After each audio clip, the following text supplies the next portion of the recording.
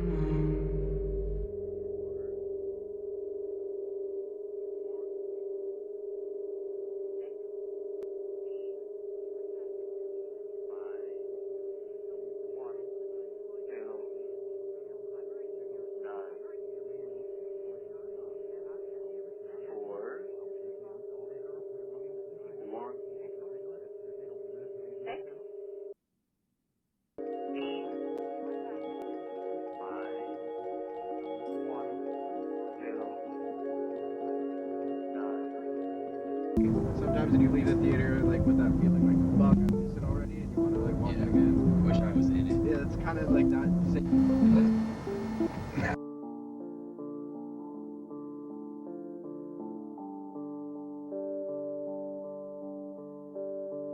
Wither away in that comfortable place where I stay. Barely awake as I sleepwalk my way through the day.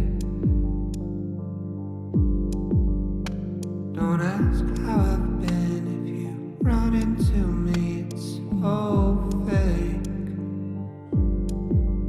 First it's all quite piss poor and that's not the answer that you need. I've lost my appetite for the bait. Time after time it's a waste. Lost my appetite for what you time after time can ever say. Not a care for the convo, I'm up in my head, I'm in space. Floating alone, it's the one place I feel incredibly unsafe.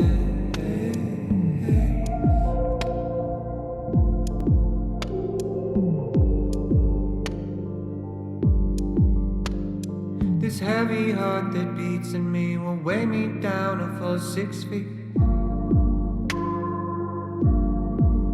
If not these 750 milliliters, one for each of the secrets that I keep. Could you turn it down?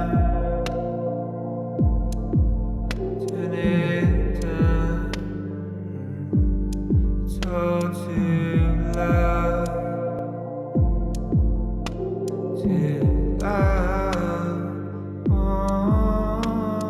June turned me into a shell. Inhale, God, 6 year exhale. Left a residual cell. Scraps of compassion, missing in action. No care for the convo. I'm in space. Floating alone, incredibly unsafe.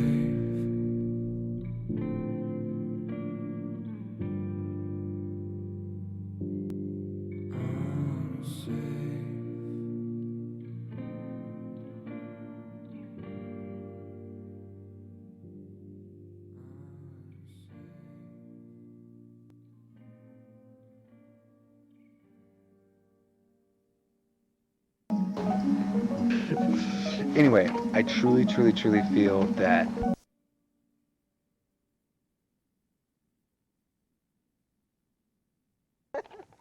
oh, keep going.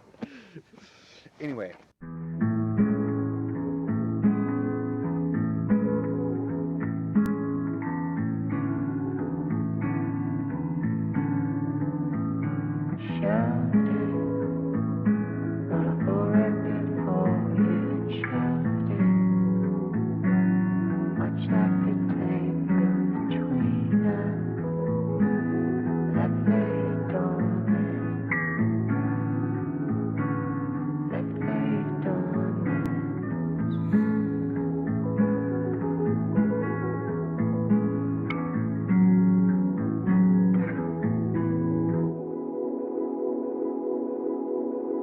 Do I miss you or a memory? Someone or something I couldn't call it. Is it your smile in the morning? Or just the prime of our 20s? I shouldn't bother. I'm just searching for a feeling, and maybe it's past and I can't grasp it. A moment set somewhere in between where we met and where we left it. Almost as if every passing bird flies directly through our shadow. I really shouldn't. Where you at now? Did you save the 10,000? special? Have you got any new friends? Did you find a new man yet? Does he treat you special? I hope he treats you better than I did.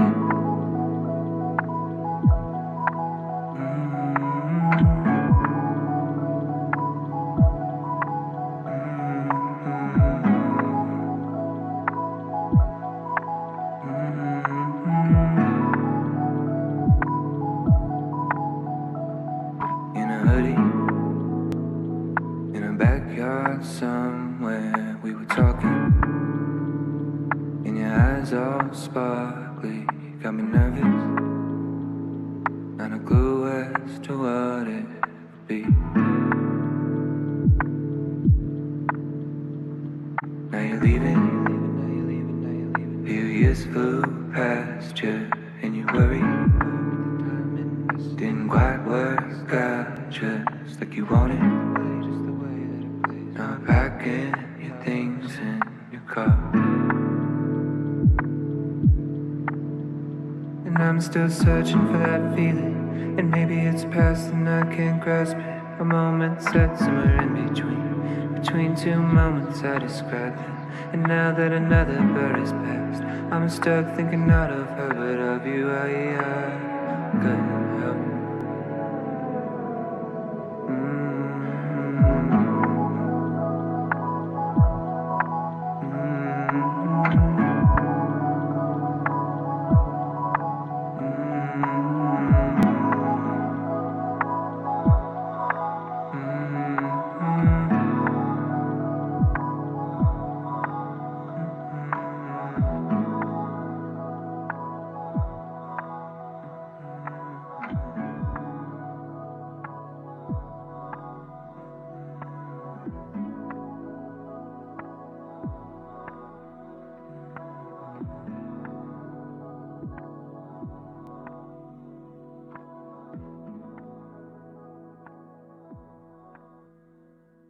Hey, don't move on my toe. Back. Oh.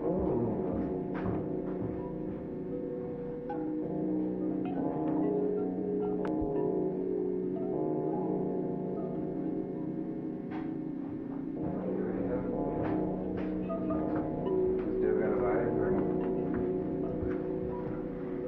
Have a glass of peanut or? Oh, yeah, give me a glass, bitch. This looks so awesome. Oh my god. I love you, Grandma. Look, this is amazing.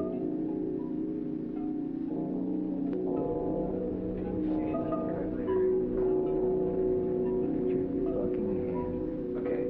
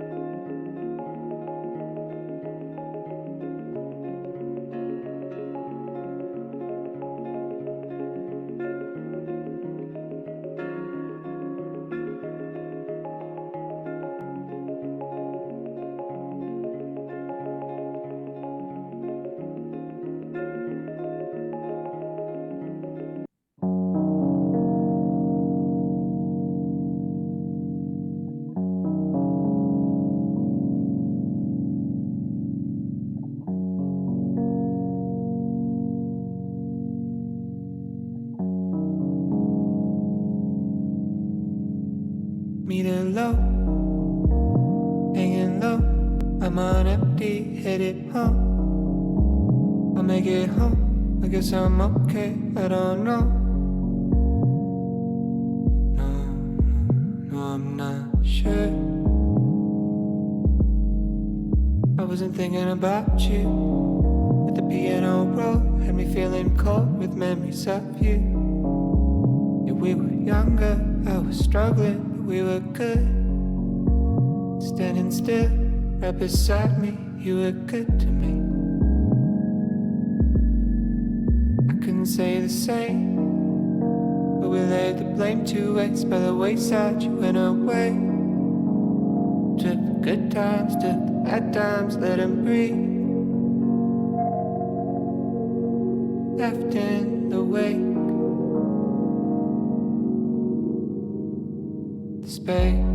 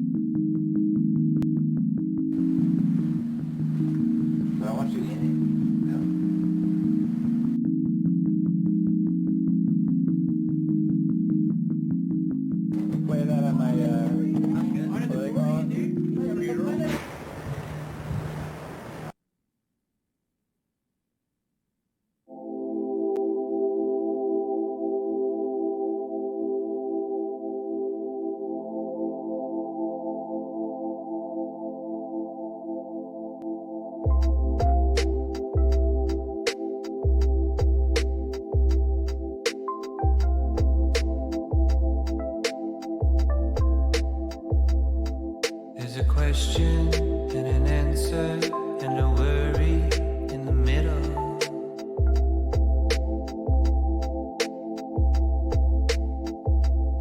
There was a promise of forever and a wishful intention.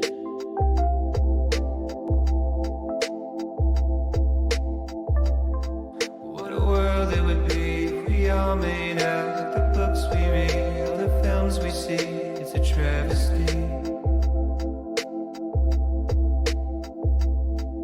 As the moon drifts by with the shifting tides, and you're lost in life, so the love floats into the ether. And there was something that you heard and heard, and despite your parents, you placed your bet on love.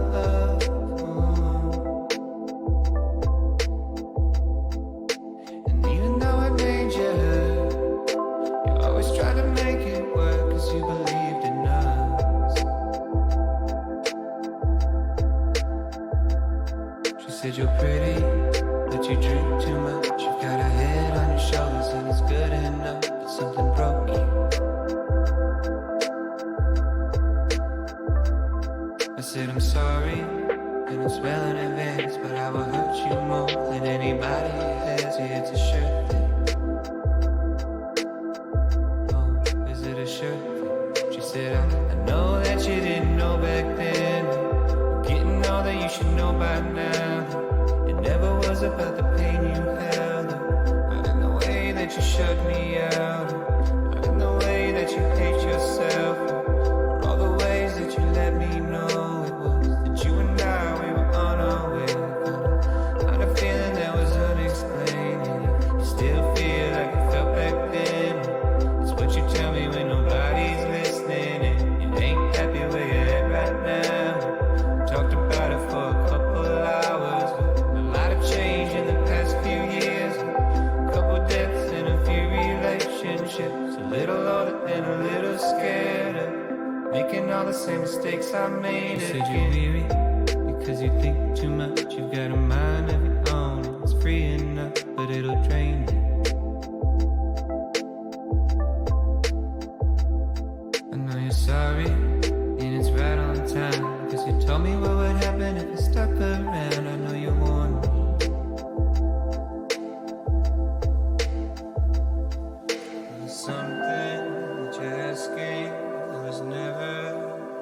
question.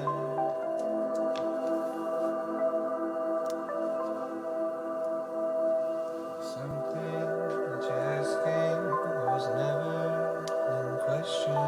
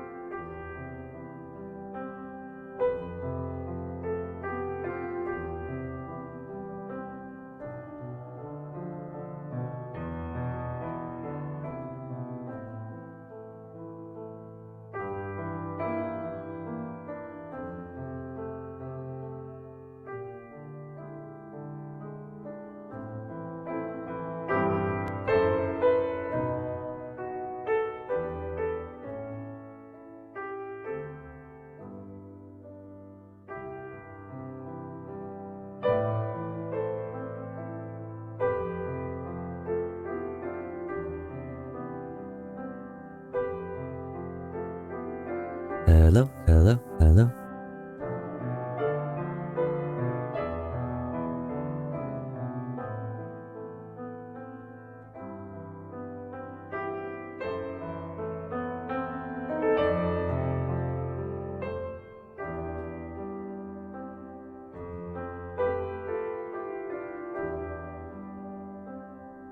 Hello, hello.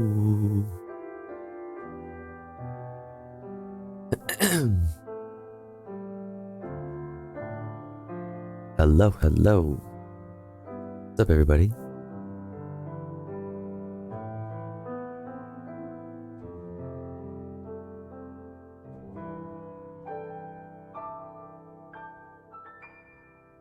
What up, what up? What up, what up, what up? What's up, Drink Dank? What's up, Achado? What's up, Reclaw? What's up, Jump Kid Man? What's up, Noodles? What's up, Celtic? What's up, Reclaw? Again, I think. What's up, Nori? Who else is in here? What's up, Ashtray? Yo, Ashtray, thank you for 12 months. I really appreciate it. Thank you, thank you, thank you, thank you, thank you. What's up, Fellini Fiend? Who else is in here? What's up, Reelan? What's up, Doge Senpai? What's up, Alana the Squirrel? Alana the Squirrel. What's up, Alana Farrell? Hello. What's up, Yellow the Squirrel? Hello. What's up, Speed Razor? Hello. What's up, Strider? Hello. What's up, Triple Z Sleeps? Hello. What's up? What's going on? Boom, boom, boom, boom, boom. How we doing? How we doing?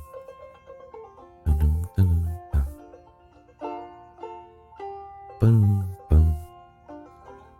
Hello, hello, hello. What's going on? How are we feeling? Good to see everybody. Sorry I'm late. I fucking, dude, I tried to like just close my eyes for a little bit and take like a quick like kind of nap. You know what I mean? Just like was feeling just super exhausted. Went to the gym earlier, whatever, blah blah blah blah. I like went to like close my eyes just for a little bit at like a little bit before 9, and I fucking fell asleep like hardcore. I like fell asleep. So we're back. We're oh shit, and now my fucking Chatterino is fucking. Now Chatterino's down, and now I can't fucking see anybody. God damn it.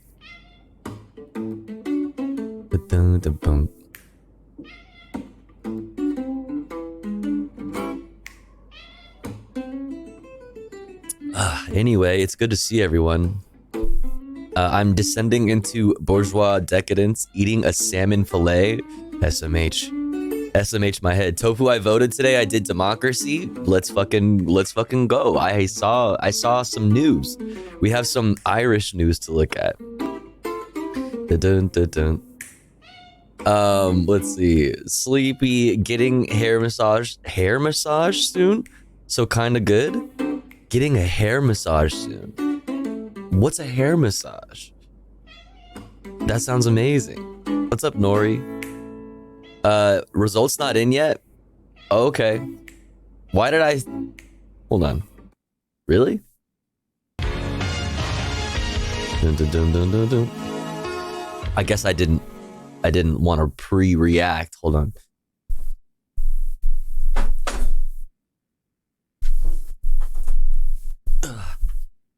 Boom, boom, boom.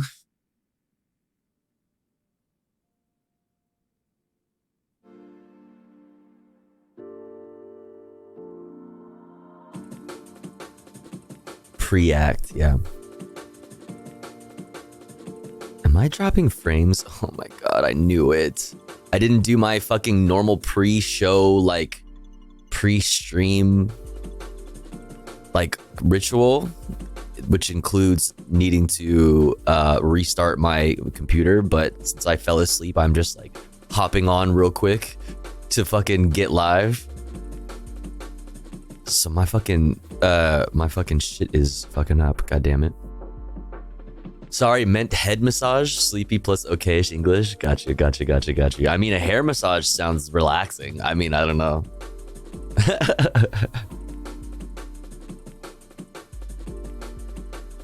Okay, I don't know why I just assumed this meant Ireland votes to remove sexist references in Constitution.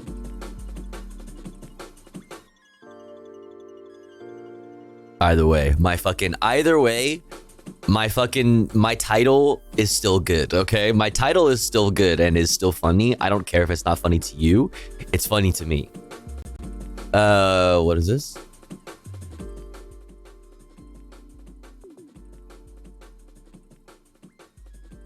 Oh, are we still not fucking accepting? God damn it, TikTok.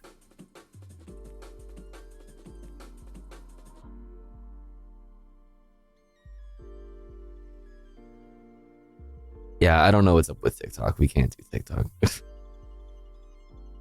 I don't know what's up with that.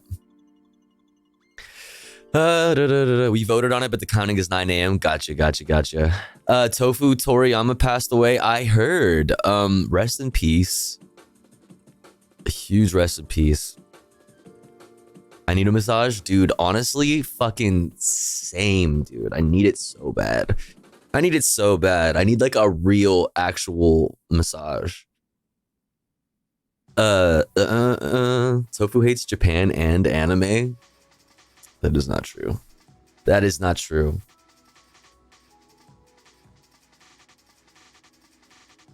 How dare you?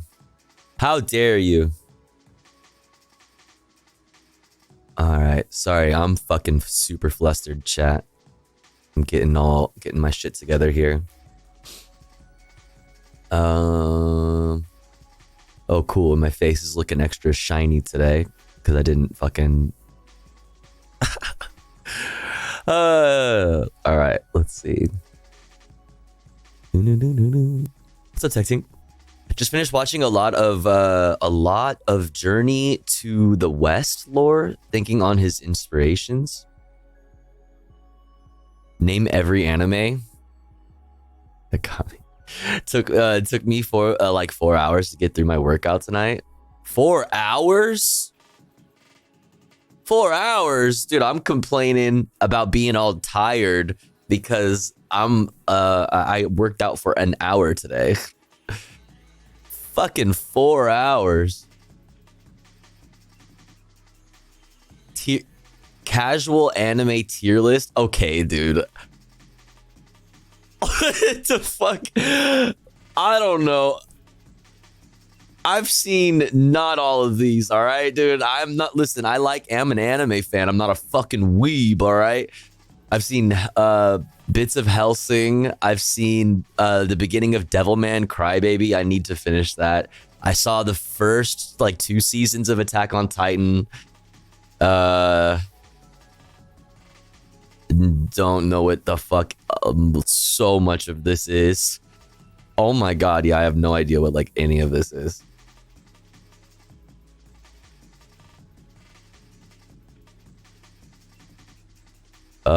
My Hero Academia, I know what that is. I haven't watched it. Yo, Mad Cat, thank you for 14 months. Oh no, I've seen more anime than tofu. I mean, listen, there's Full Metal Alchemist. That's an easy one. You know what I mean? There's Bleach. That's another easy one. What the fuck is this one? Let's see. Yeah, I'm trying to see if others that I recognize. ReZero I recognize, but I haven't seen. Former weeb, you're not missing out on much. Damn. Honestly, like, I need to watch more anime, and I'd like to get, you know, into more anime. I just like have a problem with like keeping up with shows. I have such a fucking problem. I fall off super quick. So much anime I don't know anymore. Feels boomer. What am I looking at? The Great Wall of Weebness. A wall of weeb. Listen, I was watching Princess back in 2005. Weeb detected. Hot take, YouTube greater than anime? Is YouTube a genre now too? Damn, that's crazy. That's crazy. What's up, Solar? What's up, Harvenius? Best anime is The Simpsons. Honestly, you make a pretty good point. You make a pretty good point. Here, let's do this. I'll do that later. Oh man, well, it's good to see everybody. What's up? Sorry I'm late. I'm sorry I'm fucking like all out of it and stuff. But better to stream, you know, better to get on late than never, I guess. Classic tofu, I know.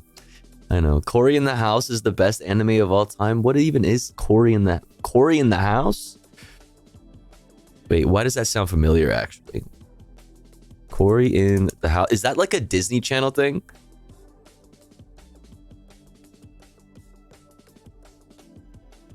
Yes.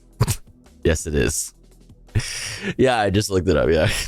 Twitch and YouTube replaced my series / movie watching. Dude, yeah, I mean, absolutely. Absolutely. Twitch and YouTube like dominate my media intake. Absolutely. And I haven't sat down and watched like a show in a while. I watched The Bear, which was good. But that's like the last show I watched, and before that, it was even way obviously way longer since I watched a show. Like actually kept up with the show. But it's like I just have like a problem with commitment. I'm like afraid to like start something. You know what I mean? I'm always afraid to start a new show. I'm procrastinating on labor stuff. What you mean? The person that got me into Twitch that also got me to not like Twitch. Oh, I got you. Yeah. I've never watched Twitch. Yeah. Well, you should try it sometime. YouTube is making shit like this, Tofu. Who has time for anime? What is this? Okay. Ugh, fuck. My frames are looking like hell right now.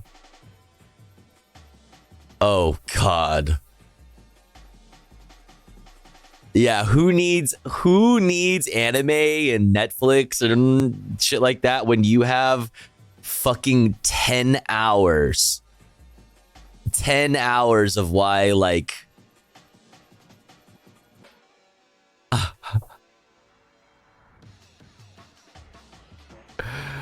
Oh my god, this shit is so crazy. Who do I know that like was watching this actually? 10-hour video essay. Yeah, I've seen bits and pieces of it. Sounds like a short one from Quentin. Fucking 10 hours, dude. It's so insane. Like, how do you even write a 10-hour video essay? Like, it's realistically, it's more than one video essay, right? Like most of this is about Jeanette McCurdy. Yeah. It's like four really long video essays put into one ginormous epic. Is that it, or is it just like 10 hours? Is it that, or is it just 10 hours of reacting? It's like breaking down the history of like this old show, and I think it goes into what's his name? Who's the Nickelodeon producer? Why am I blanking on his name? The fucking freak. You know, the freak. You know, the fucking demon. Fuck. Dan Schneider. Thank you. Yes. Dan Schneider. I think like it goes into depth, obviously, like about that and how fucked up that is. The whole thing is, yeah. Foot guy. I mean, yes, more than just a foot guy, though. You know, way more. It gets way more fucked up than that. Not that I guess being a foot guy is fucked up, but you know what I mean. Yeah, foot pedo. Yes, I think I clicked on one of those episodes and it was more like they were watching the entire show and simply describing the plot as it was happening. Really? I mean, I haven't watched it. I'm trying to think of who I've seen watch this and where how I've seen bits and pieces of it. I'm blanking though.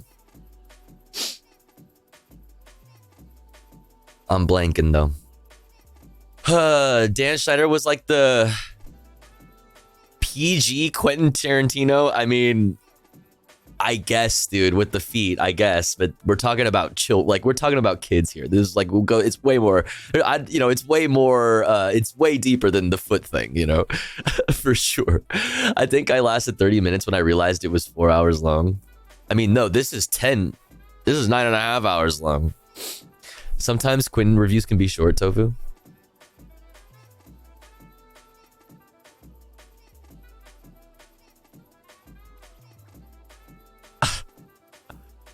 I don't know who needs to hear this, but a non-binary teen was not killed in Oklahoma by transphobic classmates. The media lied to you.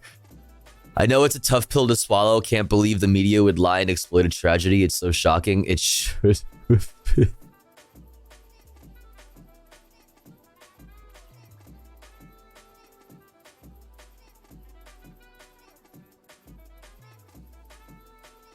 Damn. Short and to the point. Short and to the point. You know what I mean? Not everything needs 9.5 hours, you know, of yapping. Oh man. All right. Let's get going. Let's get moving. I need some shit to wake my brain up. All right. Dun, dun, dun. Let's do a little daily dose of internet. Meth? Yeah. I'm gonna do some meth right now real quick.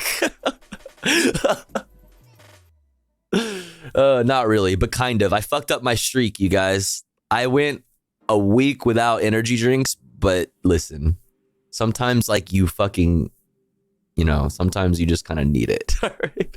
The capital of meth is M. No, it's Rainstorm. Not an ad.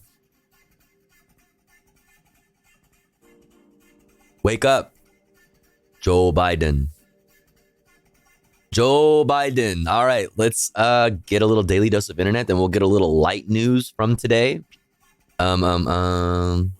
Yeah, they added mechs to Helldivers, by the way. Mechs? Oh. fire. Let's go. Okay. Okay. Maybe we'll get some Helldivers in a little bit. What's up, Lotta Glotz? How's it going? Dun, dun, dun, dun. Okay, let's get into it. I need to wake up, so maybe a little daily dose of internet will help with that. Then it needs audio though. We need to be able to hear it. Listen. Listen. Hello everyone, this is your daily dose of internet. It's even damaged. My car is damaged. Where? Right here. If you want to see, you can come up. Why are you hitting my car, lady? Because it's not damaged. You. Would you tell her to get away from me? She's crazy.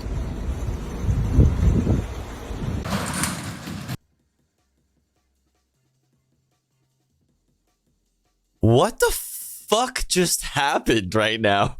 What? What was that? Okay, when I said I needed something to wake me up, something to stimulate my brain, like, I don't know if this is what I meant. You know what I mean? I feel more confused than anything. Run Hello that back. everyone, this is your daily dose of internet. It's even damaged. My car is damaged. Where? Right here. If you want to see, you can come up. Why are you hitting my car, lady? Because it's not damaged. You.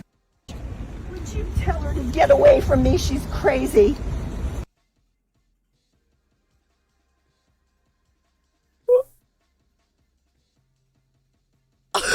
His face.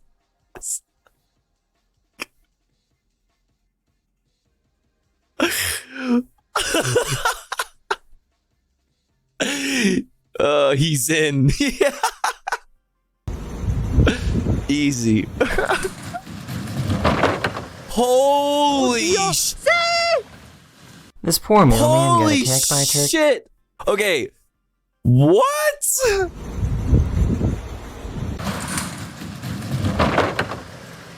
Oh, Dios. Oh my god. This poor mailman got attacked by a turkey. Get back! Get back! Get back! Get back. Oh, God! Damn it! Get out of here! Ah! Ah! Get it!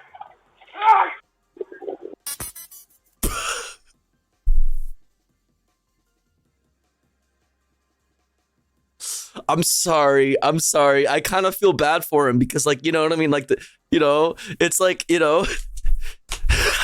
we love our male people, we love our male people. We love and respect our male people, but that was very funny. Got clapped by a Costco brand chicken. Leave the turkey alone, you guys.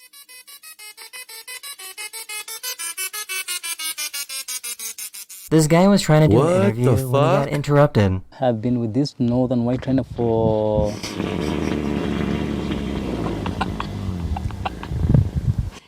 that is Najin. Okay. She always make a long one. Here's some good news. After 4 years, this dog Encrypted. finally learned how to use the doggy door. Come on! Come on! Come on! Oh, I've seen this video. That's cute. Yay. Oh, that's adorable. Oh, I've seen this. This is old. Oh, God. What are the odds of their phone landing like this? Wait, what? Oh, shit. This guy did not want to pay a parking fine. Honestly, I feel him. Yo, you gotta do what you gotta do. You gotta do what you gotta Does anyone know what this do. dolphin salamander thing is? That's an alien. No, that's an alien. Guy? That's not from Earth. I need to pee, but like, he's just watching me. How weird. This billionaire donated $1 billion so the students can go to medical school for free. The Albert Einstein College of Medicine will be tuition free. That's cool.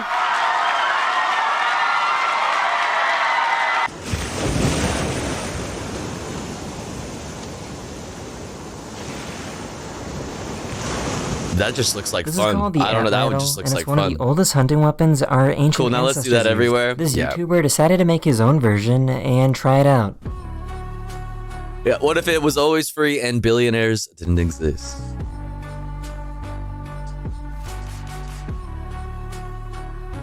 I knew the blades of a wind turbine were big, but this puts it in perspective.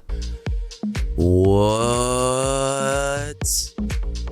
Wait, how did they get it to stand up like that, ayo?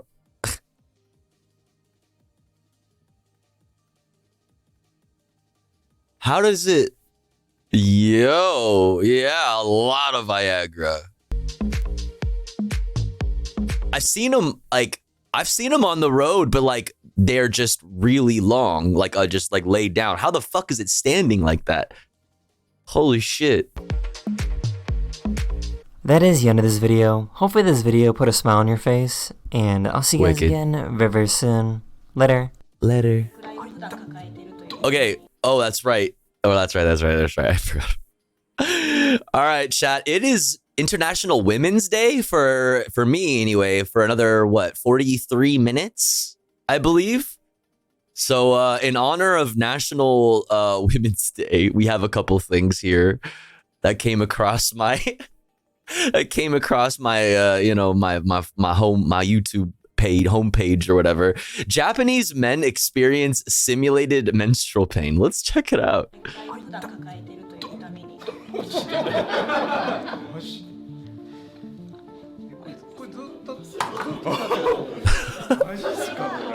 What is it? These Japanese men are experiencing menstrual pain. Using a device that simulates the sensation. It's probably just like little zappy zaps.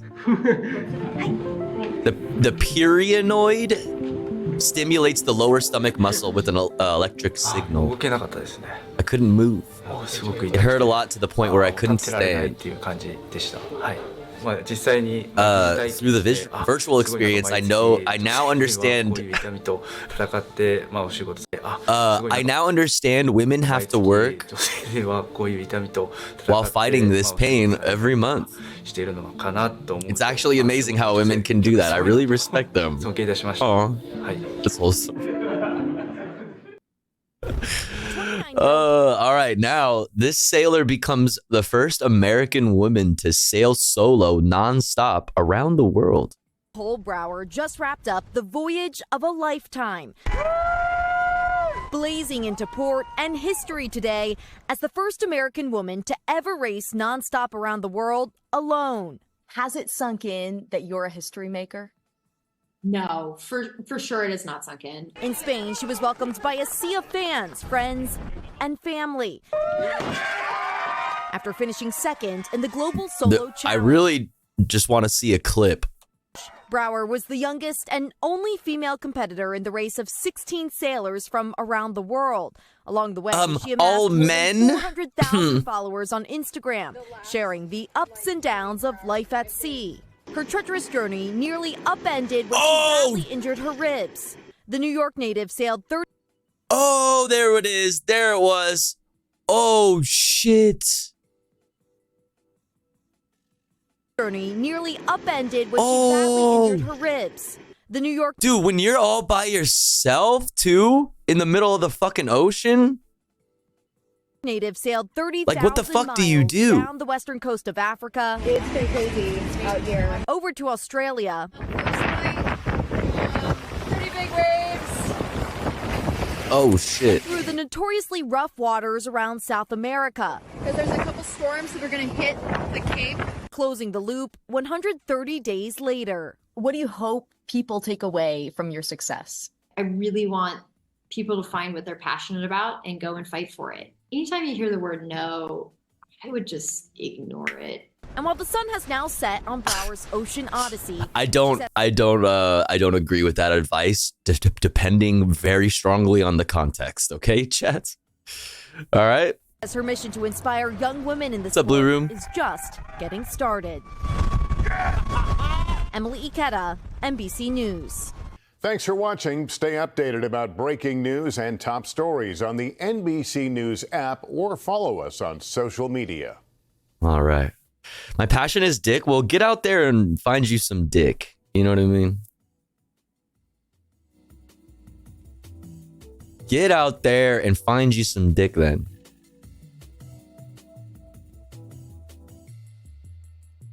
Why are you sending me this? You fought in the Clone Wars? Yes. I was once a Jedi. Cerveza Cristo. Why is this trending? He was the best star pilot in the galaxy. And he was a good friend. Which reminds me, I have something here for you.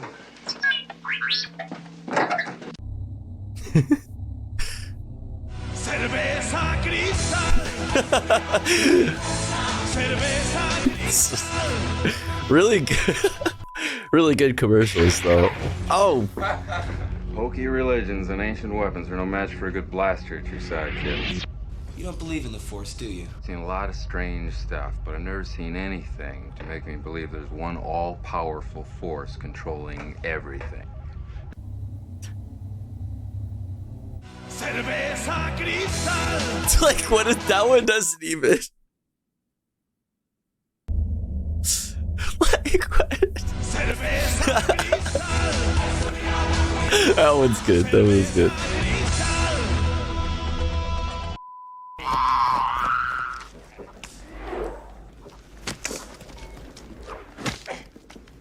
Run! A Jedi uses the Force for knowledge and defense, never for attack. But tell me why I can't. No, there is no why. Nothing more will I teach you today. Clear your mind of questions. Damn, now I want to watch Star Wars.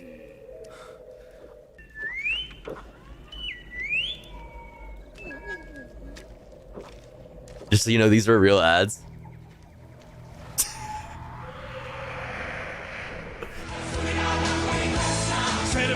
They're great ads. They're great ads. They're super good. No, your father can never be turned. Cause like I can only imagine that like so many people probably like just like assume like as they're flipping the channels, right? Where they're like, oh fuck yeah, fucking Star Wars is on, dude, and just like stop, you know what I mean? And then it's like surveys, Chris. Like, Time, so will it be with you. It is pointless to resist, my son.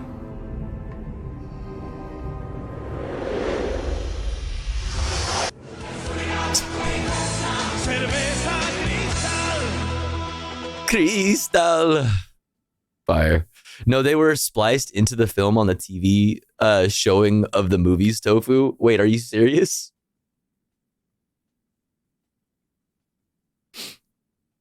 Hi, Key, I want a beer now.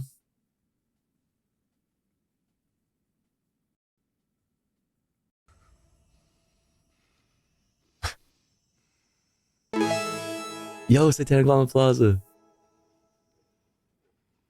2 years we made it. So stupid. Yo, thank you so much for 2 years. My God, what the fuck? Holy, thank you so much, Satanic Llama Plaza, for 2 years. I really appreciate it. Thank you, thank you, thank you. Hope you're doing good. Effective marketing, the chud capitalist got me. I know, right? I know. You need a Cerveza Crystal button on the stream deck? That would actually be funny. That would actually be funny. All right. Got a bed? Yo, good night, Lily. Thanks for hanging. Thanks for hanging. See you next time. All right, we're gonna keep it moving for the sake of fucking time since I'm so damn late. We're gonna get into the headlines next. Top stories from Reuters, top stories from Associated Press, PBS News Wrap, and Democracy Now, aka Democracy, in just a few minutes because we're gonna run an ad break right now due to the fact that it's been about an hour since we started the stream. But don't you worry, because here at the Tofu Ghost broadcast, when I run ads, I run them while I'm away from the stream. That way, even if you're unsubscribed, you don't miss out on any of the content. But if you would like to support the stream and get access to cool Tofu Ghost emotes, as well as an ad-free viewing experience, all you've got to do is subscribe for $5 or for free with a Twitch Prime. Or let's say you're already subscribed to the channel and you're feeling generous and you have the means to, maybe consider gifting a sub to one of our unsubbed friends in the chat that may not be able to afford a sub this month. That way, they can also enjoy the Tofu Ghost emotes and an ad-free viewing experience with the rest of the community. We're just starting the day off at 1 out of 25 for the daily sub goal. If you enjoy the content, if you enjoy the stream, please do consider supporting in some way, like She Doesn't Love You just did for 17 whole months. Cerveza Crystal. Let's go. And Excessive Observer for 7 months. Thank you so much. Let's go. W. Huge W. Cerveza Crystal. Thank you so much. She Doesn't Love You for 17 months. Thank you so much. Excessive Observer for 7 months. Thank you, thank you, thank you, thank you. Really appreciate it. All right, chat. I'll be back in 3 minutes. Don't you go any. Oh, I think I was muted. BRB.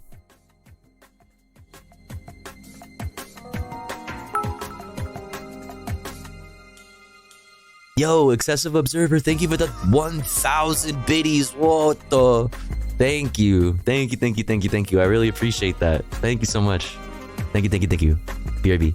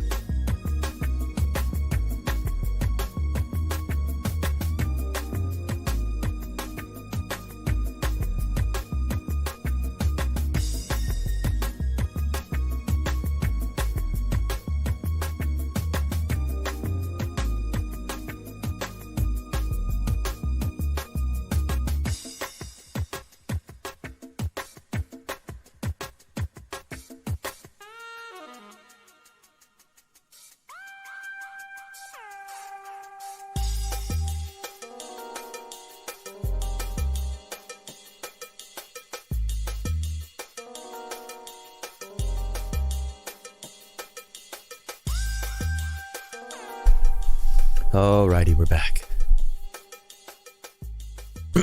We're back. Yo, Celtic, thank you for gifting to Cerveza Cristo.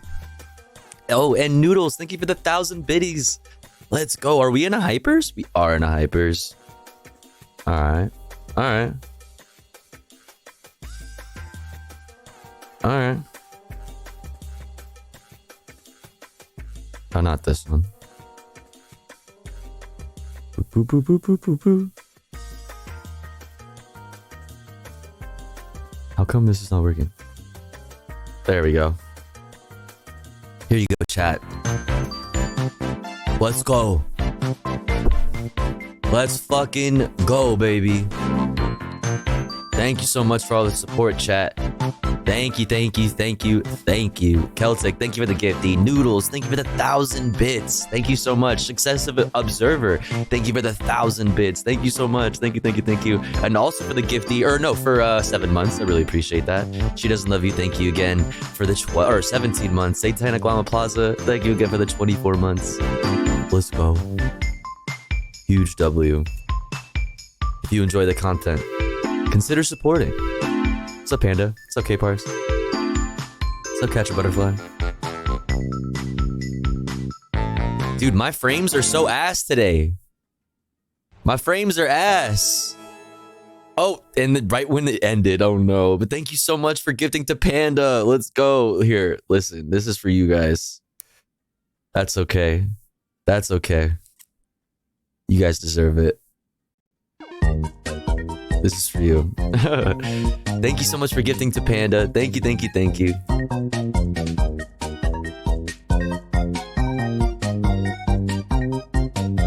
Boop, boop, boop, boop, boop.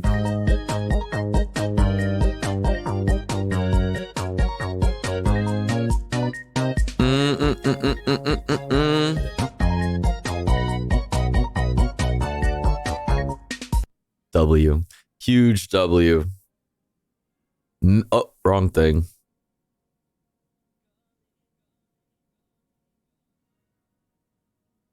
Hello, I'm frozen. Oh God. Oh God. There we are. We're back. Thank you, chat. Sorry, dude. I'm so flustered. Everything is being super buggy right now because I always have to restart my computer before stream. If I don't, the stream will be super like buggy like this. But I didn't. God damn it. God damn it. And I fucking fell asleep on accident, so my brain's all cloudy too. Rip. Rip. Anyways, let's get on. Let's keep it going. Yo, Adrian. Typical Mac, yeah. Adrian, thank you so much for the raid. I hope you had a good stream. What's up? Welcome in, welcome in, welcome in. What were y'all up to? Hope you had a good stream. Hi, Adrian. Hi, Raiders. I'm Tofa Ghost. Talk about news and politics. We're just getting started, so you're just in time.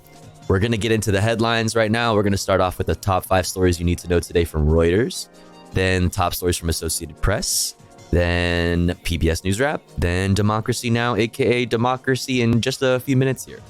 So let's go. Let's do it. Let's get into it.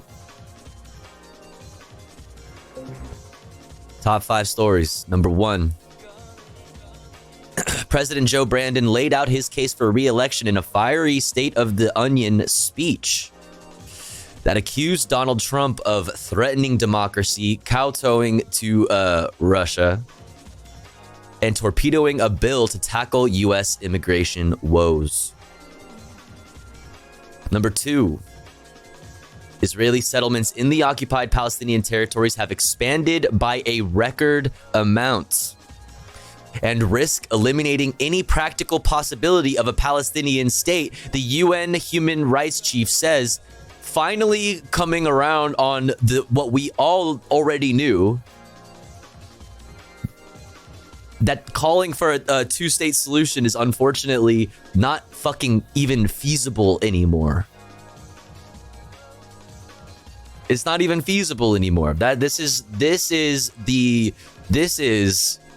like a correct take, you know what I mean? But calling for a two-state solution for so long has been what is like allowed for you know, the status quo to continue, the apartheid in Palestine. So we'll talk about this in a bit.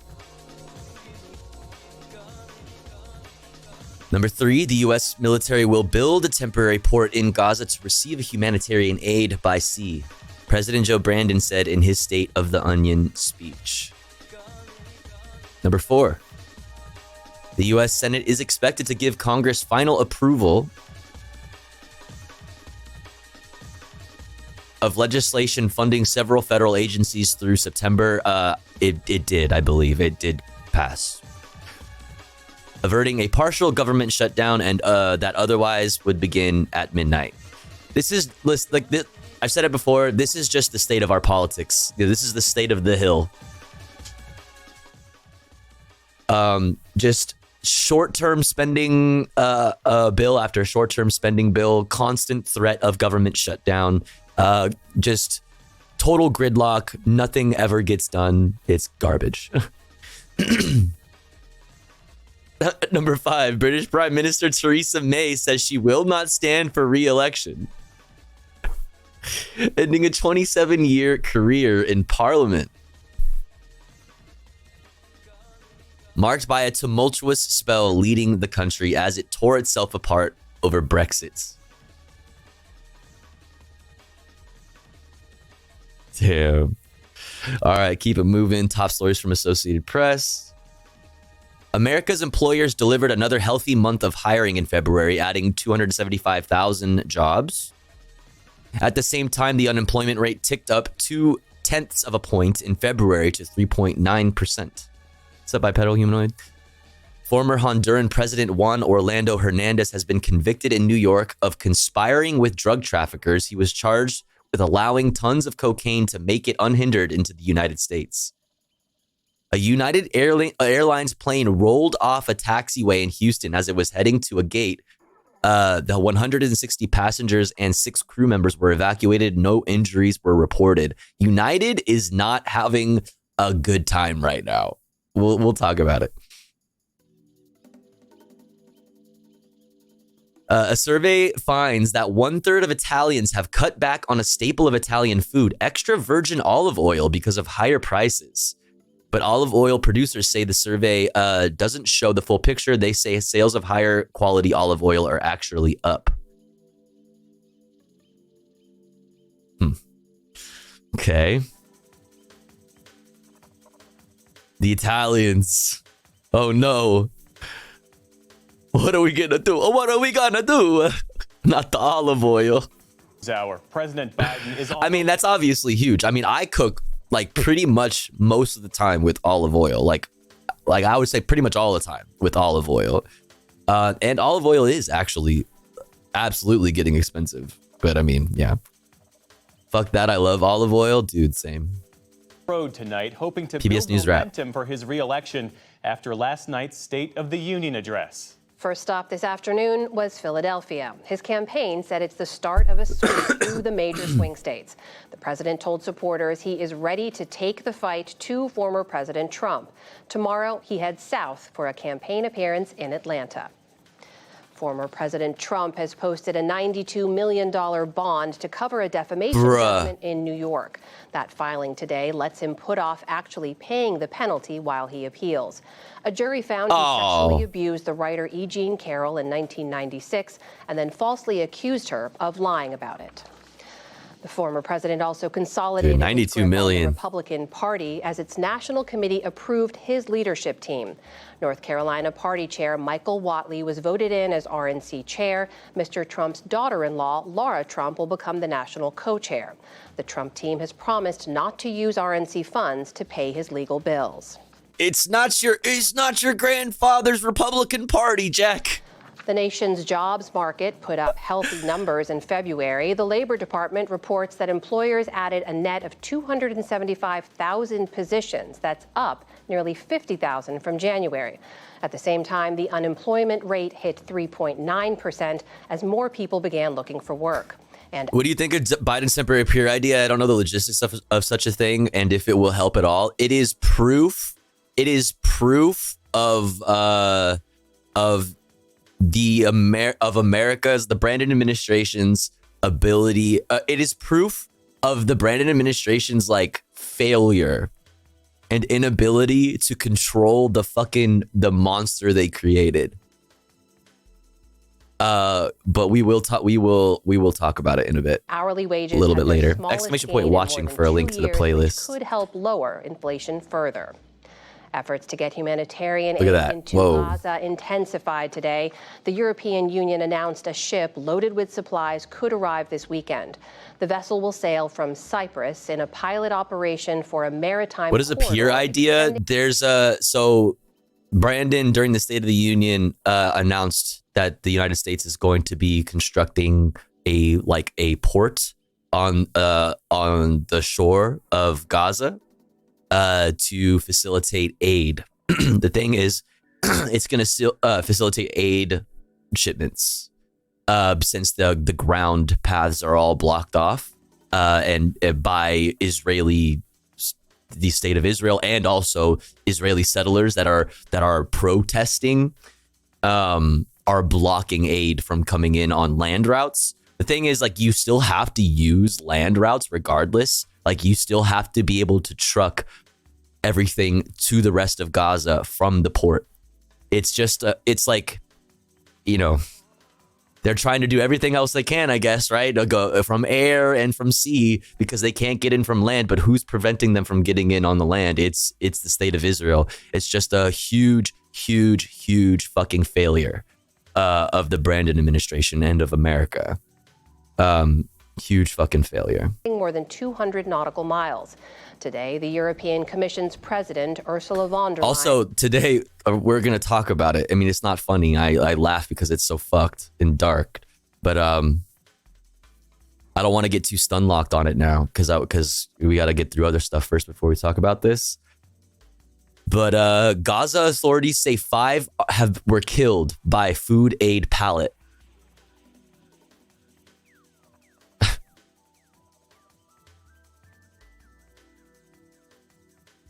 And inspected preparations at Larnaca in Cyprus. She said it's critical to act now. The humanitarian situation in Gaza is dire, with innocent Palestinian families and children desperate for basic needs. This is why Europe is financing a major humanitarian aid effort for Palestinians in Gaza and in the region. President Biden announced plans last night to build a temporary pier to move more aid into Gaza. The Pentagon said today it will take several weeks to get the facility up and running. A UN report. It's like it'll take several weeks to get the facility up and running, but we could just open the land routes today, right? If there was just somebody that could put a little bit of pressure on Israel. You know what I mean? If only there were somebody that could put pressure on the state of Israel to open up those land routes, and we wouldn't even have to worry about this in the fucking first place. Blamed Iran today for crimes against humanity in the death of Mahsa Amini and the unrest it sparked in 2022. The investigation found physical violence led to Amini's death for allegedly violating rules on wearing headscarves. Nationwide protests erupted as thousands surged into the streets. The report found the ensuing crackdown used everything from shotguns to sexual assaults. More than 500 people were killed. Today's International Women's Day was marked by celebrations and calls to action.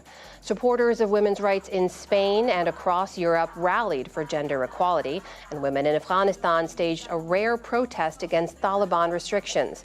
Rally-goers in Turkey demanded basic rights. The pressure on women is not just physical, it is psychological, economic, even digital. We are fighting against all kinds of violence. We still have not gained equal labor and wage rights. We do not have our freedom in this country. In France, supporters marked the day by formally inscribing the right to abortion into its constitution after lawmakers approved that on Monday. The Biden administration won around today in a legal fight over immigration. A federal judge in Texas upheld a program to admit 30,000 migrants a month from Cuba, Haiti, Nicaragua, and Venezuela on humanitarian grounds. Texas and 20 other states argued it's an economic burden on them. They are expected to appeal. Economic burden? Federal jury in New York. Like, it's so funny to hear Texas talking about economic burdens. Like, when Texas's like electricity grid is in shambles, when they're having like wildfires that are like taking out a whole fucking like neighborhoods and shit. There are so many fucking problems in Texas, and they want to talk about something that it's so fucking frustrating. It's so frustrating. Has convicted the former president of Honduras, Juan Orlando Hernandez, of helping to funnel tons of cocaine into the U.S. The verdict came 2 years after Hernandez was extradited to the U.S. Prosecutors said he took millions of dollars in bribes from drug traffickers. He could get life in prison when he's sentenced in June.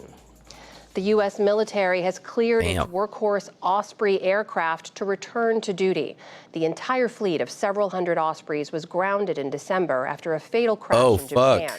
The Osprey hovers like a helicopter and flies like a plane, but it's had a history of deadly crashes. Officials say they are imposing new safety measures. Those have been protested in Japan for so fucking long. Those have been protested for so long, and they finally got that, I guess W. But after that crash that she was mentioning, they finally got them to ground them in Japan. But damn, just right back to it then, I guess. Wall Street stocks pulled back as shares in The Osprey has been shit since its inception back when I was in.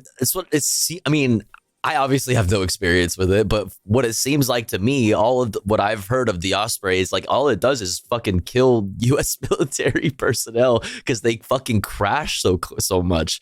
I have seen people wondering, will the floating pier Biden proposes give the U.S. control of Gaza's natural gas reservoir off the coast? I don't know, and I'm not sure I don't know anything about that. I think it was Marcus who said that shit felt like it was going to crash when he was on one. Fuck, dude. That is flying chip maker not very pog. Tumble. The Dow Jones Industrial Stonks. Don't care. Don't care. All right. Democracy Now. Let's go. Welcome to Democracy Now. DemocracyNow.org. The War and Peace Report. I'm Amy Goodman. Yo, she switched up her cadence. She does it just to fuck me up. I swear to God. President Biden delivered the State of the Union Thursday night as he faces the likely prospect of an election rematch with Donald Trump in November, and amidst mounting public anger over his enabling of Israel's assault on Gaza.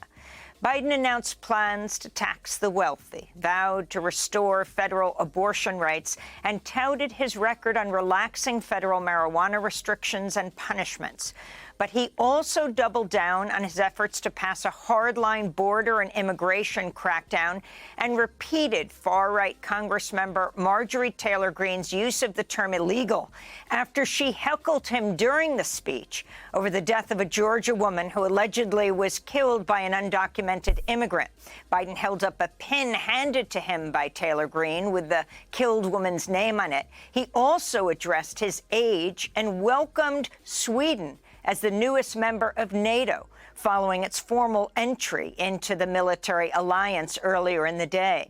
Swedish Prime Minister Ulf Kristersson sat next to Jill Biden as one of her guests. President Biden also announced plans for a new port to deliver humanitarian aid to Gaza. Tonight, I'm directing the U.S. military to lead an emergency mission to establish a temporary pier in the Mediterranean on the coast of Gaza that can receive large shipments carrying food, water, medicine, and temporary shelters. As they watched, progressive lawmakers Cori Bush, Summer Lee, Ilhan Omar, and Rashida Tlaib, the only Palestinian American in Congress, held up signs reading, "Lasting ceasefire now," and "Stop sending bombs." Tlaib, Summer, and Bush also donned Palestinian keffiyehs.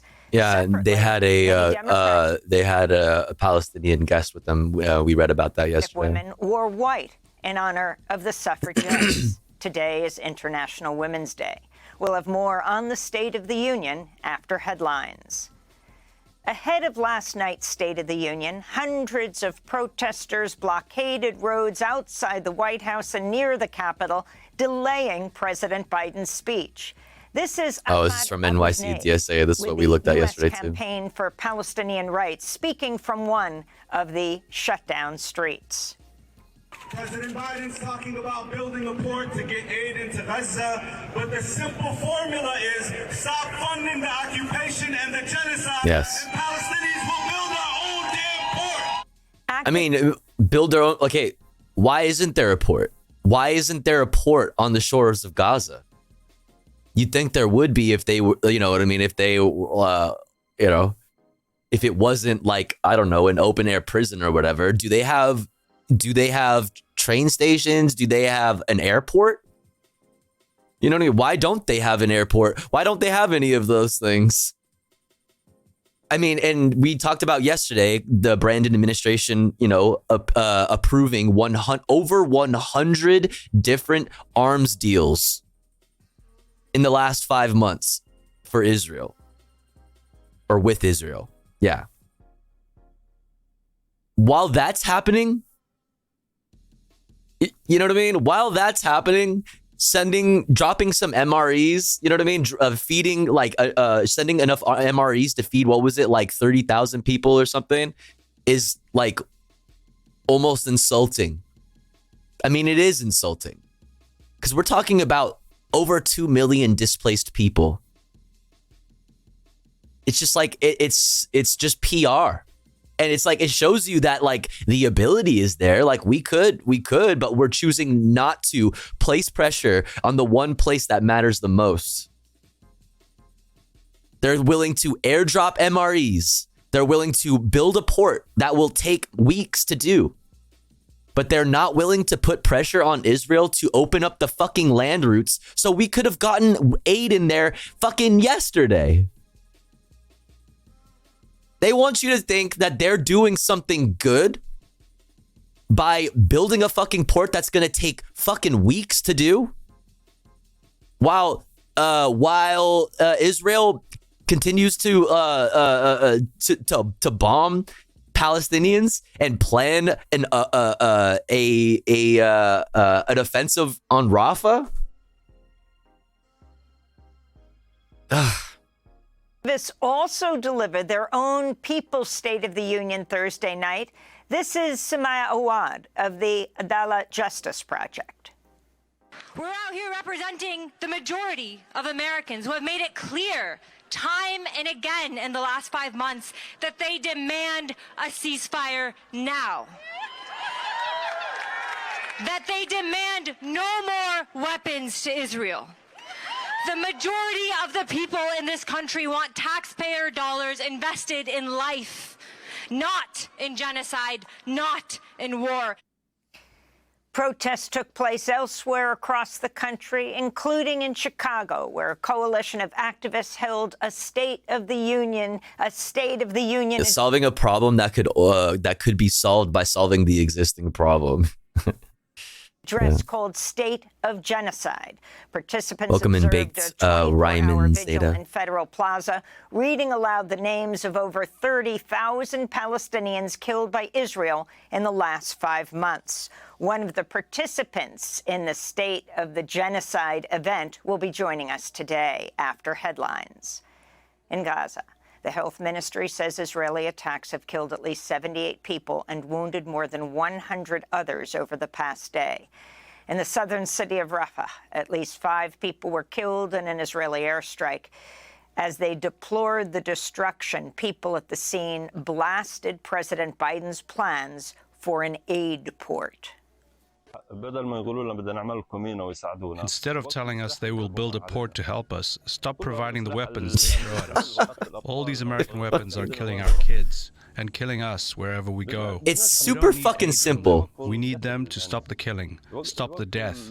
Wherever we go, we find death. UN experts are calling for a probe into reports of sexual assault, torture, and killing of Palestinian women prisoners by Israeli forces. The Palestinian Prisoner Society says an estimated 240 Palestinian women have been detained since October 7th. Some of the released women have since spoken out on their traumatic experiences. This is Hadil Al-Dadou, who was rounded up and arrested with a group of men in Gaza in December. They put me and the young men in a hole in the ground. The young men were sitting opposite me. One of the soldiers took off my hijab. I started to cry. I was afraid. I asked him if I could have it back. He started to laugh at me and refused to put my hijab back on. In that instance, I was afraid and anxious. My husband was beaten. A soldier fired twice in the air and told me, "I killed your husband." The tank started to throw sand towards me and the men. I was trying to get away while I was handcuffed, but the tank kept getting closer to us. I started crying, asking the soldiers what will he do to us. He said, "I want to bury you alive in this hole and let the dogs eat you." In the occupied West Bank, Israel's moving ahead with Jesus plans to fucking create Christ. another 3,400 housing units and illegal settlements, despite condemnation from the United States and other allies. The settlements are a violation of international law. The Wall Street Journal recently published a video showing the surge in illegal settlement building, with new roads and outposts mushrooming in the West Bank. Don't worry though, chat, because the Brandon administration sanctioned 4 of them. Yes, I know the illegal West Bank settlements are expanding by record amounts. But at least the Brandon administration sanctioned a total of 4 settlers. Okay, cool, man. Palestinian Great. officials Thank you. Thank you for sanctioning 4 settlers, and thank you for fucking sending MREs to feed like 50,000 people. Like, great. Legal construction, but the vast majority of it has gone unreported or unpunished by the Israeli government. In Nigeria, at least 275 students are missing after dozens of gunmen attacked their school in the northwestern town of Kuriga Thursday, kidnapping children between the ages of 8 and 15. No group has claimed responsibility. This is the second mass abduction in Nigeria in less than a week. How can these gunmen come and carry our children? This is the reason why I am so sad. This is our village, Kuriga. Please, Your Excellency, help us. A search and rescue team has been deployed. Abductions of students have become more frequent in recent years, where armed groups target local residents for large ransoms. Mali, Niger, Burkina Faso are launching a joint security force to combat rising extremist violence. The 3 nations had already formed a security alliance after severing military ties with their former colonizer France since military juntas took over following a series of recent coups in the Sahel region. This comes days after a public prosecutor in Burkina Faso said at least 170 people were executed in 3 separate attacks in the northern Yatanga province. Violence carried out by militants linked to al-Qaeda and the Islamic State has been on the rise, forcing millions in Burkina Faso to flee their homes. What is this? Edinburgh pro-Palestine activists target UK.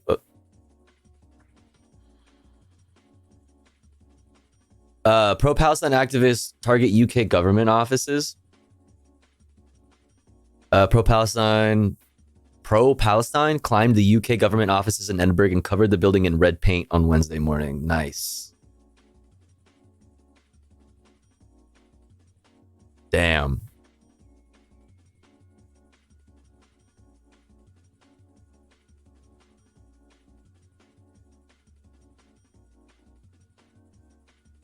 Damn.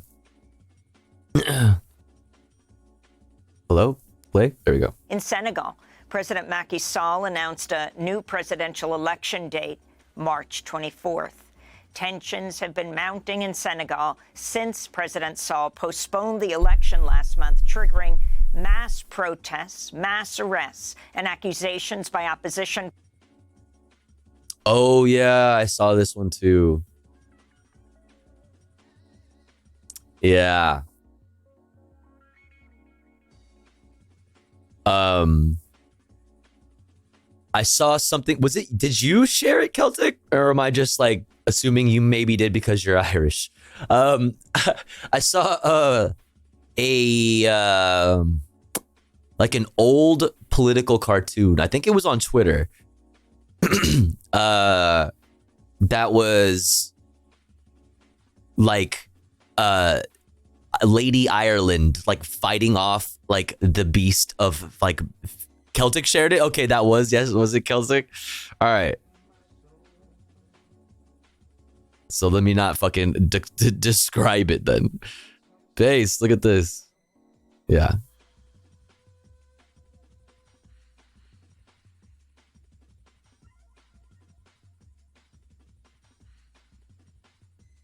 Politicians that Saul Did I have no idea? Constitutional Just coup. assuming. President Saul's term ends April 2nd. Haiti's government has extended a state of emergency until April. UN officials... Oh, you're bluffing? Well, I just assumed that it would probably be the case. Let me see. It was like while Lord Belfort, or whatever the fuck, plays...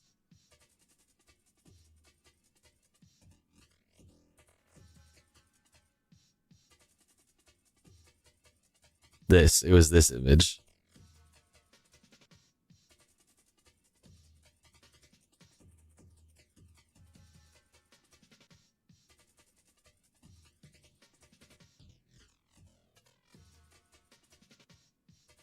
Blight and famine.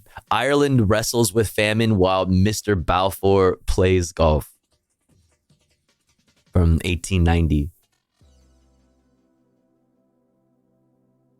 Haiti's health system is nearing collapse due to shortages of staff, equipment, and other resources to treat a growing number of wounded patients as gang unrest continues. But I saw that image in like a thread that was basically just like explaining the why so many Irish people like identify with Palestine. And you know what I mean, and the similarities and whatever. Who's demanding the resignation. Damn, I wasn't alive in 1890. Skill issue. Elected Haitian Prime Minister Ariel Henry. Many have also denounced police violence against local residents. This situation in the country is critical. People can no longer go about their business. Our children can no longer go to school. Merchants can't go to the market. No one can move around the country. Recently, a tear gas grenade thrown by the police hit a journalist in the eye. The police kill students and they kill activists. Today, they're questioning activists. We have a prime minister. We don't know whether he's dead or alive because he's lost in the wild. Damn. Ariel Henry has still not returned to Haiti. He is reportedly in Puerto Rico after coming back from Kenya. Oh, Indian Prime Minister he was in Kenya. Yeah, he was last. We talked about it. Like he was in Kenya trying to get the Kenyan military or something like that to assist him. Region Thursday, his first visit since stripping the Muslim-majority region of its semi-autonomous status in 2019. The decision was hailed by Hindu nationalists. Modi addressed a crowd in Kashmir's largest city, Srinagar. There's no Article 370 today, and that is why the talent of the youth of Jammu and Kashmir is being recognized and respected. They are getting new opportunities. Was it the Kenyan police? Oh, okay. Kenyan High Court wouldn't okay sending forces to help. Oh, okay. What's up, Magnetron? Memorial to the famine. Oh, wow.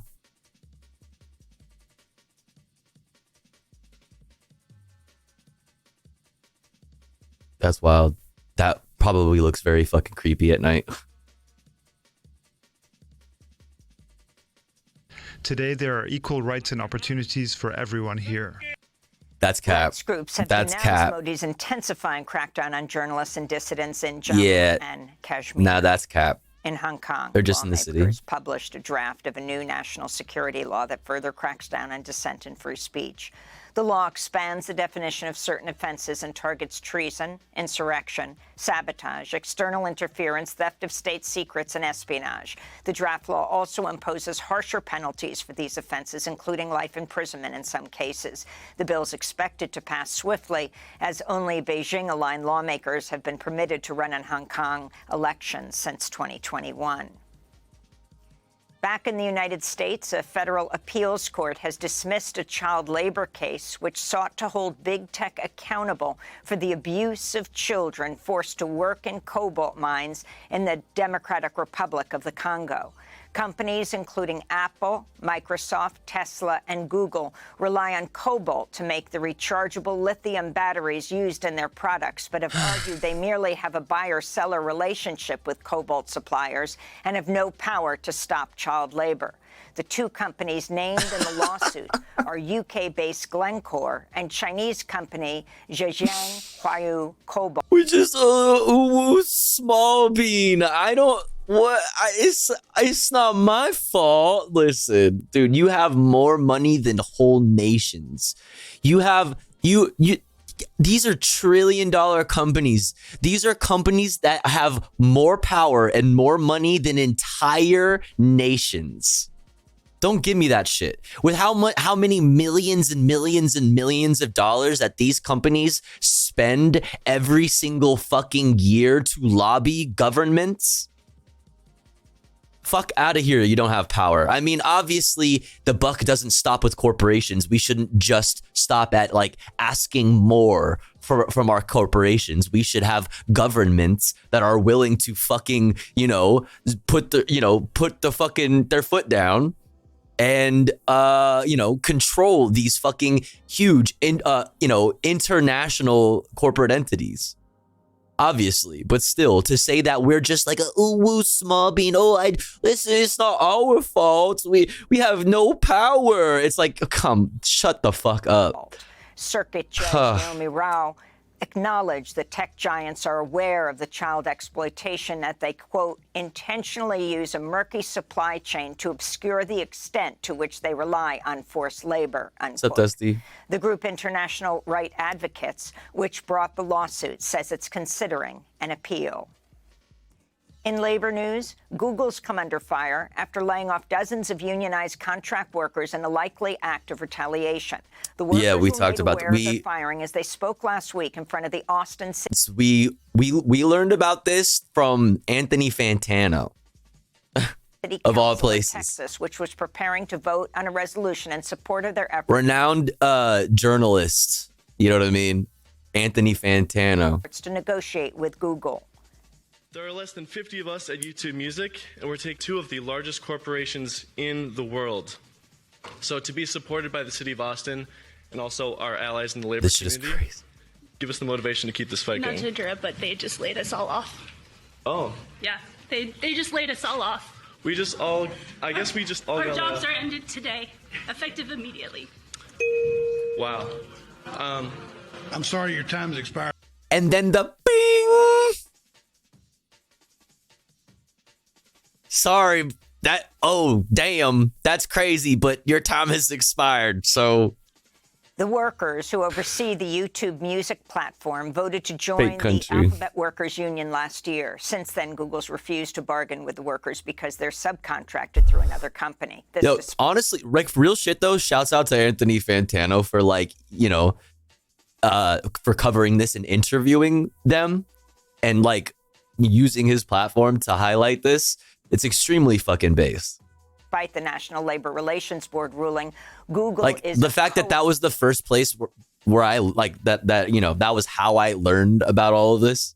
Crazy. Employer and must bargain with the group. Google claims the unionized workers were let go because their contract had ended, even though it was routinely renewed. And Google has a track oh my god, the melon emotes during labor organizing efforts. An autopsy report reveals. Oh wait, that's the Vinyl. That's Vinyl Club. Wait, that's the Vinyl Club melon emotes? Oh my god. Yo, I love Vinyl Club. Vinyl Club is sick. That's tight. That's so funny. Phantoma. That's what he calls him. Yo, Reeland, thank you so much for gifting to Risk and Verse, Pog. Thank you so much. Thank you. Very, very kind. Thank you so much. Of an Army reservist who killed 18 people during a mass shooting at a Maine bowling alley in Lewiston last October showed signs of traumatic brain injury. Robert Card was found dead of an apparent self-inflicted gunshot wound 2 days later. The 40-year-old worked at an Army hand grenade training range and is thought to have been exposed to thousands of low-level blasts. Wait. The findings came as a commission investigating the mass shooting is hearing testimony from several of Card's former Army colleagues.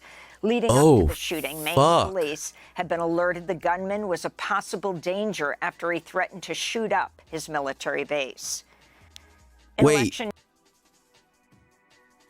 Run that back, the very beginning. Army reservist who killed 18 people during a mass shooting at a Maine bowling alley in Lewiston last October showed signs of traumatic brain injury.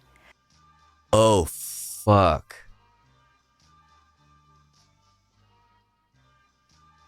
That's fucked.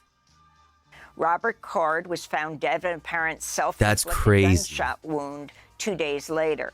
The 40-year-old worked at an Army hand grenade training range and is thought to have been exposed to thousands of low-level blasts.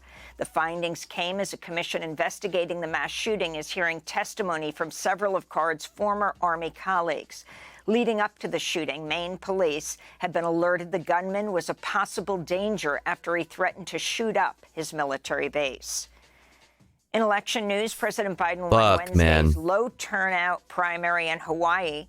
Uncommitted received its highest percentage of votes yet, though, with roughly... Yeah, hand grenade training base. I guess he worked at the hand grenade training base. So like he was exposed and he had traumatic brain injury. The autopsy found, I guess. So,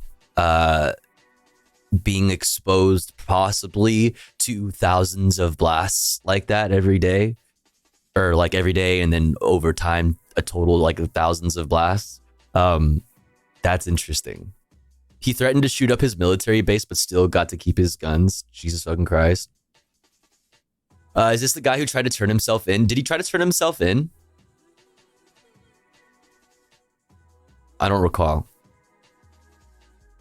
Fuck, man, that's dark. 29% of Democratic ballots. The Food and Drug Administration's issued an advisory for 6 brands of ground cinnamon due to lead contamination. The brands are La Fiesta, Markham, MK, Swad, Supreme Tradition, and LHLR. The FDA said the lead levels in these products are much lower than those found in cinnamon applesauce pouches that were recalled last fall. Long-term lead exposure can pose significant health risks, especially for children. It's been linked to slower development, brain and nervous system damage, behavioral and learning problems, and hearing and speech problems. And today marks International Women's Day. Rallies and other actions are planned across the globe, but in a makeshift camp in southern Gaza's Rafah city, displaced Palestinian women say they're not celebrating this year as they struggle to survive amidst war, hunger, illness. Okay, I want to know who asked, who was asking Palestinian women if they were celebrating International Women's Day this year. And grief, these are some of their voices. Women's Day is outside of Palestine. In Palestine, we do not have Women's Day, especially in Gaza. Women have been wiped away. They no longer have an identity here. Before October 7th, women here had a good quality of life in their homes. They were secure and happy. They had everything. After October 7th, there are no longer any women. Women cannot hold on into their children. The houses have been bombed. This is a war of extermination. This is not just a war. These are people. They have all been destroyed. Every generation is killed. Every generation grows up and is then killed. Are they not humans? You bring up your child with your heart, and within moments, within minutes, he's gone, and the house he is in is gone. We suffer from violence, from sadness, from injustice, from humiliation, from the hardest forms of torture at the hands of the occupation. My wish on International Women's Day is for this war not to get repeated. And those are some of the headlines. This is Democracy Now!, democracynow.org, the War and Peace Report. I'm Amy Goodman. I am Amy Goodman. All right. How are we doing on time? We have 14 minutes until the ads are upon us. I can work with that. Let's look at this. The United Airlines plane rolls off runway at Houston Airport thing. Wouldn't be too much of a big deal if it wasn't also like happening at the same time like as this kind of shit. Well, let's just look at this real fast. What road is this? Is this JFK here? This is JFK. What's this road? I don't know. I always call it Green Road. I always call it Green Road. I don't actually know the name of this road. Okay, is this just video of it? Dude, United not having a good one, man. All right, this is just footage of it, but and then this happened just a few days ago. This fucking just happened a few days ago. Look, that shit fell, a fucking tire fell off. And fucked up a bunch of cars.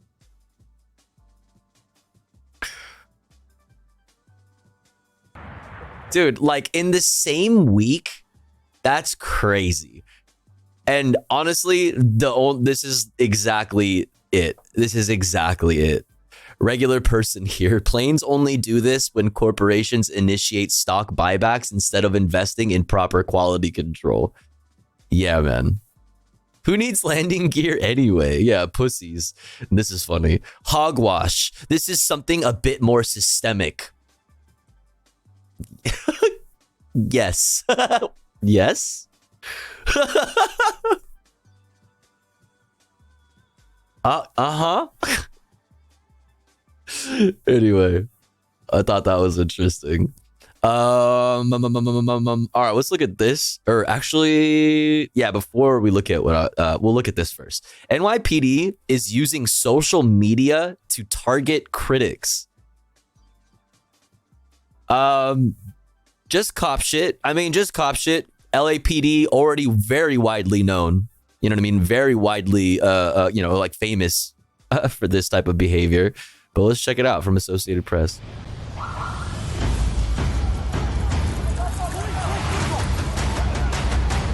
What the fuck is this? The New York City Police Department is leaning into a more What the fuck was that opening? What is this? aggressive role on social media, embracing a combative and at times controversial posture on platforms like X and Instagram. NYPD officials say these videos are supposed to be intimidating, and they say that their rhetoric on social media... Wait, what the fuck? Oh, I thought this was gonna be NYPD using social media to to spy on people on its critics, not necessarily to be making fucking propaganda. What the fuck? Okay, this took a different turn. Trying to clear the air around the department and make jobs for their cops easier. Anyone that commits any act of harm against one of our New Yorkers, we're going to find you, we're going to arrest you, we're going to bring you to justice. But critics of the new social media policy, the department is going beyond their public safety responsibilities, at times engaging in politics and putting people at risk when they target them by name. Yeah. Yes. Like we've seen here in LA. People getting targeted by name by the police. We actually, I guess I should announce, since I don't know if I'll be streaming before Monday, but Brett and I, Cinemarxism and I, we have a podcast called What's Left LA, and we're going to be interviewing Ben Camacho on Monday, who is a journalist who released pictures, the pictures of Los Angeles police officers to put names to the faces and The Stop LAPD Spying Coalition had a website. I believe it's still up. Hold on, let me see. We'll be getting the full story from them on Monday. I hope to see you then.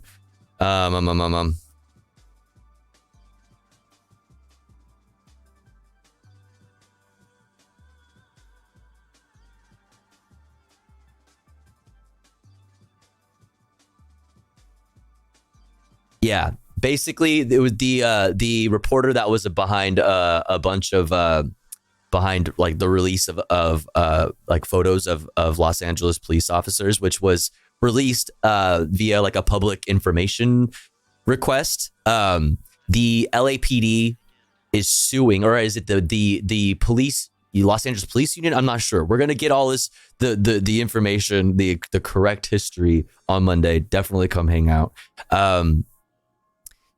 Sued the city after that happened for like an invasion, like, you know, failure to protect the privacy of their officers, whatever the fuck. And now the city is countersuing Ben Camacho, the journalist who released the photos in like obviously a very obvious attack on, you know, like First Amendment rights, like very obvious. So we'll be highlighting that and talking about it on Monday. Come hang out. What the fuck? Last week, NYPD Chief of Patrol John Chell went after a state Supreme Court judge using her name in a post that accused her of... Oh, that's right, Celtic. Oh,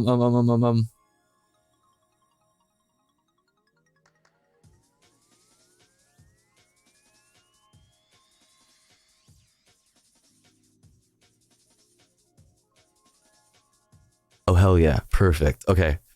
Yo, chat. Speaking of Cinemarxism, if we have any Cinemarxism enjoyers in the chat, which everybody should go follow Cinemarxism right now, it's his birthday today officially, I guess. Yeah, because it's past midnight. There's a card. Look. I think Nori put this together, put one of these together for me on my birthday. Let's do it for Brett too. Here, if you'd like to sign and say something nice.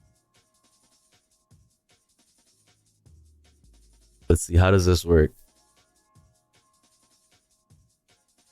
Tofu.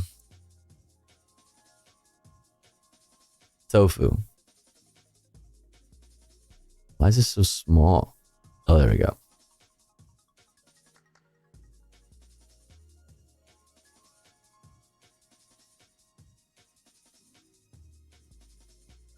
I'm gonna do it right now.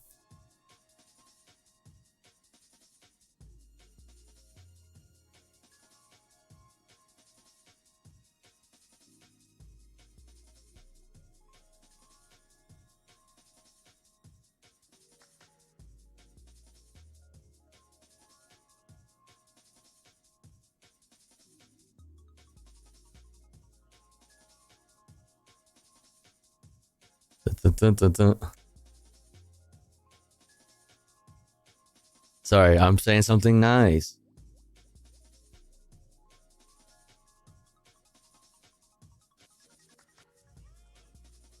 Here. Shouts out.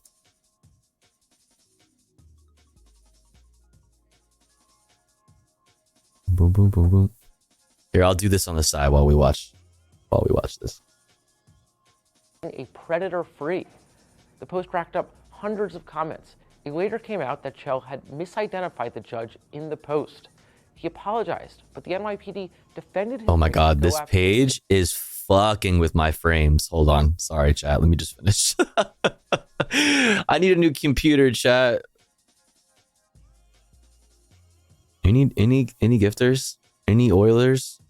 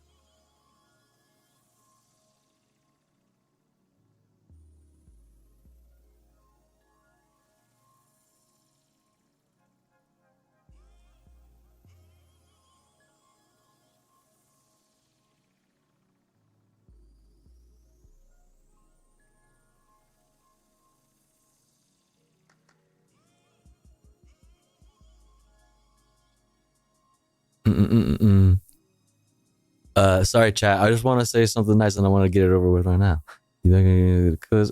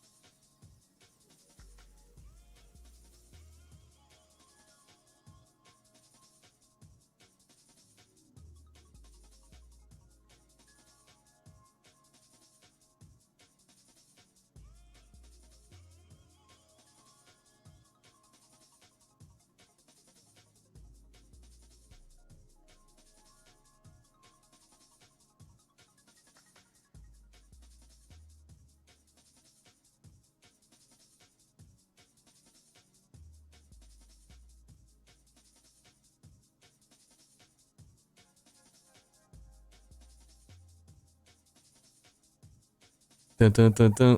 All right, we're done. We're done. We're done. We're done. We're done. We're done. Yo, Durank Dink, thank you. Darank Dink 523 donated $5. You deserve more Thai for all that you do for chat and the world, TOEFL. That's so sweet. Thank you for saying that, and thank you for the $5. I really appreciate that. That's very, very, very kind. Thank you so much. Thank you, thank you, thank you. Thanks for the support. Thanks for being a part of the community. Really appreciate it.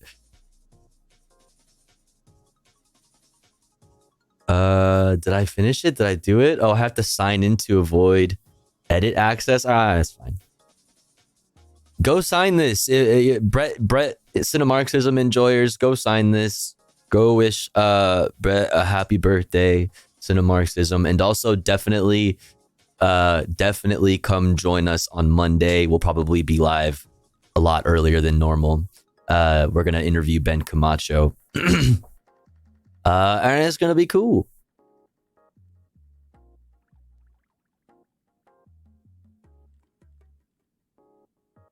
Bam. All right, let's finish. NYPD new propaganda thing. This is actually very confusing. To release new episodes of the long-form YouTube program documenting their exploits. Essentially, wait, yo, they have a YouTube they have a YouTube program, a long-form YouTube program, and I didn't know about it? What? Oh my god, holy content gods, chat.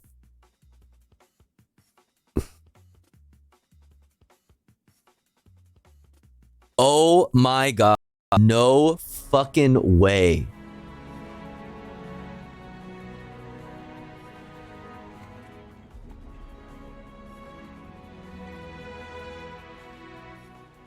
Ever since I was what is this music? Chasing a car with NYPD aviation, and the music is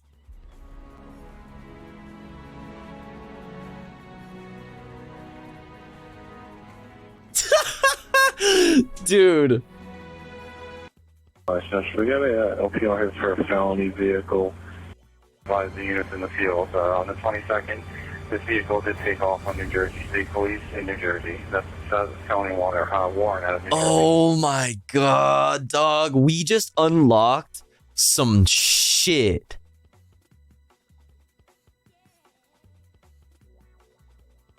Oh, holy content gods. Holy fucking content gods. Oh, this is where they also do their officer involved shooting PSAs. Oh god.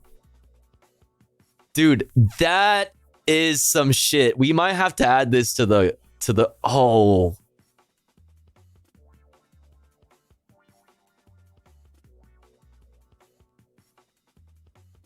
Oh yeah, we're adding this to the fucking playlist. Oops. Damn it, no.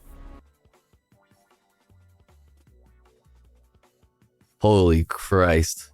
Their own version of the long-running TV series Cops. We've asked the NYPD how much they're spending on all this. They Good question. Good question. Turning now to Uvalde. It seems like maybe, listen. It seems like maybe they might have too much money if they're able to put together shit like this. You know what I mean? Maybe they have too much money. That's insane. That's fucking insane. All right. Last thing before we go to an ad break. A new report from Uvalde has been released, I guess. Uvalde parents outraged by report defending police response to the 2022 shooting. Oh my God, dude. Imagine defending the police. Imagine defending the police response to Uvalde. Like, even hogs don't fucking defend that shit. Even other cops don't defend that shit. That's how fucking bad it is. Where parents of students killed in the 2022 school shooting are livid, and livid is the word here after a new report defends the police response. See, even CBS is like, defends? What do you mean? Investigation of the attack commissioned by city leaders from a former police detective contradicts the state and federal reports that found police made a series of mistakes. Omar Villafranca shows us the outrage response from some very hurt parents. How dare you? There was anger over accountability. It's been nearly 2 years since the massacre at Uvalde's Robb Elementary, and tempers flared after the latest report on the Uvalde Police Department's response during the school shooting. My son's birthday is on Tuesday. You know how I'm gonna celebrate that? At the cemetery. God. I should not be doing that. For the first time Thursday, the community and the city council heard the findings of a months-long independent investigation requested by the city. Bro, take your fucking hat off. Have some fucking respect, you fucking hog. Holy shit, dude. Police Detective Jesse Prado led the investigation. All of the officers, Lieutenant Martinez, his actions I found were in good faith. Bro, you came here to sit in front of a bunch of fucking parents of people who were killed and tell them that the cops were justified in the way that they act, and you're wearing your fucking hat. You fucking pig. You fucking pig, dude. Holy shit. Many officers in the school that day acted in good faith and did not violate policy in their reaction to the shooting. Bro, policy is fucked. Policy is wrong. Holy crap. Nobody defends this because they shouldn't. If you find yourself defending this, you have a lot of fucking looking inward to do. Holy shit, dude. This guy right here was scrolling on his phone. And his background is the fucking Punisher skull, the Blue Lives Matter Punisher skull. Kids are getting shot down the fucking hallway and he's scrolling. This guy right here. We saw it on this camera. Dude. Proper training that day or the tools, like a rifle-rated shield to overtake the gunman. How do you go to bed at night? Parents were outraged, saying the officers put their safety first. They stood there 77 minutes and waited after they got call after call that kids were still alive in there. The Uvalde police internal investigation is ongoing, but none of the roughly 24 officers that responded that day have been terminated. Fucking insane. You fire them, and you do so with your head held high because you know that that is the right thing to do. For CBS Morning, it should just be like the first thing that happens. You fire them, right? That doesn't even mean that they're like they, get punished in any sort of way, because we all fucking know that in America, you can get fired from your fucking job. You can get fired from one department for some shit like this. Or for like killing an unarmed person even. You can get fired, but you can just go to the next county. You can just go to a different department and get a job somewhere else. Fucking insane, dude. They did blame the parents. Dude, I mean, we saw that case with the mother who saved her own 2 children. She was detained. They had her like all fucking cuffed up and like on the ground and shit. And then they released her and she ran into the school and saved her children before the fucking cops could even get close to doing that. She didn't have a gun or nothing. Insane, dude. Holy shit. Frankly, the police shouldn't exist. They were just pretending they didn't exist. So there was a shooter in the school and they basically watched it go down. I haven't seen the story until now. Really? Yeah, it's oh man, that's the real long and short of it. That's like as like much as you can simplify it, you know what I mean? There was a lot that went down, but essentially, yes, the cops just stood outside and waited while it all went down. And God, the details are infuriating. Oh my goodness gracious. All right, next up, we're going to look at this. More cop watch. All right, this just came out today. LA Public Press. Former Los Angeles undersheriff admits he had a deputy gang tattoo. Now, before we read this, when we come back from the ad break, or actually, while we're on our ad break, chat, if you haven't before, if you're unaware, you should go ahead and Google LASD gangs. If you haven't before. If you're unaware of LASD gangs, you should Google it. But when we come back from the ad break, we're going to talk about this. Former LA undersheriff admits he had a deputy gang tattoo and actually exposes others as well in this new article. But we're going to read this, chat, after a quick ad break because it's been a little bit more than an hour since our last ad break. But don't you worry, because here at the Tofu Ghost broadcast, when I run ads, I run them while I'm away from the stream. That way, even if you're unsubscribed, you don't miss out on any of the content. But if you would like to support the stream and get access to cool Tofu Ghost emotes as well as an ad-free viewing experience, all you got to do is subscribe for $5 or for free with a Twitch Prime. Or let's say you're already subscribed to the channel and you're feeling generous and you have the means to, maybe consider gifting a sub to one of our unsubbed friends in the chat that may not be able to afford a sub this month. That way they can also enjoy the Tofu Ghost emotes and an ad-free viewing experience with the rest of the community. I'm seeing Not Your Average Guatemalan in the chat, El Pueblo Unido in the chat. I'm seeing Patty Krabby in the chat. I'm seeing who else? That's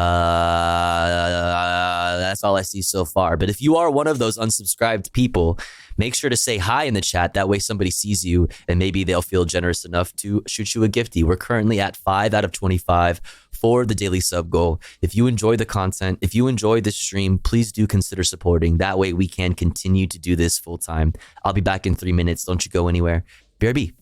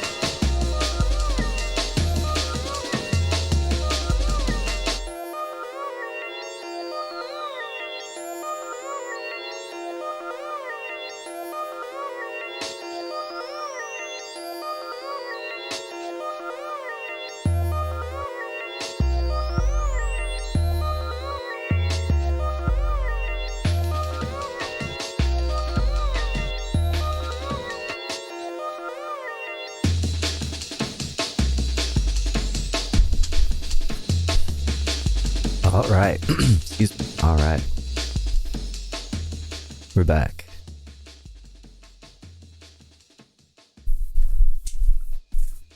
We are back.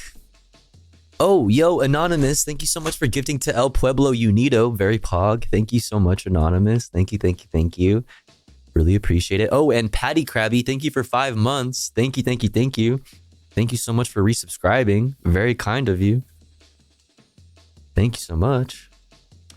Okay. Let's get back into it, huh? What do you say? Let's take a look at this here from the Los Angeles Public Press. Former LA undersheriff admits he had a deputy gang tattoo. This is him here. After 2 years of fighting a subpoena issued by the Los Angeles County Sheriff's Civilian Oversight Commission, yep, COC. That's right. Former Undersheriff Timothy Murakami testified Thursday that he received the tattoo of the Cavemen deputy gang while he was a deputy at the East LA station in the 1980s. The commission issued the subpoena to Murakami and former Sheriff Alex Villanueva in June of 2022, but they defied the order for nearly 2 years. Villanueva appeared willingly in January, but Murakami continued to fight it. In February, the commission sought and obtained an order from Superior Court Judge Ann Richardson, ordering Murakami to appear or face contempt of court. The COC, that's right, the Civilian Oversight Committee, otherwise known as COC, has held 11 total hearings on deputy gangs over the past 2 years. The commission cited public revelations on deputy gangs, including Knock LA's publication of the 15-part series, A Tradition of Violence, in their announcement of the investigation. Murakami remained elusive in answering questions from special counsel Anthony Pacheco, who was tasked with interrogating Murakami in front of the panel. Murakami often muddled the pre-established facts, such as the year Alex Villanueva was elected, asking a commissioner not to yell at him, and refusing to answer questions directly or at all. Don't yell at me. Don't yell at me.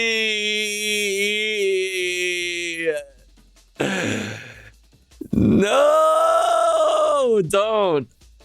Oh, Marxism in the chat. Yo. All right, chat. You know what to do. You know what to do. Let's get some Feels birthday mans in the chat for Marxism. Ready? All right, here we go. Feels birthday man. Marxism. Feels birthday man. Marxism. Feels birthday man. Marxism. Feels birthday man. Marxism. Let's go. Yo, happy birthday, Brett. Happy B-Day. We was just talking about you a little bit ago. I hope it's I hope it's perfect. Everybody go follow Marxism. And Brett, I was just telling them about what we're going to be talking about on Monday. We're going to be talking, Brett and I are going to be talking to Ben Camacho on Monday. Yeah, about the LAPD and stuff. Copyright striking this, by the way, that melody is not DMCA safe. Damn. Fucking didn't know you were a snitch, bro. Didn't realize you were a fucking snitch, bro. I retract all those Feels birthday men. I retract the Feels birthday men.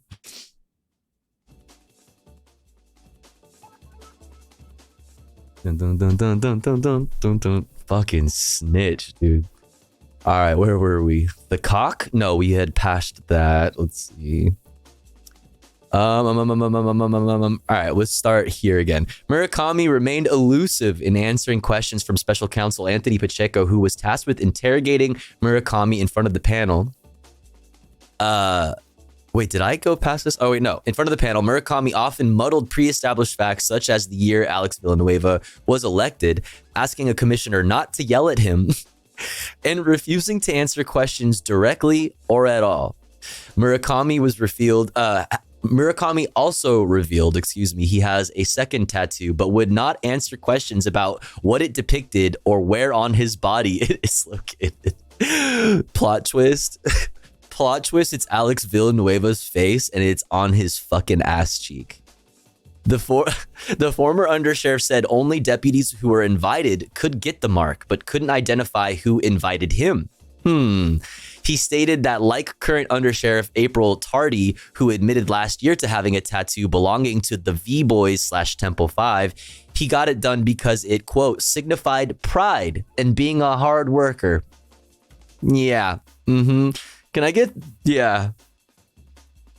Okay. Hold on. I don't know my own fucking emotes. Yeah. Sure, buddy. Ironically, he also said that he had the deputy gang tattoo while working the gang suppression team at the East LA station. Murakami testified that he received the ink at a tattoo shop on Whittier Boulevard with a group of 6 to 10 other deputies. So about that bad apples. So about the whole bad apples thing.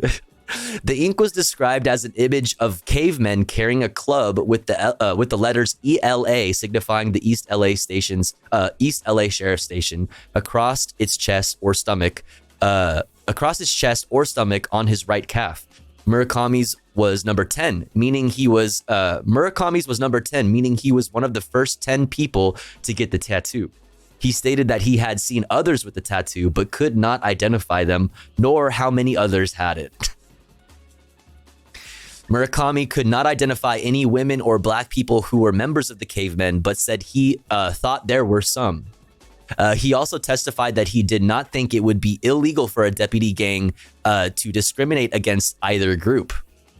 Wait, what? He also testified that he did not think it would be illegal for a deputy gang to discriminate against either group. The former undersheriff also refused to answer questions about his use of racial epithets at the advice of his counsel. Oh man, that's funny shit. The County Equity Oversight Panel recommended in 2020 that Murakami be disciplined for using a Japanese language slur for black people, but Villanueva ultimately rejected their recommendation. Wait, what?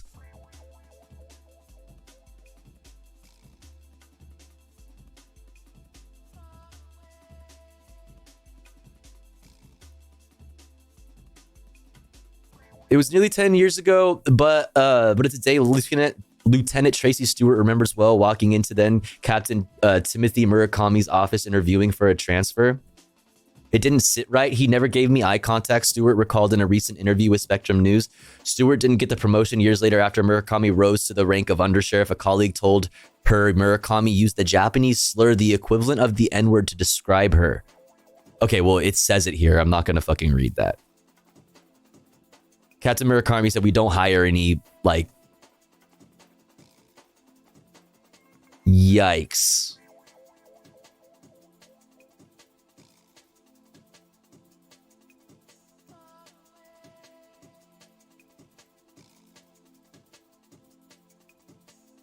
Yikes.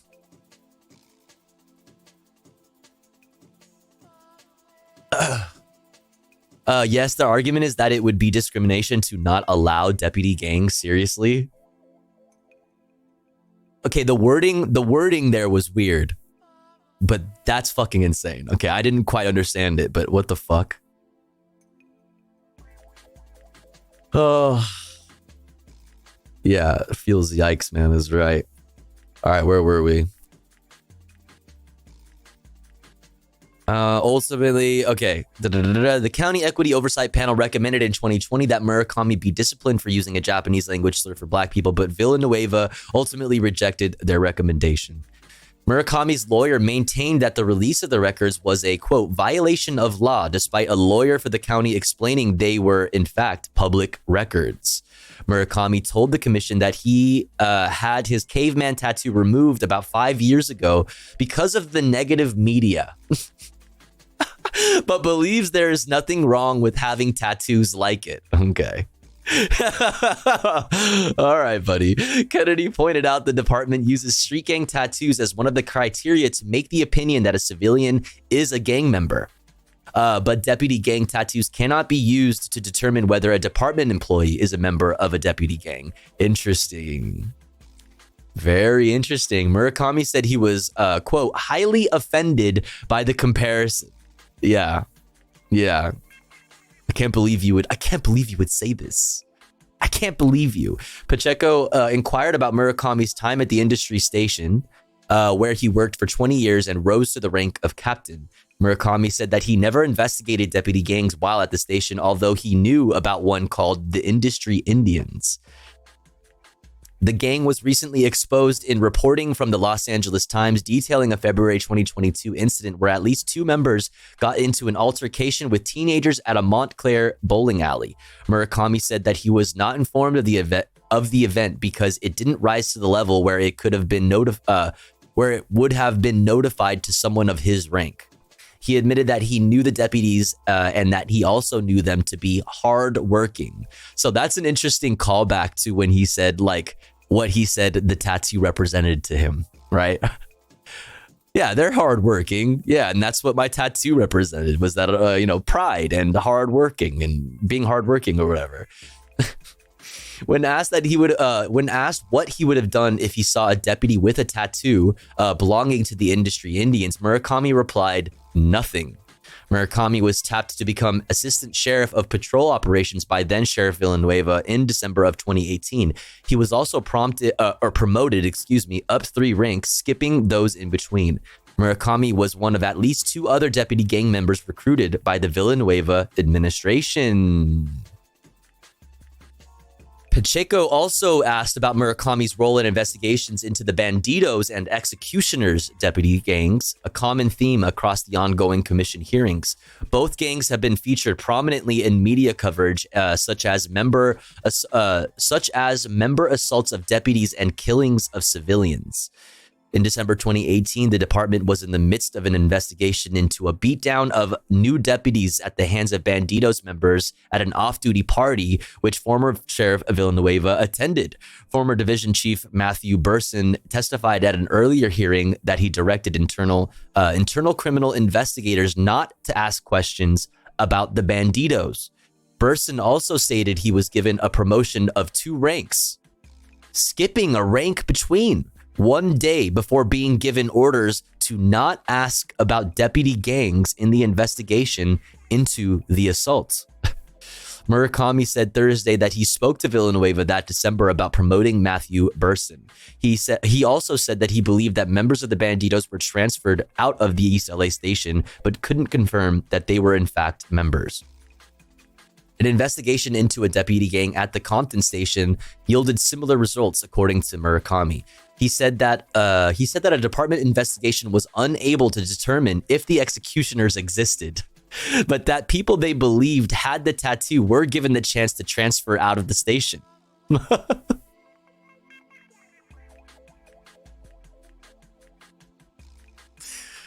Oh my God, dude. He did not elaborate how a department investigation could determine there were no members of the group, yet there were people with the tattoo who moved to other stations. Oh my fucking God, dude.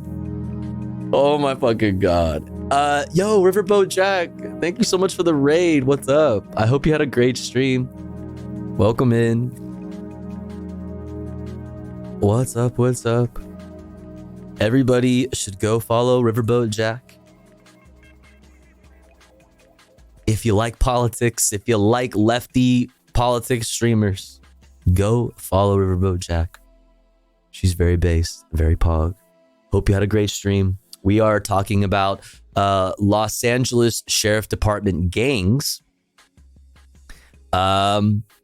Specifically, former LA undersheriff admitting he had a deputy gang tattoo. If you are unaware of Los Angeles Sheriff Department gangs, you should go ahead and Google LASD gangs and learn about it. Yeah. Let's see.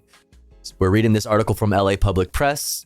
talking about the former undersheriff's gang tattoos and all of the other gang members that he also sort of exposed.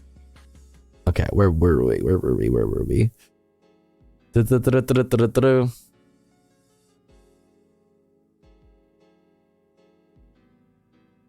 All right, we'll read this one over again here. An investigation into a deputy gang at the Compton station yielded similar results, according to Murakami. He said that a department investigation was unable to determine if the executioners existed, but that people they believed had the tattoo were given the chance to transfer out of the station. He did not elaborate how a department investigation could determine there were no members of the group, yet there were people with the tattoo who moved to other stations. At both East LA and Compton, we moved deputies out because of the negative association of having the tattoo, Murakami said. Murakami stated that he did not believe the department could discipline for tattoos associated with the Ku Klux Klan or a swastika as long as it's covered, because it would be a mess. Yeah.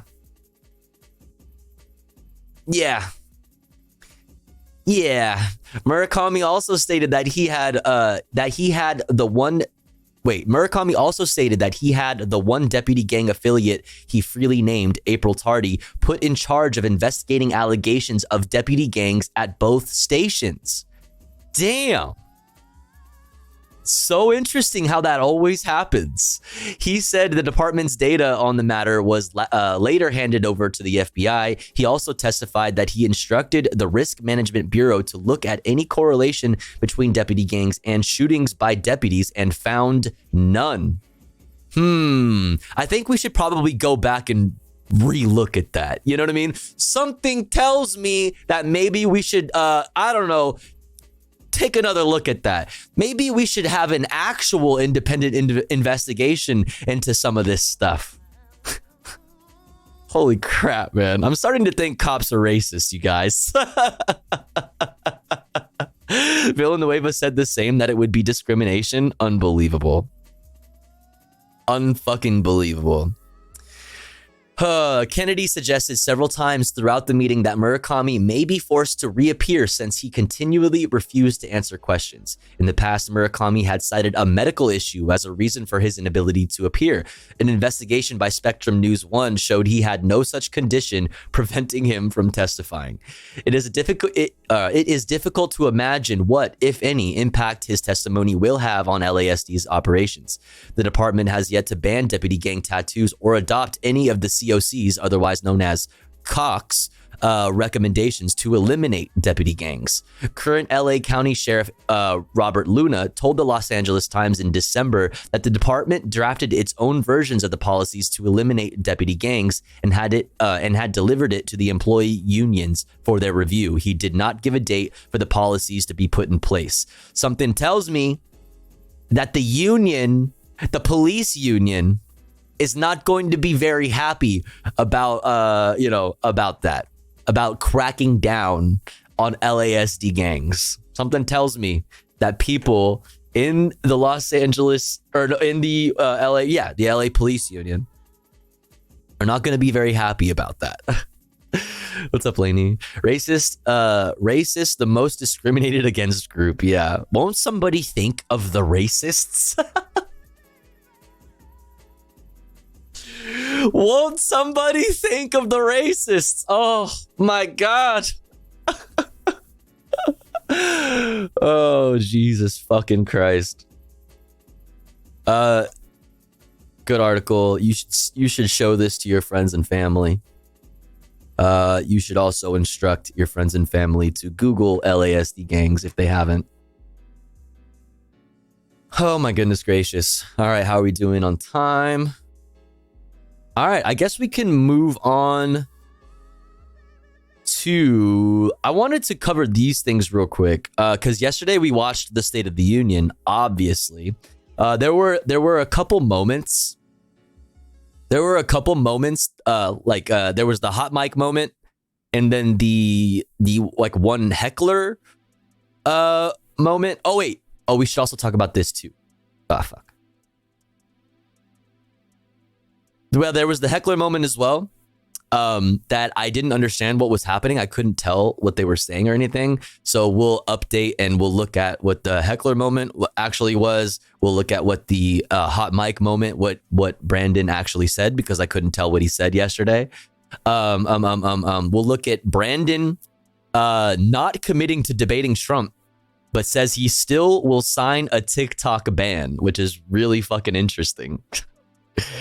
Oh, and also this, we have this is all out of order for some reason, but we also have the like progressive response. The progressive response to the State of the Union, I guess delivered by Working Families Party member, I can't remember his first name, but his last name is O'Rourke. He's from the Philadelphia City Council. We'll take a look at that. But first, we'll look at Brandon not committing to debating Trump and saying he's still down to ban TikTok, though. Oh, Jesus. Will you commit to a debate with former President Trump? It depends on his behavior. It depends on his behavior. Illegal to describe immigrants last night, sir? Well, I don't regret it. Yeah, not yet. Classic Venom. Technically not supposed to be here. Why does Mr. Netanyahu need a come to Jesus meeting? What are you hoping to achieve? I didn't say that in the speech. After the What speech. about after the speech? You guys eavesdropping on things. But does that show your level of frustration with him on humanitarian aid? Does he need to be doing more? Yes, he does. See Senator Britt's rebuttal, sir? I just saw a little bit on television. I thought she's a very talented woman. I didn't quite understand the connection she was making. Do you still support? Oh, he's talking about Katie Britt or whatever, which was so bad. That was phenomenally bad. Imagine making Joe Brandon look good. Like in comparison, you know what I mean? Because it's the State of the Union and then the response to the State of the Union. The response to the State of the Union was so fucking phenomenally bad. I'll sign it. Mr. President, who is going to provide security for the port you're planning to build to offer aid to Gaza? The Is it going to Israelis. be the idea? Okay. Thank you. Thanks, everyone. I gotta go. Thanks, everybody. I gotta go. Orban and continues to do so? If I'm not, you should be. What's the latest on the ceasefire? Wait, what? President?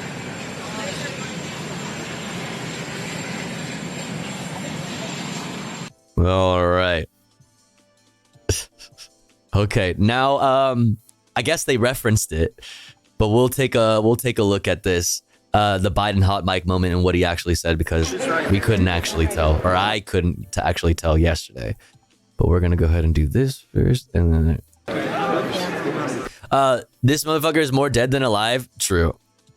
What's up, Prickly Mo? Welcome in. Thanks for all the goodies. Don't worry, Mr. This is one of the big Great speech. Really great speech. Wait, you're not gonna give us fucking subtitles? I was telling your secretary. Oh, here we go. I was telling the secretary I was in Jordan and Israel this weekend, and we've just got to keep pushing on what you are doing on the humanitarian stuff. I was in Jordan and Israel this weekend, and just, you got to keep pushing what you're doing on the humanitarian stuff and all this shit. So, I told him, baby, don't repeat this. I told him, BB, and don't repeat this, while like, I don't know, man. I'm not, listen, I'll put my tinfoil hat on just for like a quick second.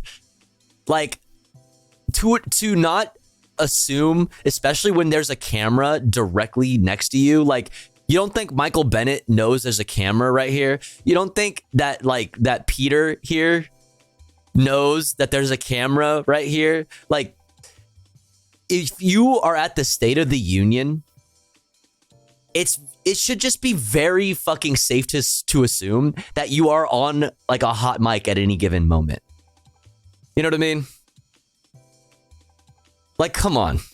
Don't repeat this. But that's let me just, I just wanted to put my tinfoil hat on for a quick second. I'll take it off again. Yeah, you only do this if your brain is leaking from your nose. I mean, that is one way listen, it could either be that my thinking was that, like, he knew damn well that this was gonna be heard. And this is just one of those things where it's like when it leaks, you know, that a Brandon aide staffer or a Brandon staffer says like, oh yeah, behind the scenes, you know, he actually like says curse words about Bibi Netanyahu and stuff like that. Like what you see in the news is not everything that's going on behind the scenes, but just like, okay, dude, like, I don't know, that doesn't do shit for anybody. And it's like, oh, it leaked. I don't know. That's where my mind goes. But also, you could be right. It could just be that his brain is leaking out his fucking nose. And he has no fucking clue that there's a huge camera directly to his right. I don't know. Sir, just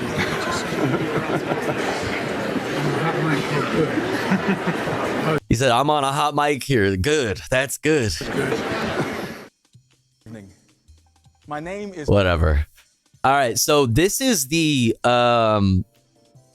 Oh, no. We'll look at this first. So I didn't know what the heckler moment was, but apparently it was... President Biden will... I think it was a father of one of the Marines that was killed in the Afghanistan extraction or like exit. I think so. I'm not sure. Let's check it out. The road today to continue his State of the Union messaging. He delivered a fiery address last night contrasting himself to former President Trump. Republicans will criticize that President Biden is too old to keep serving despite Trump only being 4 years younger. Shut up. Just play the thing.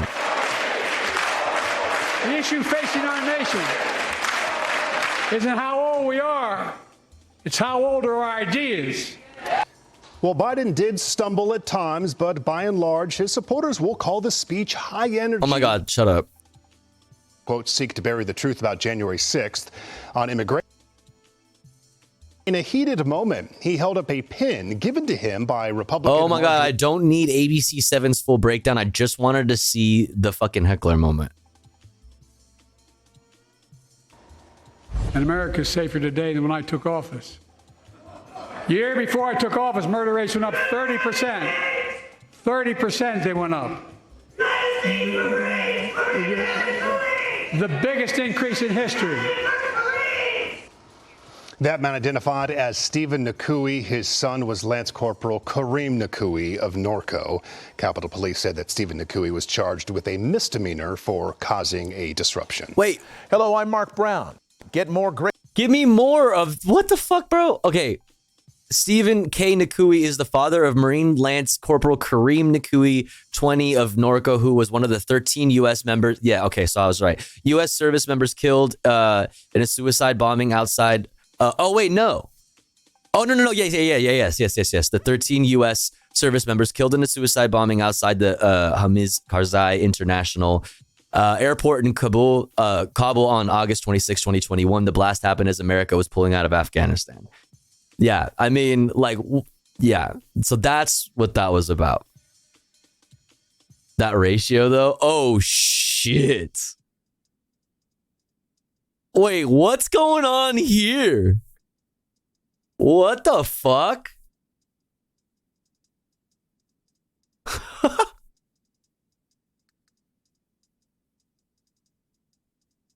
What are they like? What is being like thumbs down? I'm trying to understand. Like, are they thumbs downing Brandon? Are they thumbs downing ABC 7's coverage? Are they thumbs downing the Marine dad? I don't know. What is it? Is it the Chud ratio? ABC 7 is extremely fucking reactionary local news in LA. Okay. So, I mean, I don't know. That's weird. That's super weird. All right, let's go to international news now. Oh, wait, no. What am I talking about? Let's look at this. Do we watch this? I watched part of it. Let's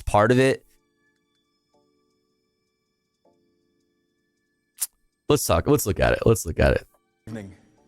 So apparently there's a progressive response to the State of the Union. Let's check it out. My name is Nicholas O'Rourke, and I'm a city councilman in the city of brotherly love, sisterly effectiveness, and sibling solidarity, Philadelphia. It is my honor to deliver the Working Families Party's response to the State of the Union. The WFP is the party... Okay, in the beginning, he just kind of talks about himself. Fuck it, Willis. People from every background. Over the last 25 years, WFP has elected thousands of working people to councils, legislatures, and to the Congress. Each year, WFP selects one leader to give our perspective on the State of the Union. Tonight, that voice is mine. I'm the son of Regina McCain and Ernest O'Rourke. My father was a truck driver, a custodian, and a musician. My mother worked as a telephone operator, a bus driver, and was an athlete. I grew up in a proud, black, working-class union family. We lived in largely white parts of rural Ohio and black suburbs of Indianapolis. As a minister, I've joined in prayer in partnership with Christians and Muslims and Jews and Yoruba and Buddhists and Hindus. A lot of matching books. And I think these are fake. I was looking at that too. These look like those fake ass, like these are just boxes. I think these are just boxes with like prints on them. Yeah, look. Is he green screened? Oh, maybe. Wait, why wouldn't they put real books then behind him if he green screened? What the fuck? Why wouldn't they put a real library? Why would you do that? What? Like, what a waste of time. Bro, it's a fake background and you used a picture of fake books for your fake background at what the fuck? That's actually hilarious. AI art library on green screen is wild. Yeah, AI generated library. What the fuck, dude? That's so weird. That despite our differences, most of us really want the same things. A just world where our children have smiling faces and full bellies. Also, you can tell the audio. He's in a big room. He's in a big, he's like in a big room where you can hear the echo. You know what I mean? A job that pays the bills, a roof over our head, clothes on our backs, food on our table. Our got like hella reverb going on. So he's in like a big ass room with the green screen and they fucking used this image of all the images they could use. Like they could put him in the sky. They could put him like with the, in the mountains somewhere or like floating above Philadelphia. That would have been appropriate. Like what the fuck? Yeah, you can hear the reflections. That's so weird, dude. I'm so confused. Parents and elders cared for and safe, our family secure, and the belief that we can leave something better for the next generation. And it's a stylistic choice. My view of this just world, equitable even, and on my most hopeful days, a free one. Last fall, I was elected to the Philadelphia City Council as an independent with the Working Families Party, alongside my running mate, the minority leader, Kendra Brooks. We won seats Republicans had held for decades. Philadelphians, including WFP voters, helped put Joe Biden in office in 2020. And tonight, we have a message for the president. Together, we built a record of delivering resources and opportunities for working people and communities. But that work is not only unfinished, it is imperiled. Wars in Palestine and Trump-era immigration policies are out of step with our values and endangering the coalition that elected you in the first place, the coalition that you need to come together again. But here's the good news. There's still time for you to unite that coalition if you heed the calls from the people. I speak with urgency because my city's needs are urgent. Philadelphia is the poorest big city in America. It embodies the struggles and aspirations of working families. 1 in 5 Philadelphians live in poverty. Our minimum wage is $7.25 an hour, stuck that way for 15 years. Fuck, man. The rising cost of housing is outpacing our wages, and the tolls of poverty land the hardest on children. Our kids can't breathe. Air pollution has given 21% of Philly kids asthma, almost 4 times the national rate. Our murder rate has dropped since the pandemic, but violence still claimed the lives of more than 400 Philadelphians just last year, and terrible shootings just this week. I believe this country should be judged not by how the richest are doing or those who already have the most, but rather, in the words of that brown-skinned Palestinian Jew named Jesus, how we lift up the least of these, my siblings. A nation as rich as ours can end poverty, and we should, and in so doing, we'll all be richer for it. We know that the strongest, safest, healthiest communities are those with the most resources. That's why I proposed a targeted guaranteed income in Philadelphia, a stepping stone to a universal basic income that would combat poverty and inequality and give working people the economic floor upon which to build their lives. The universal Our basic nation's income. working class Okay. is diverse. You may live in a city where rent has skyrocketed or buying a home is out of reach because of mortgage rates. You may live in a small town where jobs have disappeared. You may be worried about the cost of groceries and gas or of childcare in college. You may be from a community ravaged by guns or opioids or climate disaster. We all face obstacles, wages that aren't keeping up with rising costs, and a political system built for your boss instead of for you. The wealthy are few, but they are powerful because they pit us against each other along predictable lines of race and nationality. They convince us we're in a battle with other people who are just trying to make a living, just like you and I. They hoard the resources for themselves, and then they buy politicians to protect what they've extracted from us and exploited from us. True. I got into organizing and into politics because it doesn't have to be that way. I believe we can do better. We have a moral obligation to do better. And we do that by building governing power for working people. So, the path forward, as I see it, is twofold. We already know what it looks like when the MAGA movement holds power. If the authoritarian right takes control, it gets even harder to build a nation rooted in justice and dignity. But blocking the right isn't enough, never has been, which is why and it's not what's even happening. Blocking the right is like hardly what's happening. It's quite the opposite. We build independent political power for working people that bends the arc towards justice. Block and build. Block the far right while building the power we need to challenge corporations and make change in people's lives. And the far right now in 2024 includes the Democrats because of how, like I spent so much time yesterday yelling about the Overton window in America with the State of the Union address has shifted so far to the right. The Overton window has shifted all the way to the fucking right. All right. So it's like to me, blocking the far right means a whole lot more now. Block and build. In 2020, Philadelphia showcased our collective power. We mobilized voters to defeat Trump. When they tried to intimidate us, we fought back and made sure that every single vote was counted. And because we did that, the newly elected President Biden and Democrats in Congress could deliver real wins. They made real investments in communities, healthcare, infrastructure, and clean energy jobs. They provided vaccines for the people and put money in people's pockets to get us through the pandemic. Since then, the administration has sustained a tight labor market that has, in fact, raised wages for the working class and shrunk the employment and wage gap between black and white workers. The people who President Biden appointed to National Labor Relations Board and the Federal Trade Commission have sided with workers and consumers over the bosses. But it wasn't as much progress as we needed or even really wanted.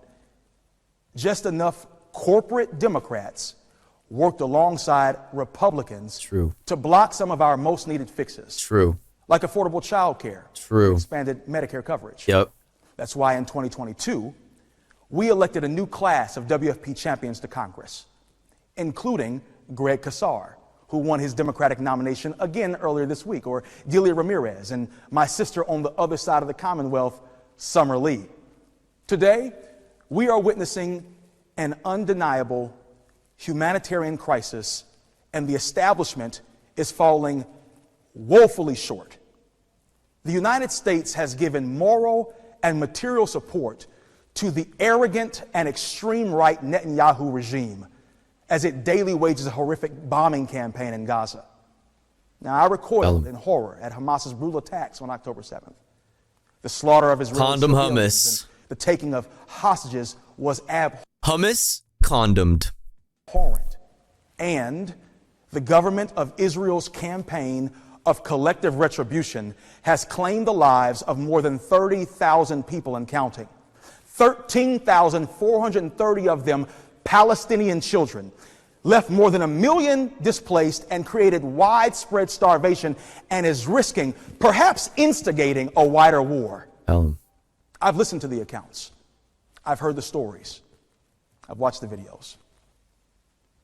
We cry over fiction that we see in movies.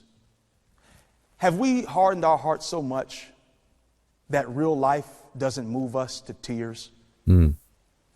What we are witnessing on all of our screens is disgraceful and flatly unacceptable.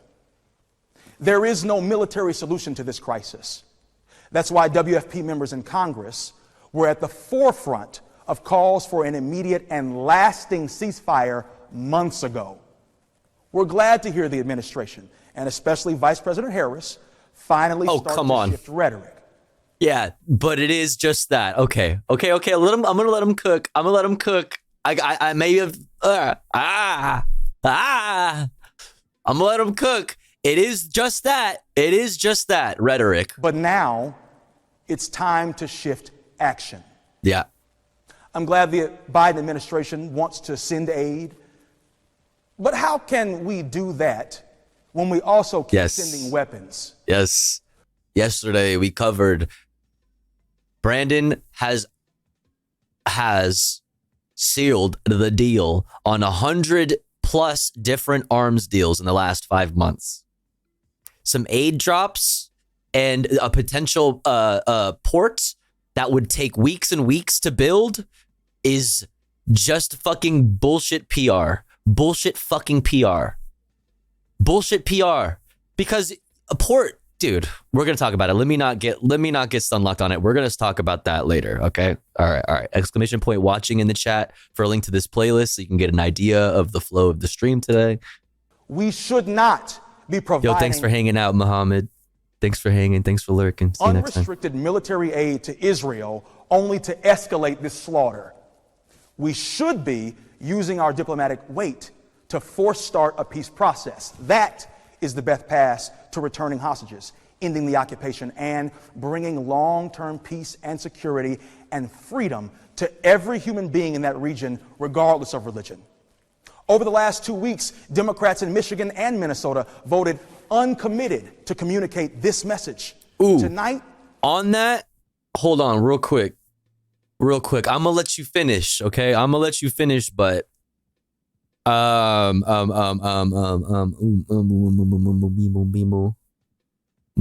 mama. We missed this yesterday. Hawaii Democratic Caucus, caucus results. 29.1% uncommitted.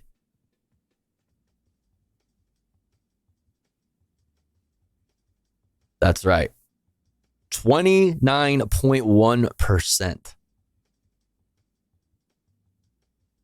That's actually huge shit. And this is why this right here is why while it is just rhetoric, this is why the rhetoric is shifting from the Brandon administration.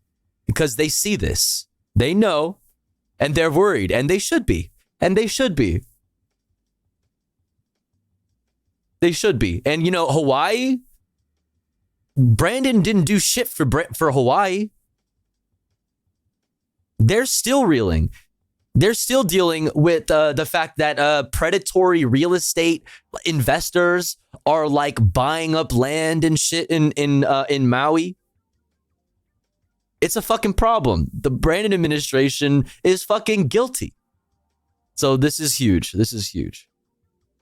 On that. Anyways, continuing. Protesters are marching in D.C. right now, repeating that specific message again. Mr. President, I really hope you're listening, sir. We also face a humanitarian crisis at home. Migrants and refugees have come to America, some fleeing dangerous, failed states that American policy helped destabilize in the first place. What's up, Zach? And like generations before them, they're seeking to build a better life. But our broken immigration system offers no pathway for most. Is he glitching out? Yeah, okay. Detention camps, raids, Like, did I just have a fucking... splitting families, turning away refugees who are fleeing for their lives. But now, some Democrats want to emulate those same... Yeah, why so dankness? Military leaking jet fuel into the aquifer that they rely on for drinking water, no big deal. Hawaii turnout was the same population as a Panera. The Hawaii turnout was the same population as a Panera on 34th Street.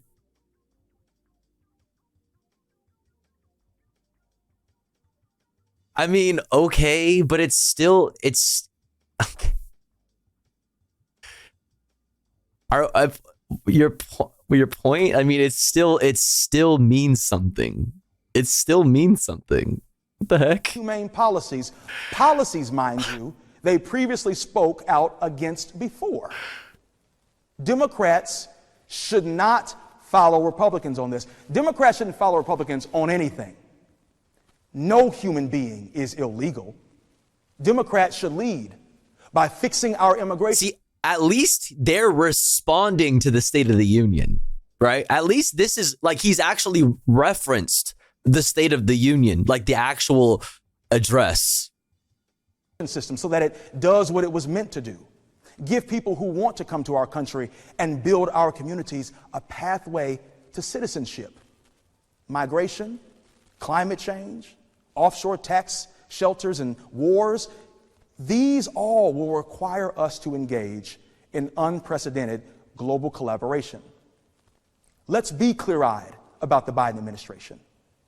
But let's be just as What books are those? We learned that these are definitely fucking fake.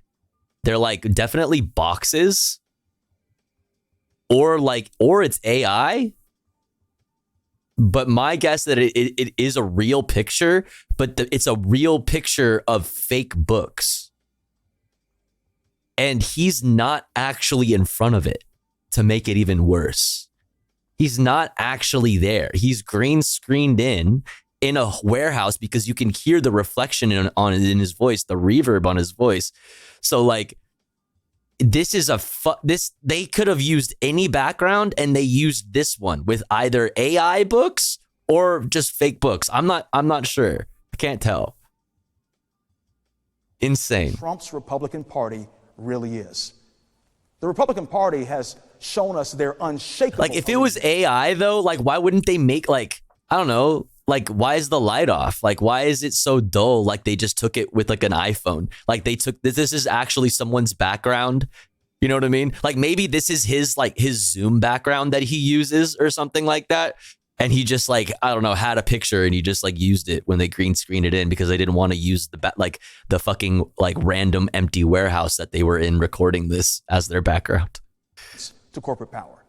Trump's tax cuts gave trillions to the rich and then made the rest of us pay for it. Meanwhile, if congressional Republicans regain power, they will gut our Social Security and our Medicare just to make way for even more tax cuts for the wealthiest. That's backwards. We need to raise taxes on the wealthy and the big corporations and then raise living standards for all of us. And I'm glad that President Biden said so too tonight. 20. Meanwhile, okay. Yeah, but he said 21%. He wants the tax.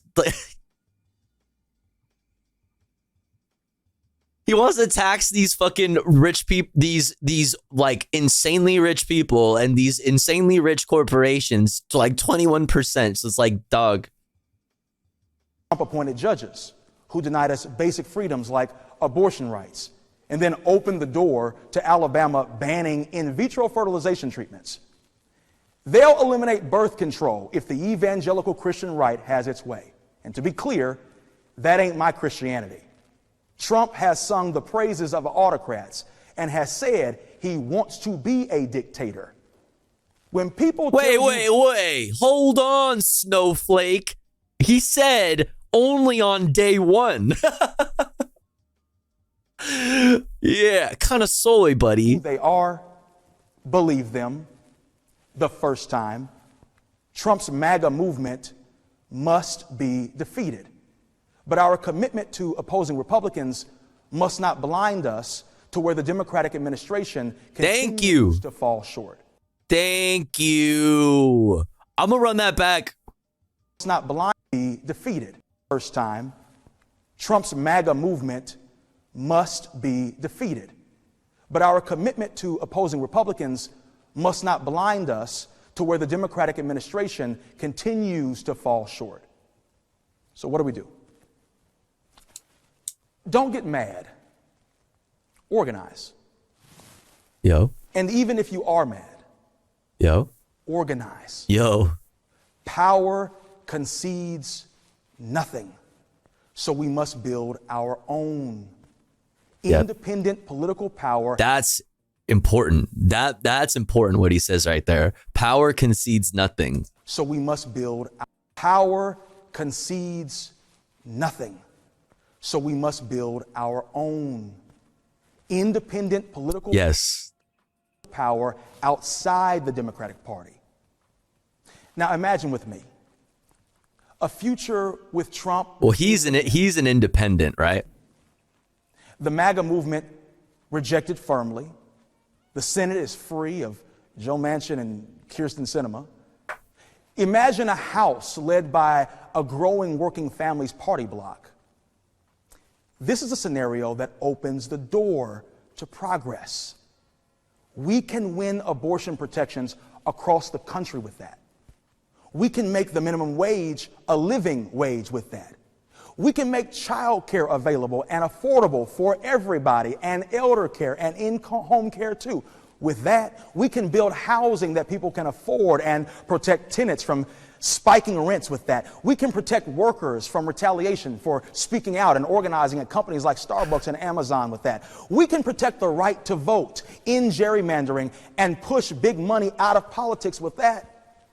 And we have far, far, far more power to advance a humanitarian pro-peace agenda with that, more than we do in a world where the MAGA movement is calling the shots. Look a little farther ahead, if you will. We will fight for the guarantee of a good job for everyone who wants work, for health care for all, and more. Those billionaires that seek to divide us, they can see that future coming, and they want to stop it. I pay more for childcare than for rent, and my rent is too high. Fuck. Republican billionaires like Paul Singer and Bernie Marcus, who fund groups like AIPAC, are right now amassing vast resources to challenge champions of the working class. We got to defend my sister Summer Lee, my brother Jamal Bowman, Pastor Corey Bush, Ilhan Omar, Rashida Tlaib, and all our Working Families Party champions from these attacks, and elect new leaders to join them in the Congress. Real shit. We also must build power locally. WFP electeds from New York to New Mexico are winning policies that lift up working people. Over the last 2 years, we have witnessed the power of worker solidarity, be it UPS workers, Amazon warehouse workers, Starbucks workers, Hollywood writers and actors, the auto workers with the UAW, or teachers. Workers stood up for each other on the job and at the strike line, and I was proud to stand with them during that hot labor summer. And they're winning real big. What if we took that same sense of solidarity, but we brought it back to the ballot box? What could we gain for our neighbors? What could we gain for working people across this country, for ourselves, if we did that? That's our vision. Good night, Andy. Thanks for lurking. Satisfied with only having two choices in most elections? Have a good night. Hear me now and hear me good. I hear you. I know firsthand that building a third party in a political system that favors two parties is challenging. Yo, so WFP. Anonymous, thank you for gifting to the Ponder Monkey. Thank you so much. I really appreciate it. Thank you, Anonymous. Thank you, thank you, thank you. We start from the ground up instead of parachuting in from the top down. We have our differences with the Democratic Party, to say the absolute least. But as someone who personally organized on the ground to get out the vote in 2020 and to make sure that every single vote was counted, I do not believe that we can afford to enable the re-election of Donald John Trump. We can't fracture or leave the front, not if we want and aspire to lead it. So, Mr. President, we need you to do your part too, sir. Do not damage your legacy and then fracture your coalition on behalf of Bibi Netanyahu. In Philadelphia, we proved that we can build third-party power and win against the far right and big money. We can block the right while building our movement to put governing power in the hands of working people. But my path to victory took 5 years. And I can tell you firsthand, there are no shortcuts. We're also going to fight for reforms to our political system that make it easier for more voices to speak up and to be heard. That includes fusion voting like we see in New York and Connecticut and Oregon, multi-member districts or proportional representation. People deserve a system that gives them real choices, real ones. And all of this is achievable. Yo, none of Ponder Monkey, thank you so much for paying it forward. Paying forward your gift sub from Anonymous to Vitingale. Thank you so much. Thank you, thank you, thank you. Very, very generous. Thank you, thank you. This is achievable without these two things. A president that listens to the people and a united movement of working people standing together across differences to create change. And if you don't see yourself perfectly reflected in the two major parties, then why don't you help us build the Working Families Party? Damn. I invite you to join us by texting WFP to 30403. Together, who's gonna do it? Together, who's gonna do it? Can forge a future Not me. that Who's gonna do it? Our values and meets our needs, and we can build a nation where everyone can thrive and be free. What do you say we do that? Let's get it done. Thank you for listening. Glory be to God, and all power to all the people. Word up. Minus the whole fucking the fake backdrop, the green screened fucking photo of a fake library. I don't know. Besides all that, it was pretty good. It's not, these types of things, I guess, are not supposed to be like policy filled, you know what I mean? Like policy intensive. Like they're supposed to be mostly like, general platitudes, I guess, because it's the State of the Union. It's very general. But I think they did a really good job. They certainly did way fucking better. As if I even have to say so. They certainly did better than the fucking Republican response to the State of the Union. The Republican response to the State of the Union didn't even wasn't actually responding to the State of the Union. It was just Katie Britt quivering, her voice quivering for fucking 18 minutes or some shit like that. It was fucking weird. It was just creepy and weird. They actually responded to the State of the Union. So there's that. And it was obviously filled with a bit more specific policy. So shouts out to them for real. I think they, I don't really have many notes on that, I think. Yeah, it was like jerk off instructions. Stop. Republican response was weird as hell. Yeah, it was creepy as fuck. Breathy means I care. Yeah, right. You can tell I'm really serious because my voice is quivering. President Joe Brandon, this has to stop. Someone has snuck meth into the hog feed. Damn, that's crazy. That's crazy. Dun. All right, chat. Next up, we are going to get into... What are we going to get into? We're going to get into some international news. We got Ireland voting to remove sexist references in Constitution. If Celticness is still up, it might be bedtime for Celtic. Maybe Celtic could chime in on this. I know Celtic was saying earlier on in the stream that he voted. So we'll take a quick look at that. We'll look at South Korea. So recently we covered South Korean doctors going on strike. South Korea to improve young doctors' pay. Possible W for doctors in South Korea. I don't know. We'll see. Greek police clash with protesters outside the parliament. I don't know what the fuck's going on there. So let's check it out. And then from there, we'll get into some like Gaza updates. Gazan authorities say 5 killed by food aid pallets. It's not just Israeli bombs that have killed children. Now some are dying of hunger too, from Associated Press, and that was earlier. This one is from NBC. Israeli settlements expand by record amount, according to the UN. We'll look at this from Al Jazeera. Former Israeli security agency chief Netanyahu wants an endless war. And then from there, we'll get into some fun stuff. We got a new urban rescue ranch that came out today. And maybe we'll get some gaming in. I don't know. But chat, before we get into international news, we have to run an ad break because it's been about an hour since our last ad break. But don't you worry, because here at the Tofu Ghost broadcast, when we run ads, we run them while the streamer is away from the stream. That way, even if you're unsubscribed, you don't miss out on any of the content. But if you would like to support the stream and get access to cool Tofu Ghost emotes as well as an ad-free viewing experience, all you've got to do is subscribe for $5 or for free with the Twitch Prime. Or let's say you're already subscribed to the channel and you're feeling generous and you have the means to.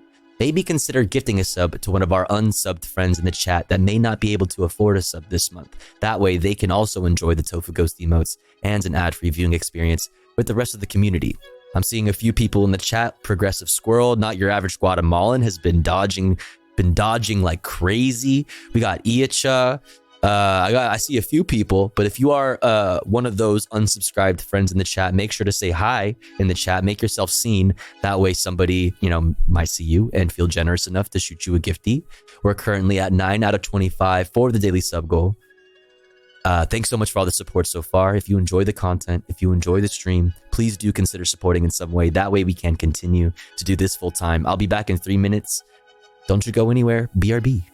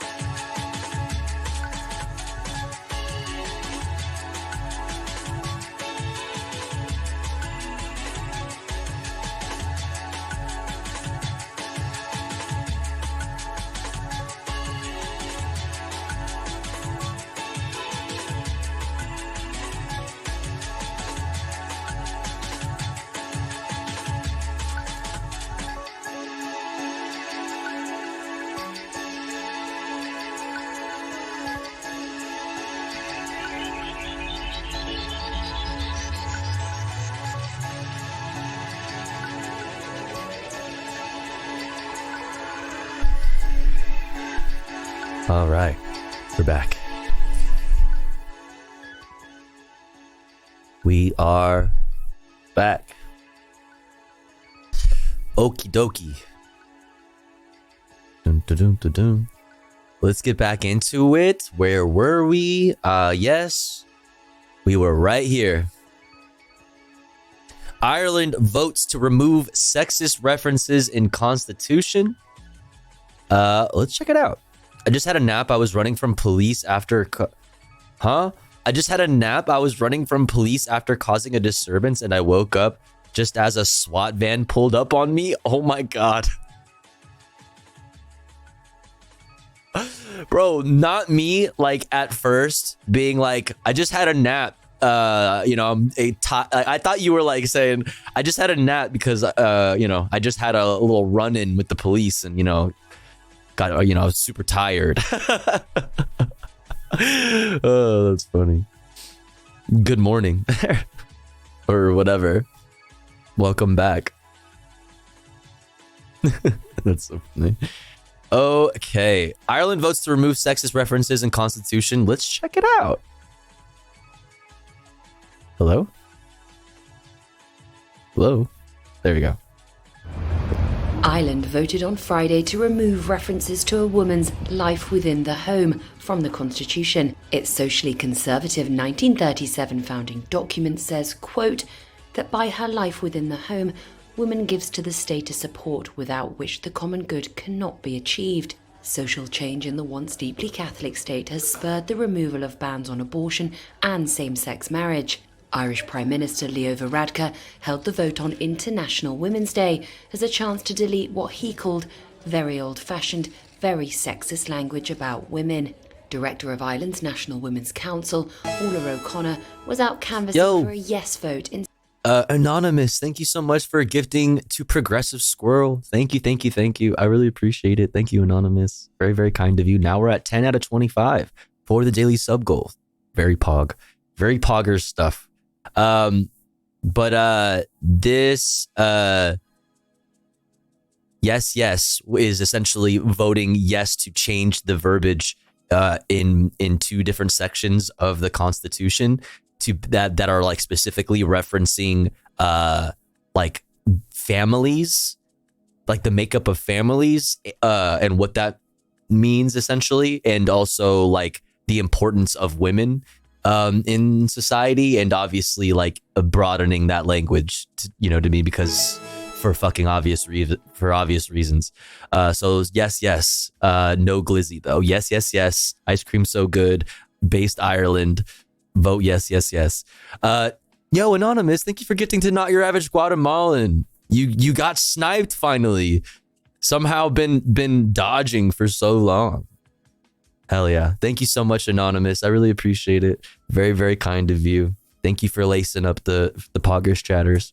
Central Dublin. We're taking a piece out of the Constitution that is about limiting women's lives. It's a sexist piece and it needs to come out. And also putting in a value and recognition of care gives a moral and a political obligation on the state to support care.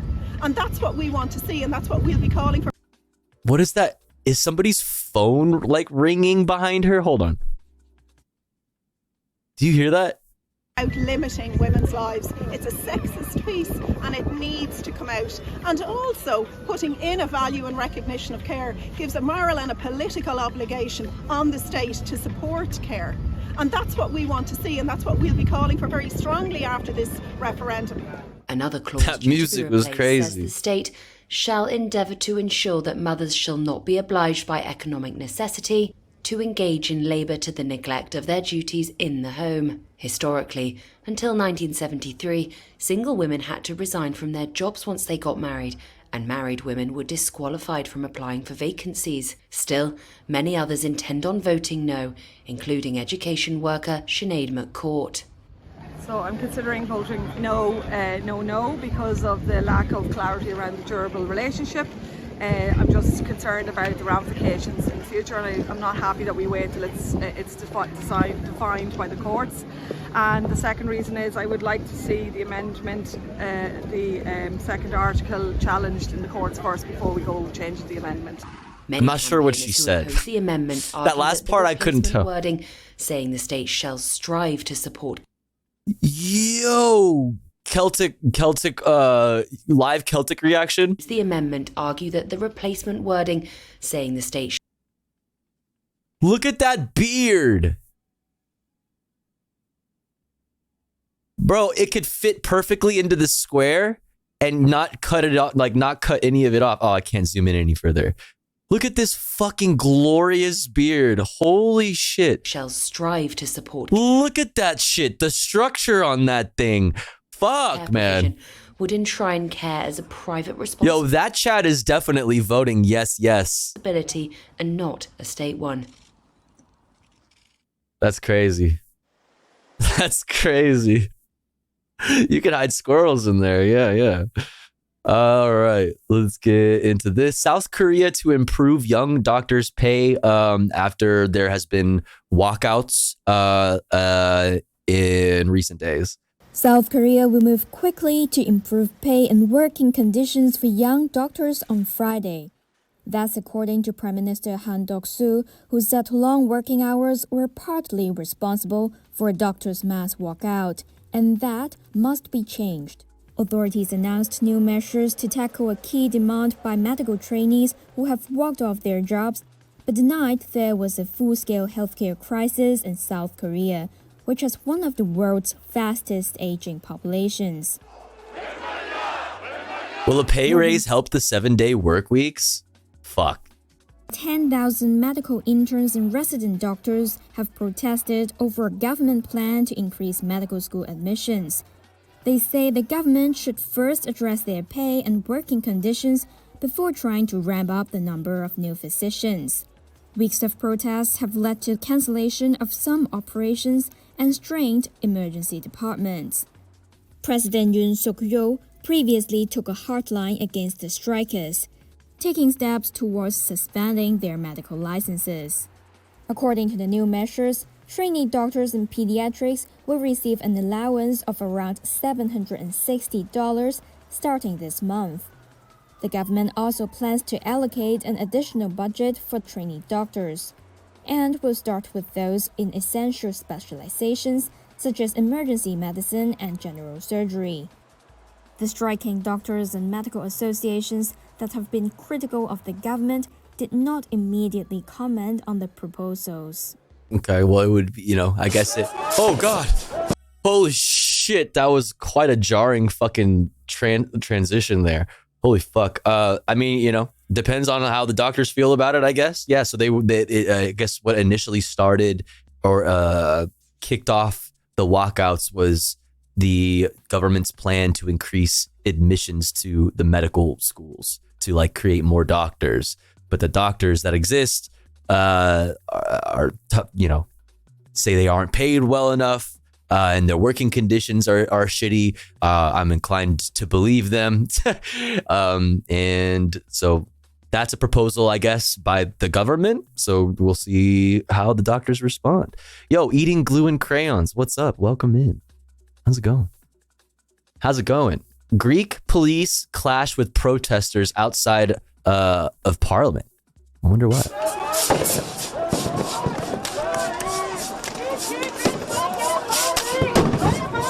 Oh shit. Oh, it's popping off. Oh shit.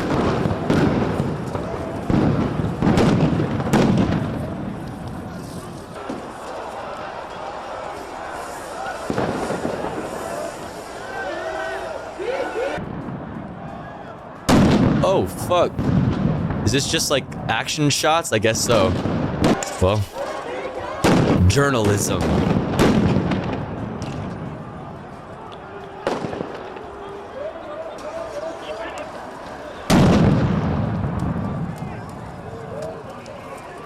Yeah, that's what I don't know. Glue and crayons. Let's see. Greek.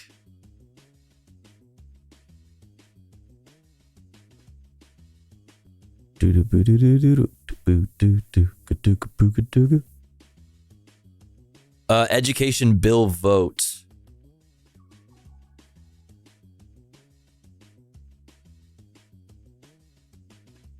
From Reuters, Greek students clash with police ahead of education bill vote. Greek students threw petrol bombs at police who responded with tear gas in central Athens on Friday, hours before Parliament was expected to pass legislation that will allow foreign private universities to set up branches in the country. Okay. Thousands of students have been protesting peacefully for weeks against the reform that they say will devalue degrees from public universities, but anger boiled over just as Prime Minister Kyriakos Mitsotakis urged lawmakers to vote the bill through. We are scared that if we do manage to graduate, we'll never be able to get a job anywhere. Welcome to capitalism, baby, said Stratos Katselis, 25. No young person today can make any kind of plan for the future. All we see are dead ends. Mitsotakis, who won a second term in June last year, said the law will help reverse an exodus of tens of thousands of Greek students to universities abroad, a drag on an economy still recovering from a decade-long financial crisis.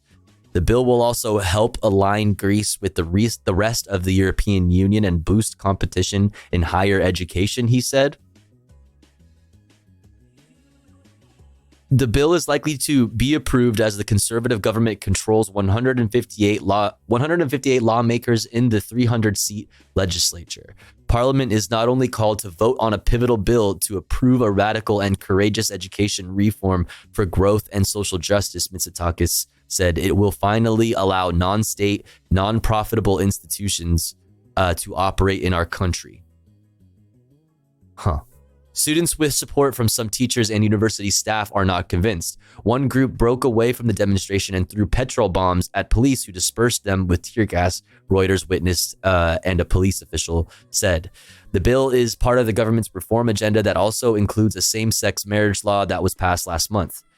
Greece spends 3 to 4% of its annual economic output on education, below the EU average, but Mitsotakis said the bill stipulated increased funding for state universities. Interesting.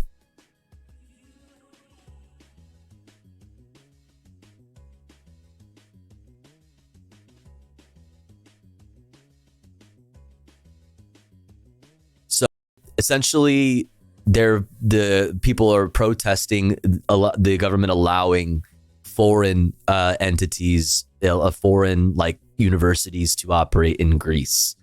And they're saying that their degrees are already like not worth enough, and this will decrease the value of their degrees.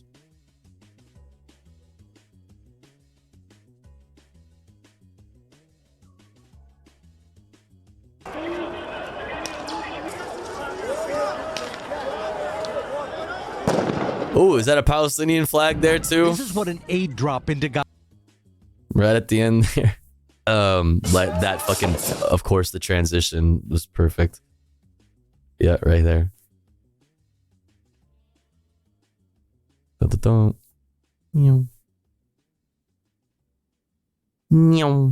right.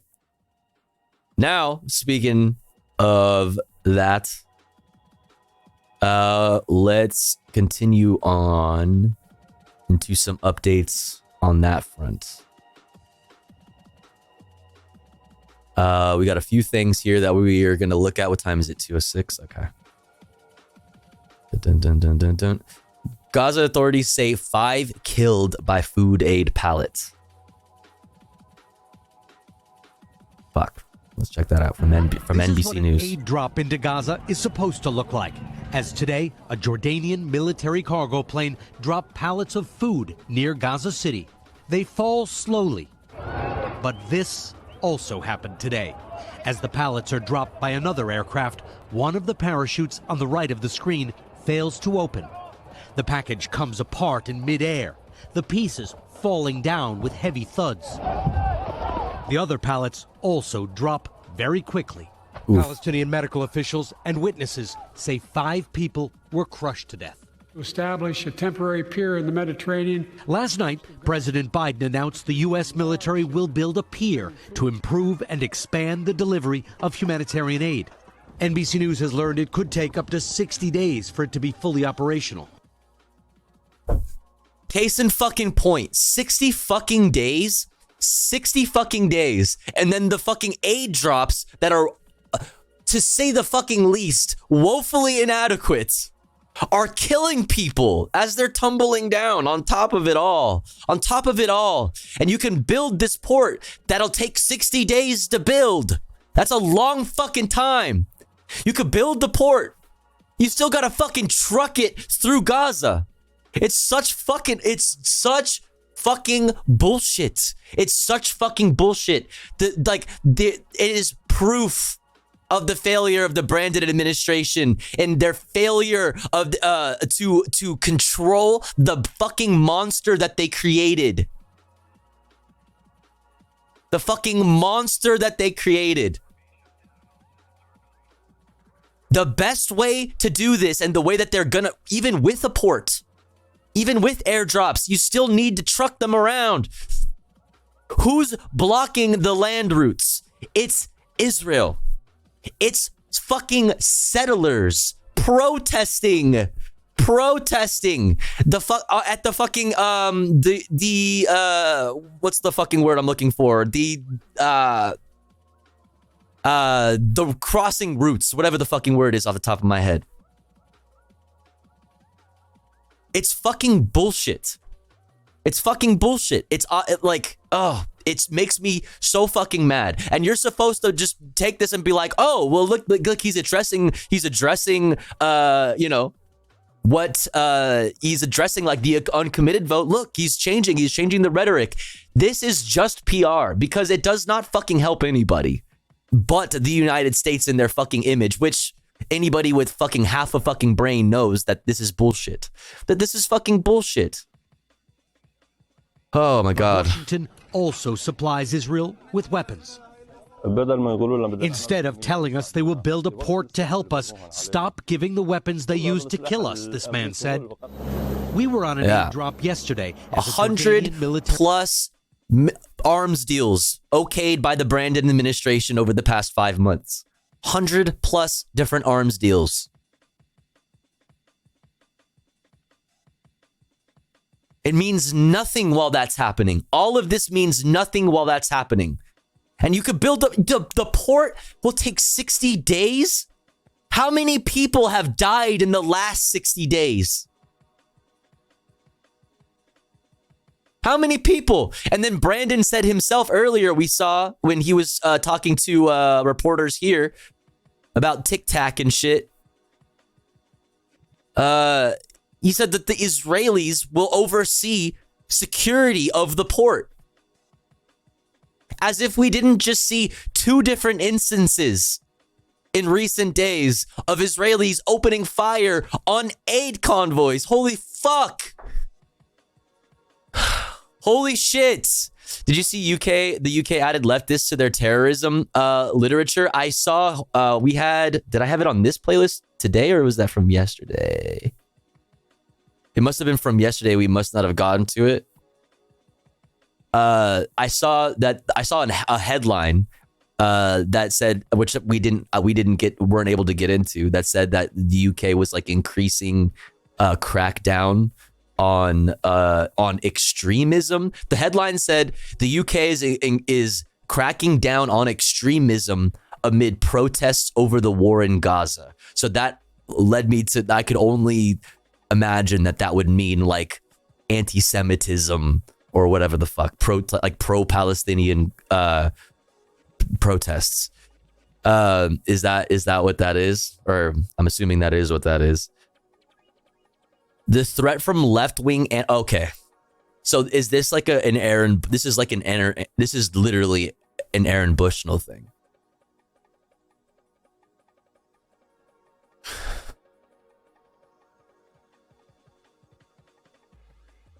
The threat from left-wing anarchist and single-issue terrorism. Single-issue terrorism. Like single-issue voters? You've heard of single-issue voters, chat. We look at the threat that organizations and individuals face from left-wing anarchist and single-issue terrorism. LASD.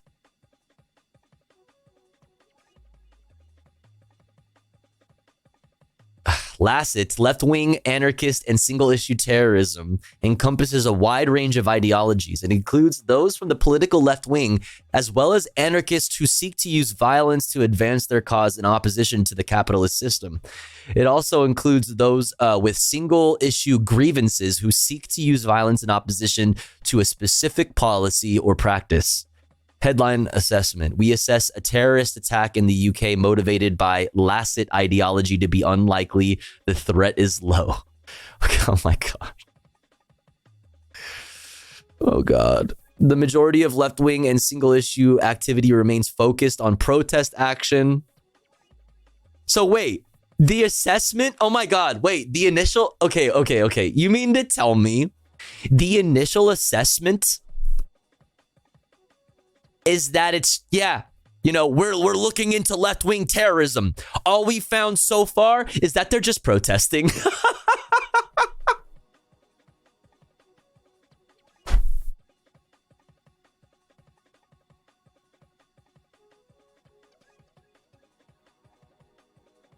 Like we're looking into threats of terrorism from the left wing. So far, we found that they're just holding signs, but we'll get back to you.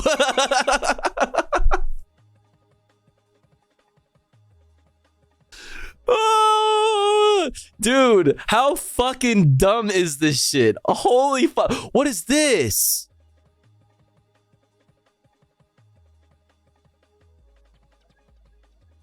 Oh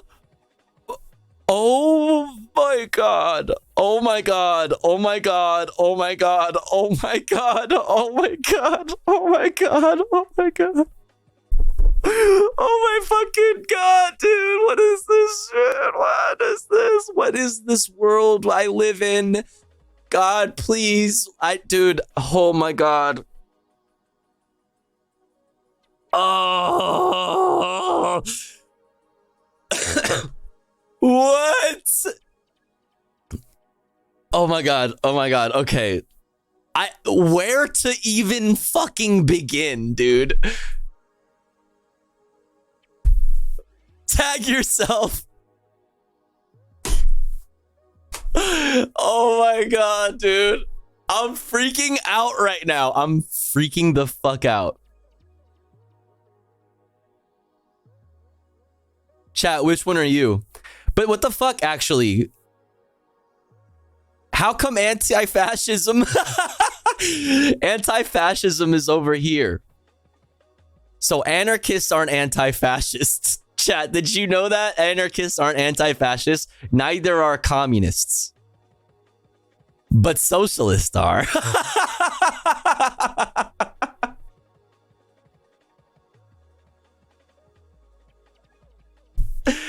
What do you even mean? Single-issue grievance narratives include environmentalism, animal rights, anti-abortionist, anti-vaccination. What? What? Incel?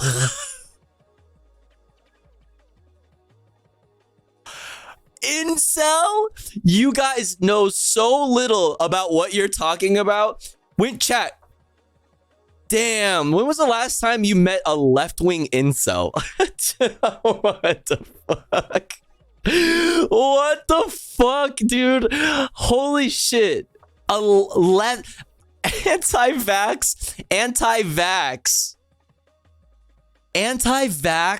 incels, pro-lifers, vegans.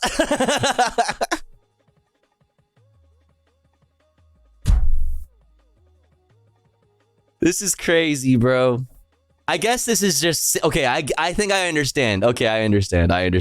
Single issue. So these are examples to them of people who are like single issue fucking terrorists. People who only care about one thing but are terrorists. So it's fucking vegans, of course. Of course, dude. Of course. Fucking god damn it. Of course the fucking vegans are catching the brunt of the fucking attack here. Holy shit.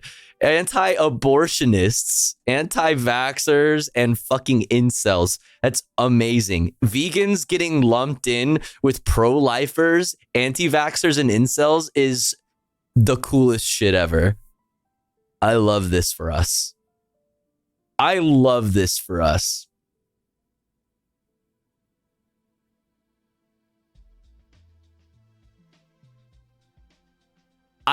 This is the craziest shit I've ever seen. Who made this?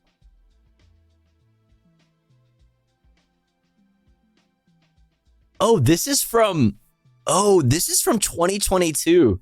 Vegans and incels.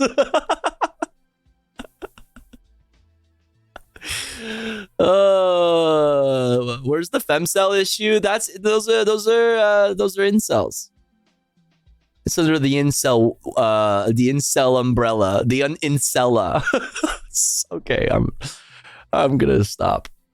The definition of the left is being paired with this policy. Prevent. Action counters terrorism. Current national threat level substantial.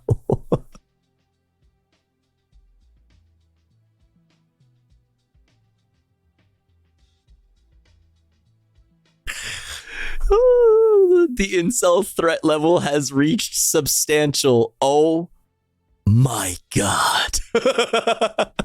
My god. Get me the president. Get me the prime minister. Raise the current national threat level to substantial. The incels are everywhere.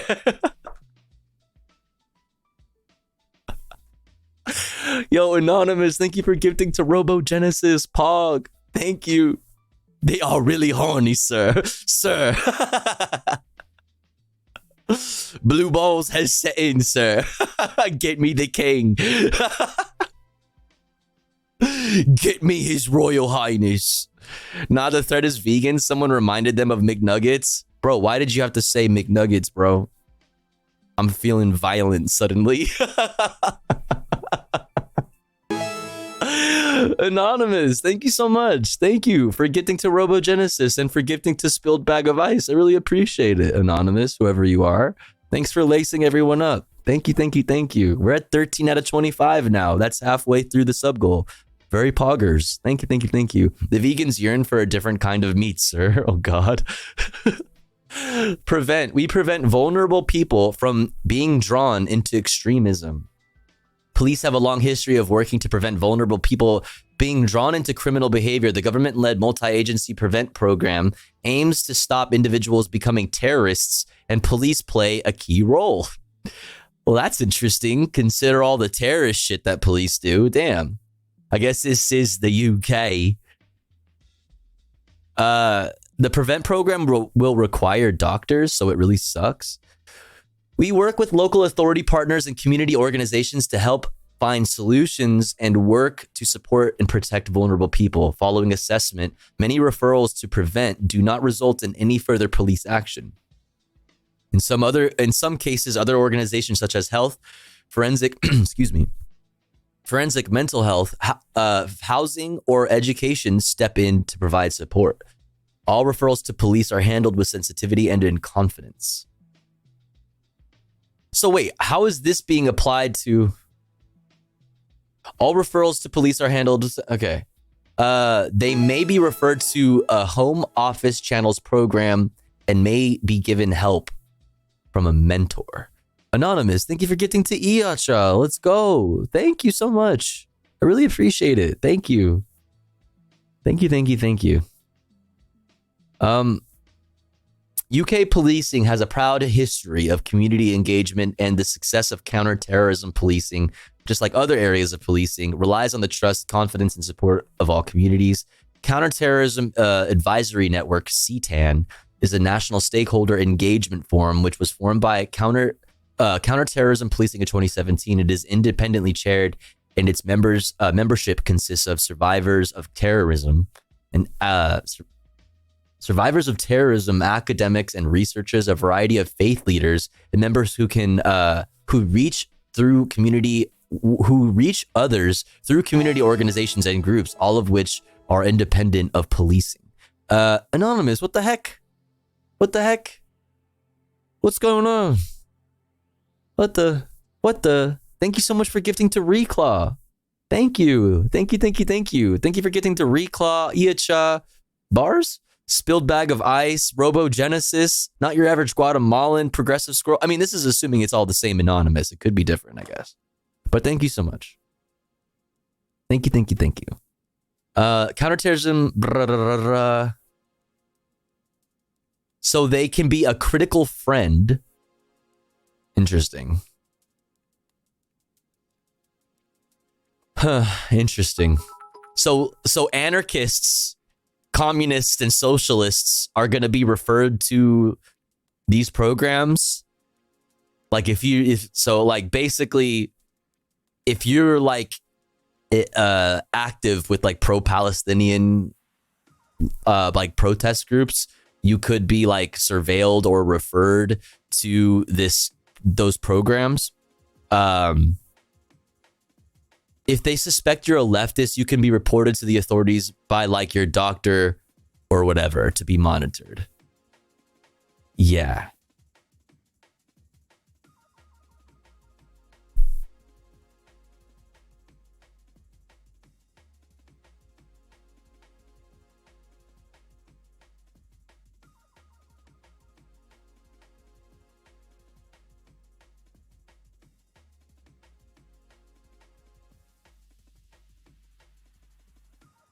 This is still the craziest thing I've ever seen. I have to save this. This is coming with me.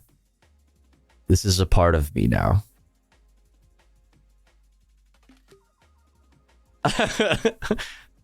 This is everything. I need this on a shirt or something. Like, absolutely incredible. Like how I like how you could be ancom socialist and not anti-fascist. That's what I'm saying. Like anti-fascists are only socialists, not communists or anarchists. However, anarchists, communists, and socialists have a lot of overlap. And wait, also socialists are never environmentalists, animal rights activists, or pro-life, or anti-vax, or incels. Communists either. But anarchists, though, anarchists can be these guys. And so can anti-fascists, which means socialists too, which is very confusing. I'm very confused. With a little arrow and me in Comic Sans.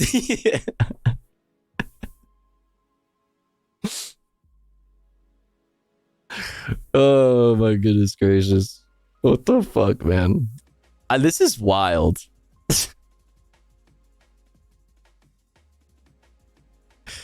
That's wild. Somewhere out there's an incel anti-fascist who is also right-wing. Bro, I'm just trying to think, like, it's the funniest thing is there's never been a, like,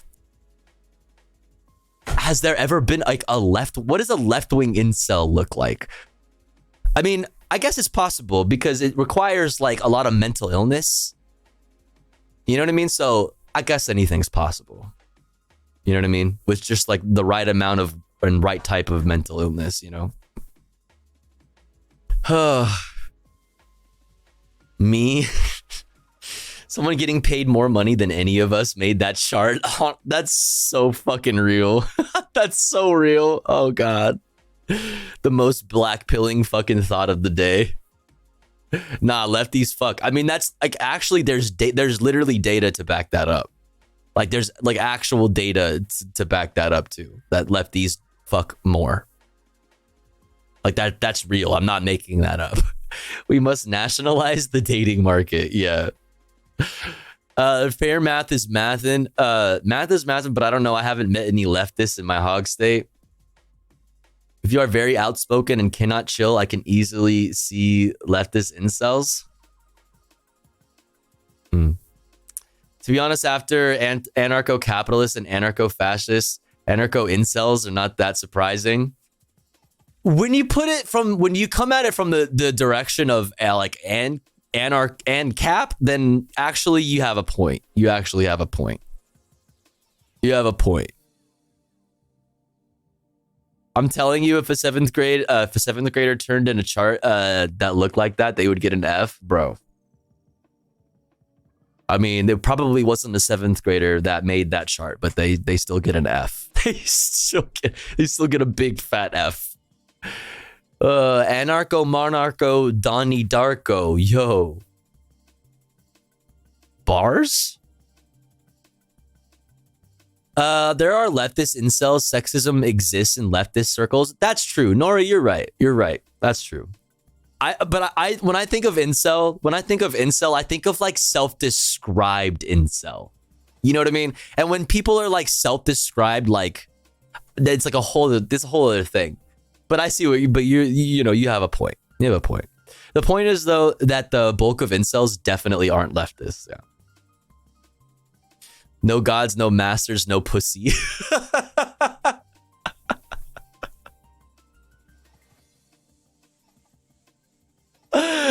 Could never be me, fam. No gods, no masters, all kinds of pussy. Are Linux users win cells? Let's discuss. Shut the fuck up. I hear incel, I think manosphere.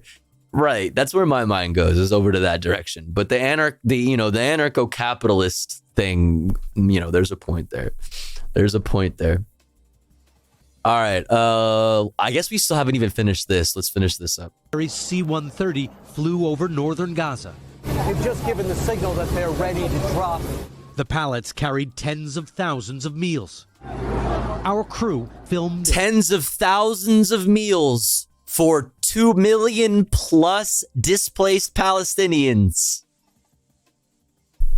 Awesome. Hungry people went searching for food. As they searched, they approached Israeli troops because that's where the food aid was. Not long after, an explosion can be heard. And an injured man is taken from the area.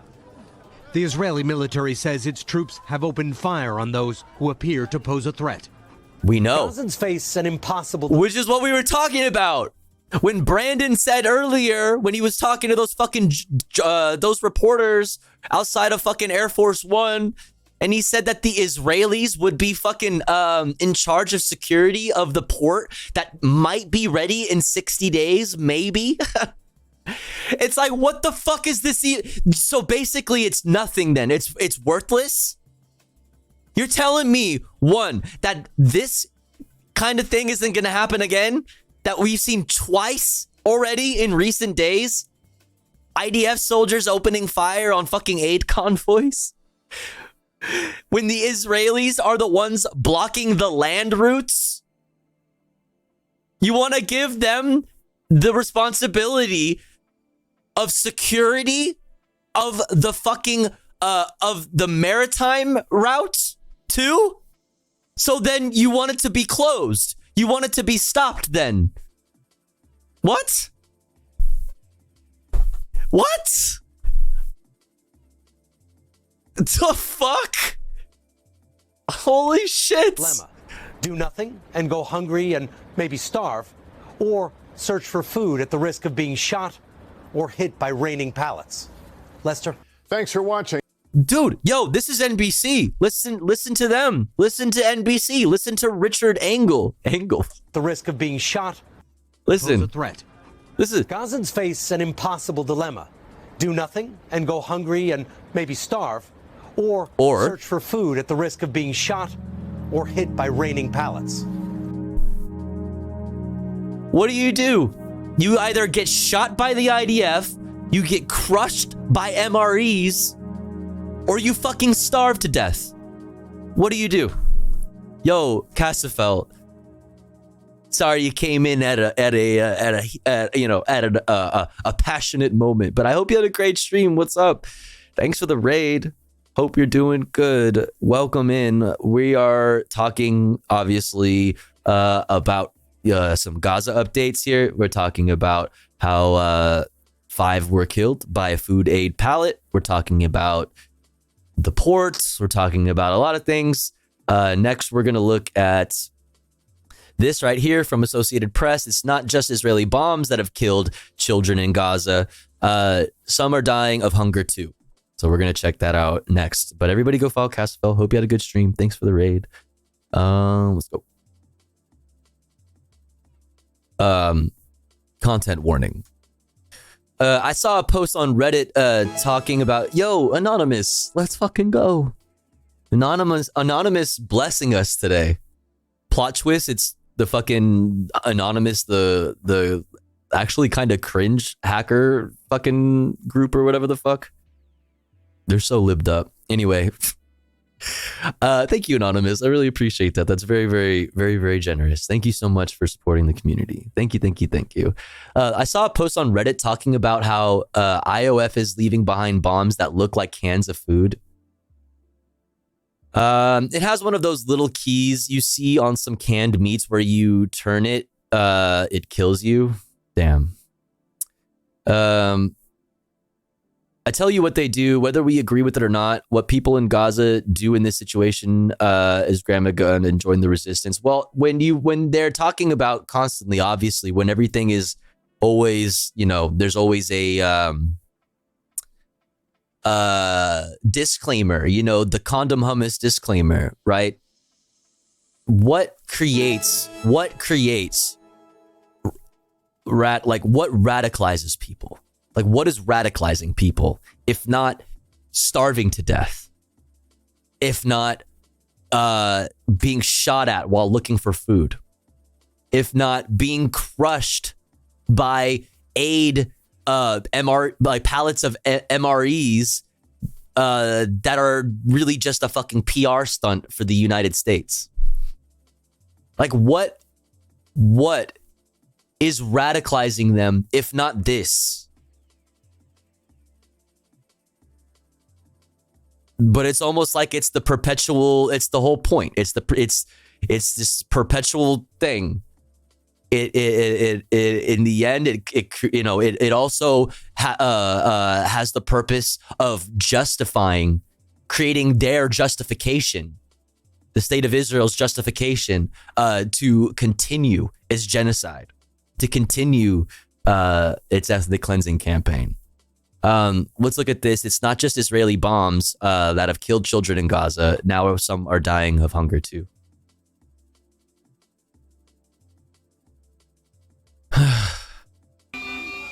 Oh my God. All right. Content warning, chat. Gaza children die amid famine, amid the Israeli siege. Oh my goodness. After months of warnings over the risk of famine in Gaza under Israel's bombardment, offensives, and siege, children are starting to die. They're not, okay. They're not starting to die, but okay.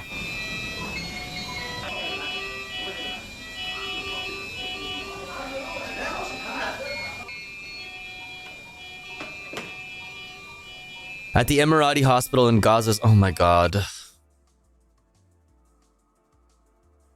At the Emirati hospital in Gaza's southern city of Rafah, 16 premature babies have died of malnutrition-related causes over the past 5 weeks.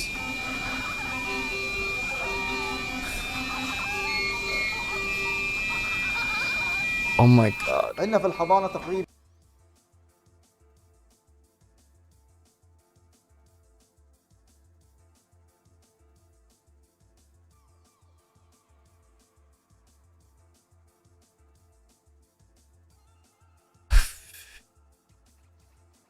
Most of the cases we have are premature babies who are born before their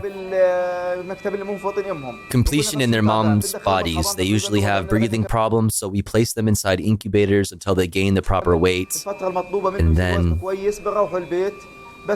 they are discharged, but unfortunately after 5 days or a week, the baby returns in a bad condition.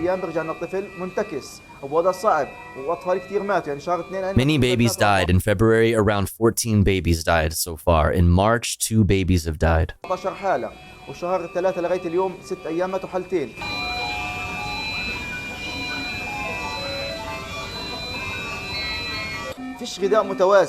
There is no proper food for the mothers, especially in the recent period, as we noticed that since December until today, there are no babies with normal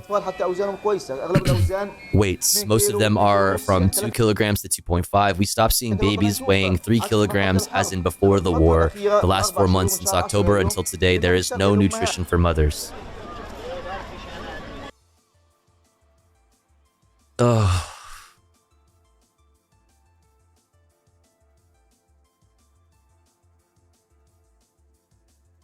In the north, malnutrition and dehydration has also killed 20 people, almost all children, according to the health ministry.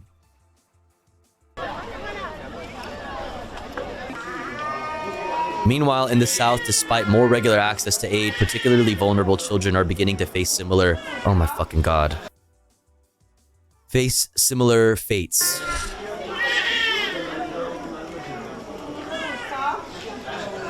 Yazan al-Kafarna, 10, was born with cerebral palsy. After almost a week of unsuccessful treatments in Rafah, he died.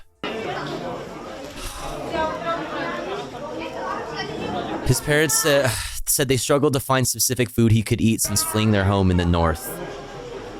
His parents said they... I already read that. God damn it. Jesus fucking Christ.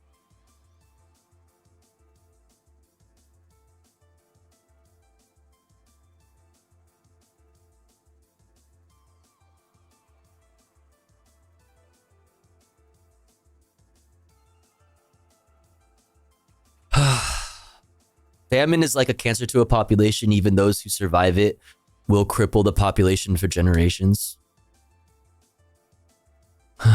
This is not how people are supposed to live. Yeah. I just saw Times of Israel report that Israel said it would consider arming Gazan civilians to protect against settlers, not letting them get food trucks. I just saw a Times of Israel report that Israel said it would consider arming Gazan civilians. Huh? Arming Gazan civilians to protect against settlers, not letting them get food trucks? Israel would consider arming Gazan civilians? What? If you could send that, if you have that, I'd be curious to see what that is.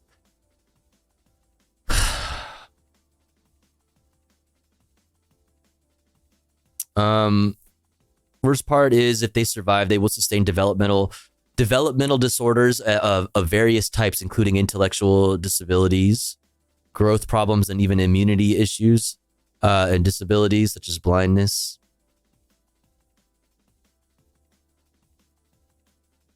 Bisson specifically said stress could lead to an early birth. Absolutely, yeah. Oh no, you're good. I got you. I can see it.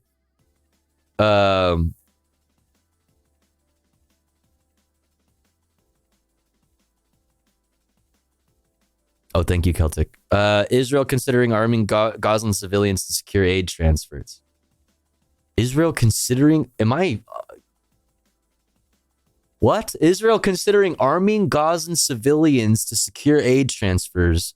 Secure distribution of humanitarian aid in Gaza continues to be a problem as public order crumbles and international pressure on Israel mounts. Israeli officials have discussed arming some civilians in Gaza to provide security protection for aid convoys into the besieged enclave as part of a wider planning for humanitarian supplies after fighting ends. Oh. Israeli officials have discussed arming some civilians in Gaza to provide security protection for aid convoys into the besieged enclave as part of a wider planning for humanitarian supplies after fighting ends, the Israel Hayom Daily reported on Friday.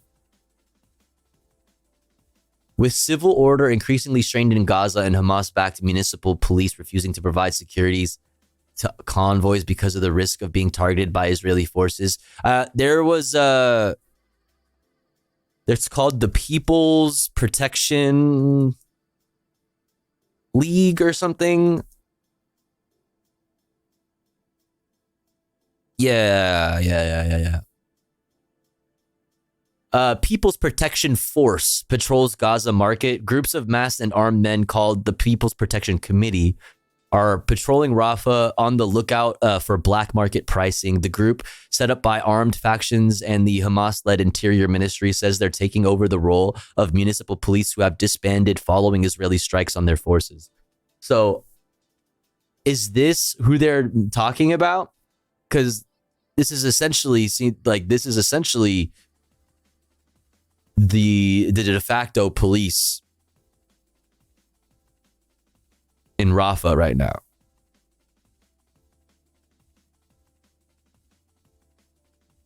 They'd rather give them a gun. Please note they never said the Gazan civilians can be anyone, including settlers. The potential civilians to be armed would not be linked to terrorist groups, including Hamas. But it remained unclear who they might be, the newspaper said. It said Prime Minister Benjamin Netanyahu had postponed a decision on the issue. The Prime Minister's office declined to comment on the report, which came a week after dozens of Palestinians were killed in an incident in which crowds stampeded and surrounded a convoy of aid trucks entering North Gaza, and troops opened fire on several. It's still up in the air about what came first. Okay, several of them who approached the soldiers. It's like, what? Okay, you mean the aid convoy to get aid? The incident underlined the chaotic conditions in which aid has been delivered into Gaza, where the United Nations has warned of the growing threat of famine. Not a threat of famine, currently experiencing famine. After more than 5 months of war, we were not carrying weapons or anything. We are civilians. We wanted to get food because we are starving here in Gaza, said Mustafa Lolo, who said he was shot in the legs trying to get aid.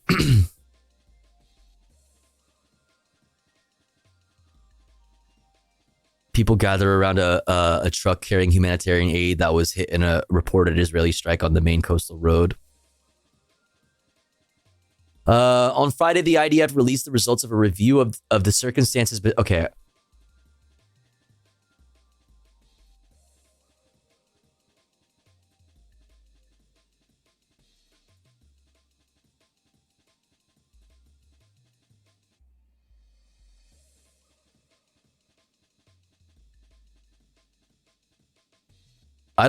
This is still so, this is so vague.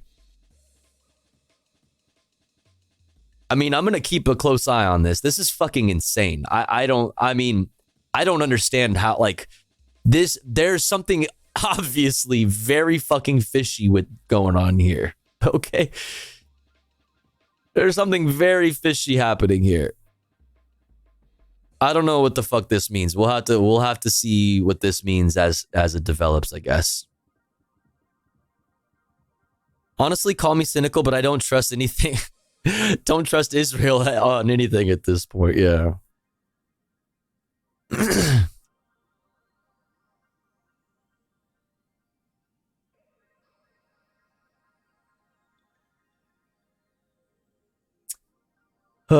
Yeah, I don't know what the fuck's going on there. That's fucking a very strange headline.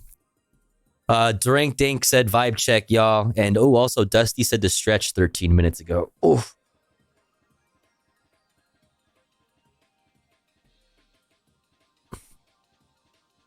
Vibe check. Stretch check. Posture check. Drink some fucking water. Have you taken your meds today? My God.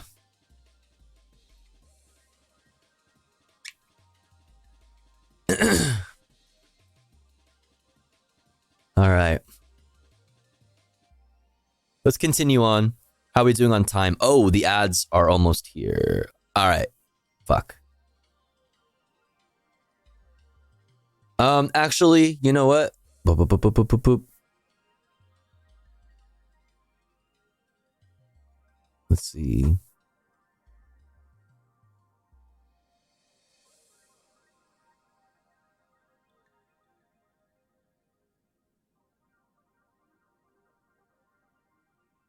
We have time. We got 4 minutes until the ads are upon us. Excuse me. Yo, what's up, Jonas? We'll fit this in here. Israeli settlements expand by record amount, UN says. Let's check it out. Israeli settlements in the occupied Palestinian territories have expanded by a record amount, the UN Human Rights Office said on Friday. The scale of the expansion risks eliminating any practical possibility of a Palestinian state, according to UN rights officials who compiled the report. So the UN chief has finally come around to fucking, reality that a two-state solution is no longer possible because of the situation in the West Bank. A two-state solution, and to return to the original 1960, what's the year? 1967 borders, I believe. Someone can correct me if I got that year wrong. In order to return to those borders, you would have to get rid of those settlers, those radical, extremist, far-right, illegal Israeli settlers.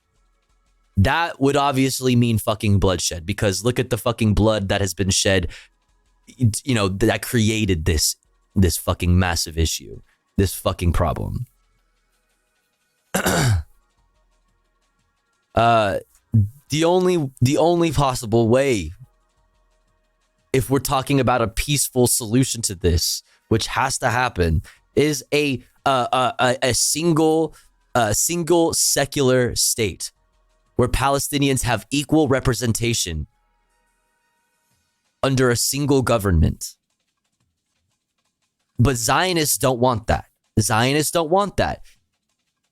The Likud party has outwardly said they do not support a two-state solution or any sort of sovereignty, anything for the Palestinians.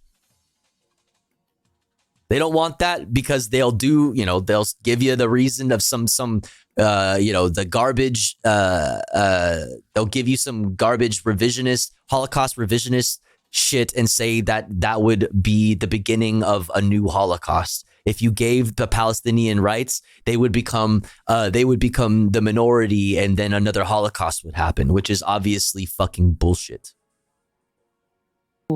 Head of the UN Human Rights Office in the occupied Palestinian territory, Ajith Sungai, told Reuters that the policies of the Israeli government appeared to target expanding long-term Israeli control over the West Bank, including East Jerusalem.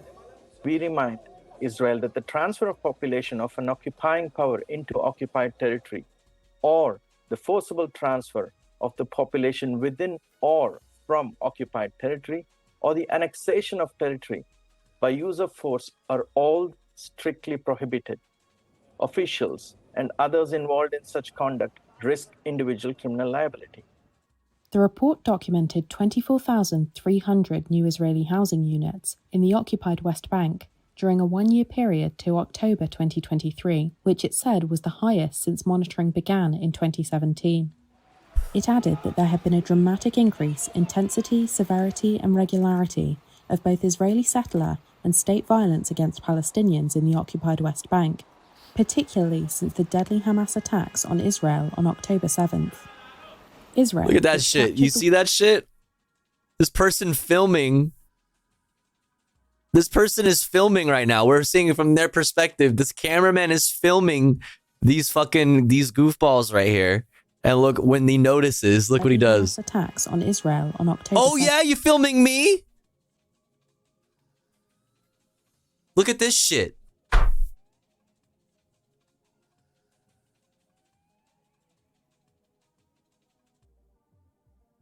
Amazing, dude. Amazing stuff. Israel, which captured the West Bank in the 1967 Middle East War, claims a biblical birthright to the land where settlements are expanding. Its military says it is conducting counter-terrorism operations in the West Bank and is targeting suspected militants. Israel's diplomatic mission in Geneva said that the report should have included the deaths of 36 Israelis in 2023. It said in a statement that, quote, victims of Palestinian terrorism are ignored by the Office of the High Commissioner time Victims and time of again. Palestinian The terrorism. 5-month-old Gaza war has put a renewed focus on a two-state solution to the Israeli-Palestinian conflict, as foreseen by the Oslo Accords from the early 1990s. But there has been little progress on achieving Palestinian statehood since then, with the expansion of settlements being one of the obstacles. Yeah. And a big one. Like, God. And this expansion of the Israeli settlements has happened under the cover of what, chat? Under the cover of what? The military operation in Gaza. Under the cover of the relentless bombing of Gaza. Israeli settlements have been able to expand by record amounts. Oh my God, it's very fucking frustrating. Very fucking frustrating. All right, chat. Let's see.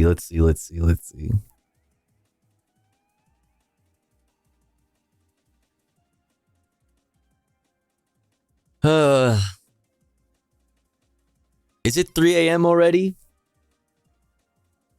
All right. I had some more politics, some news shit, but I think we covered everything that we really need to cover on these subjects today. I think we touched on all of the most important stuff. It's 3 a.m. I want to do some comfy shit. All right, we'll do some comfy reacts. We're gonna watch the new Urban Rescue Ranch. But before we do, chat, we have to run an ad break because it's been an hour since our last ad break. But don't you worry, because here at the Tofu Ghost broadcast, when I run ads, I run them while I'm away from the stream. That way, even if you're unsubscribed, you don't miss out on any of the content. But if you would like to support the stream and get access to cool Tofu Ghost emotes, as well as an ad-free viewing experience, all you've got to do is subscribe for $5 or for free with the Twitch Prime. Or let's say you're already subscribed to the channel and you're feeling generous and you have the means to. Maybe consider gifting a sub to one of our unsubbed friends in the chat that may not be able to afford a sub this month. That way, they can also enjoy the Tofu Ghost emotes and an ad-free viewing experience with the rest of the community. If you are one of those unsubscribed friends in the chat, make sure to say hi. That way somebody might see ya and maybe they'll feel generous enough to shoot you a gifty. I'm seeing Trans Girl Jade in the chat there. Yo, look at that. That timing. Anonymous, thank you for gifting to Trans Girl Jade. Thank you so much. Thank you, Anonymous. Thank you. Really appreciate it. Now, because of Anonymous, we are at 18 out of 25 for the daily sub goal. We are just 7 away from the daily sub goal. Thank you so much for all the support tonight, guys. I really appreciate it. Really appreciate it. If you enjoy the content, if you enjoy the stream, consider supporting in some way. That way we can continue to do this full time. I'll be back in 3 minutes. Don't you go anywhere. BRB.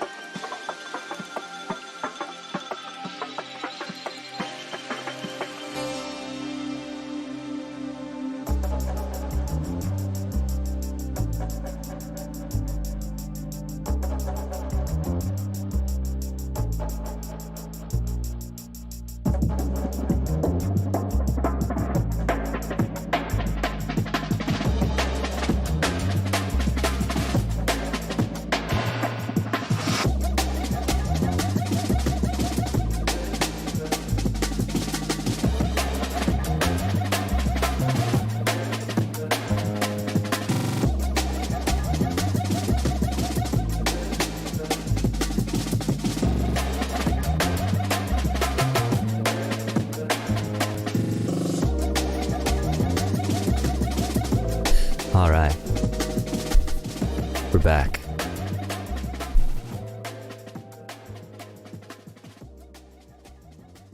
We're so back. We are so back. Anonymous, thank you for gifting to Punky Gal. Thank you. Thank you. Putting us at 19 out of 25. Let's fucking go. Huge W. Thank you so much. Thank you. Really appreciate it. Okay. Where were we? Where were Anonymous? What is going on? Anonymous, whoever you are, I really appreciate that. That's very super generous. Thank you so much for all the support. Thank you, Anonymous. I'm assuming it's the same Anonymous. Anonymous the GOAT. Thank you so much. Thank you for gifting to Zyram. Also, what's up, Zyram? Anonymous, what's going on? Thank you for gifting to Lorenzi. Let's go. Let's fucking go. Huge W. W Anonymous, more like one not anonymous. All right. Thank you so much, Anonymous. I really appreciate it. Thank you for gifting to Lorenzi too. Now we're only 4 away from the daily sub gold chat. That's very pog. Thank you. All right. Let's get back into it, or let's do some comfy content. Let's do the new Urban Rescue Ranch that came out today. Very pog. Very poggers. I survived a kangaroo attack. Oh my goodness, Anonymous. Thank you for lacing up our new friend Watson. Watson, welcome in. Good morning. Thank you so much, Anonymous. What the fuck? Holy shit. Very pog. Thank you. Last piece of uncomfy. Okay. What's this? It's now clear the Oslo peace accords were wrecked by Netanyahu's bad faith. By the way, they mentioned Oslo breaking down. Just remember who broke Oslo? Yeah, exactly. Yes. What do you mean it's now clear?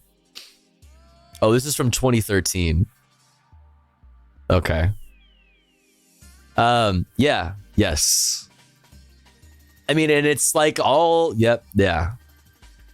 All according to fucking, to plan. This is Zionism. Zionism guided this from the beginning.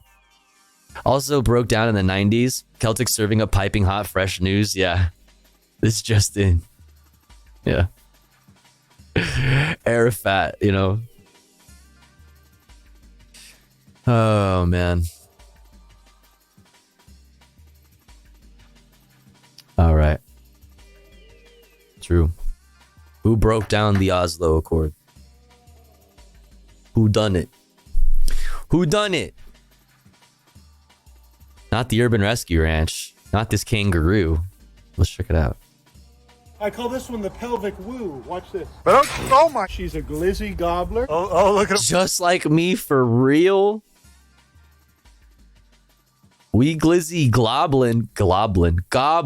Stop biting on my foot. This guy doesn't have any hands or feet. Can you guys see that? Oh no! Oh my god! Look at her kicking him by accident. One more throw and then I'm leaving. Yeah. Good morning, everybody. It's a beautiful day. I have my little son here, and I just fed Arthur, who's looking very healthy now, comparatively to when she first came in. I got a banger and a bop for you guys today. A banger and a bop. Hooray! Today we're going to be letting Arthur swim around. It's so crazy. It's so crazy that Garbanzo Beans loves that shit so much. It's so fucking funny. Insane. What's up, Welk? This is my son Garbingle Bonds. Garbingle Bonds loves to hop up here and nibble on my feet until I throw him back into the pond. If you guys are new to the channel, this is Garbanzo Beans. He is a little abandoned duck that we found. He's a rowan, which is a domestic mallard that was abandoned downtown in Waco. Uncle Ben's had a lot of ducks in his day, but I've never had one that would literally just fly to me from anywhere on the property so I could throw him into my pond. But I've also never had a... It's so wholesome and cute. I can't. I love this guy, dude. Me too. We're big fans. Huge fans. What's this? Celtic doesn't want us to do comfy content. And I respect it. How do you pronounce this again? It's just guard. Investigating claims a kangaroo given out. Don't give the out. Okay, why is there a kangaroo in Ireland? Why is it at a party? And why is it drinking?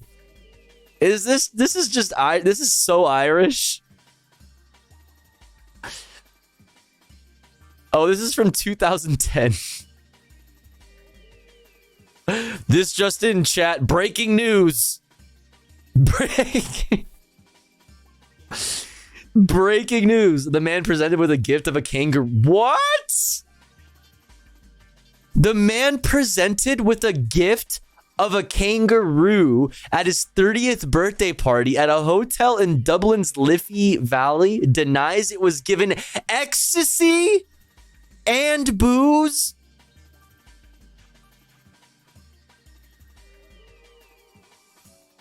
What the fuck is going on? The Irish Daily Star reports today. Gardaí, Gardaí told the newspaper they were investigating an allegation it was given alcohol, but added that there was no evidence it had. Okay. The 30-year-old Clondalkin man whose party it was told the newspaper he had nothing to do with the kangaroo or wallaby being released. Don't watch the video? Okay. What the fuck? To be honest, I didn't have a clue it was coming. I was happy with it coming because I thought the party would have been canceled. It came in and it went back out, and I have no idea where it went or where it came from. The police came down and the thing was on drugs and everything, but no way was it after ecstasy and I'm so confused. This is insane. What a fucking insane story. Clondalkin. It's the hangover. Yeah, it's the Irish hangover. Holy shit. That kangaroo hopefully has overcome any possible addiction. You know, I hope that kangaroo is doing okay. God damn. And the wallaby, I guess. Fucking insane. There was this nice before. But these guys are obviously very happy here. All of the grass is green on the property now. As you can see, Pablo and Queen love watching me throw garbanzo bones in the air. And Kumala has really enjoyed grazing on all this fresh grass in here. Basically, the infinite food glitch. Stop biting on my foot. Meanwhile, his wife just likes to float over there. Goodness, look how precious this little creature just chilling. When it's cold like this, she loves to stick her beak in her wing and spin around in little circles. All right, buddy, you get one more throw and then I'm leaving. Yeah. Trencher moment. But now we have a water line that goes back here and it's full of gravel, so it no longer turns into a muddy mess. And we have a French drain under all this gravel. So what we can do now is put kennels here for wildlife. And this whole side of the building will stay nice and shady even on the warmest days of the summer. But now instead of flooding this little area here, all the water is going to go from the gutter down into the French drain. And this can be used for an outdoor sink or the reptile room. Baby Gronk here is slowly working on the 3 shrimp that we gave him the other day. I think it's because he's eating all of the rats that live in this barn. I've told you guys this before, but you can see the rats trying to escape when they fall in. Oh my God. Comes up and eats them. But this is what the barn looks like nowadays. That's crazy. We're getting it ready for the wildlife rehab season. Hey, thanks for popping in, Watson. Water, and per usual, when it's done, he flips it over. And this creature did something really similar. We have a new creature in here. How are you doing this at 3 a.m.? Last night, someone surrendered to us a little. New to the broadcast. We're degens over here. Python that they were essentially neglecting, but we're going to take great care of it now. I think that's what it is. I have 2 French drains at my house. No, one of them isn't prole.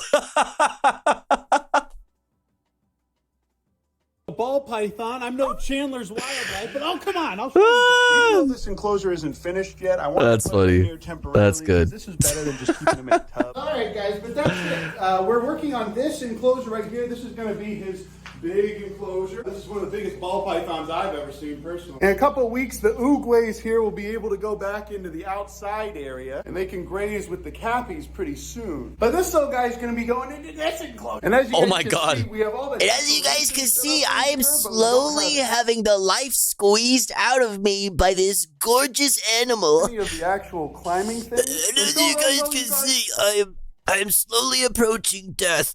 I'm just going to go ahead and put this guy in one of our temporary enclosures. As you guys can see, this bottom one here already has turf grass on it. Can you see that? I still think about Proletaires Mr. Beast world map tweets, bruh. Can you guys see that? Oh, looks like he took my hat there. Guys, this isn't going to be a horrible place for him to be. I still think about the time that Proletaire got like targeted by Andy No. Or was it Andy No or Ian Miles Wrong? I think it was Andy No.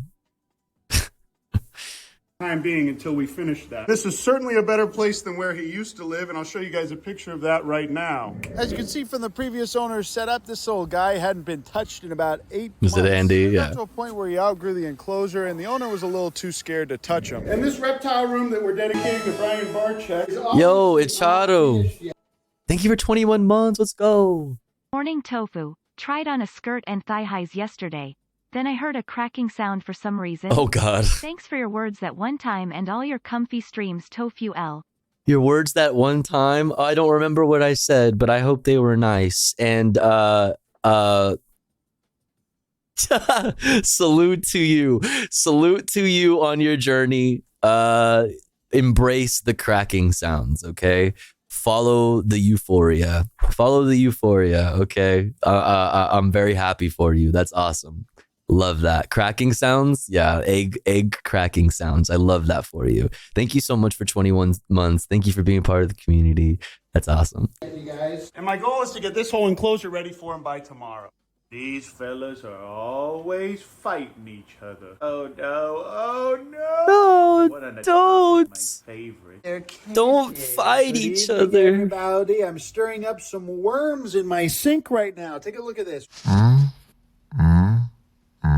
Worms in the sink for today. These are black worms. I'm going to let them settle. Why? These are our rescued axolotls. As you can see, this one's very, very skinny. We got it from Axolotl Planet. They got them surrendered from people that had them before. I went to visit Axolotl Planet in Dallas when I was visiting Universal Rock, and it was an enchanting experience, to say the least. Jacob is the expert who owns the place. And what is that thing? Giant axolotl that is probably one of the biggest ones in existence. Was that a little axolotl? An axolotl? Had him for 7 to 8 years. And look at this. Run that back. Was that an axolotl? I don't know. The little Pokemons. Everybody, these are our rescued axolotls. As you can see, this one's very, very skinny. We got it from Axolotl Planet. They got them surrendered from people that had them before. I went to visit Axolotl Planet in Dallas when I was visiting Universal Rock, and it was an enchanting experience. Oh, it's so tiny. Jacob is the expert. Oh, look how small. Look at its little arms. Yo, what's he thinking? Yo, me when I... Yo, chat, when you're being mean to me, this is who you're being mean to, okay? Don't be mean to me. Okay? IRL stream win. I mean, listen, if we can get this guy to come on this stream, I'm down. Imagine those arms holding a tiny AR-15. Internet, do your magic. Internet, do your thing. Place, and he showed me this giant axolotl that is probably one of the... Oh my god, that's an axle. That's an axe, a whole lot of. Surrendered to them by, I believe, a family in Michigan that had him for 7 to 8 years. And look at this, you guys. The only thing they can eat is these black worms that I ordered. As you guys can see, this guy doesn't have any hands or feet. This guy does, but apparently he didn't a few months ago, and this little guy is very skinny. Jacob told me to put just about half of these in there with them. Look at that. Rock moment. Ew. All right, everybody. Today's the big day. I'm moving the cappies into this yard so they can eat all this grass. Ian and Sky power washed this whole thing here. This Fortnite. You guys, she's a glizzy. Fortnite reference. About a half a year since she's just like me, for real. Literally just like me. Right now I'm separating Karen and Kevin from the rest of the group. No big deal, guys. I do that kind of thing all the time. Just happened to get on camera this time. Who's my little glizzy gobbler? But this is what these guys actually eat in the wild. They eat all the green stuff on the ground. They love clovers. They love clovers. Wait, this is actually what they eat in the wild, and he's holding a handful of glizzies?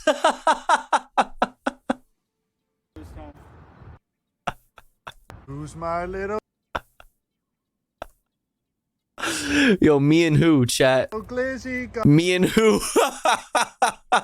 gobbler. But this is what these guys actually eat in the wild. They eat all the green stuff on the ground. They love clovers. They love tall grasses. They really love glizzy. Kevin, for some reason, is not as much of a glizzy gobbler as Karen is. Does my heart good to see these boys grazing again. Much like a professional snake handler, I am now able to read Kevin's body language and give him even kisses on the lips. Body language without being expert. bitten half the time. But as long as he's got his space and his grass, he don't want anything to do with me. But watch this, you guys. I'm going to go ahead and grab What's up, this Uni Nice? ladder real quick. This will get these guys moving.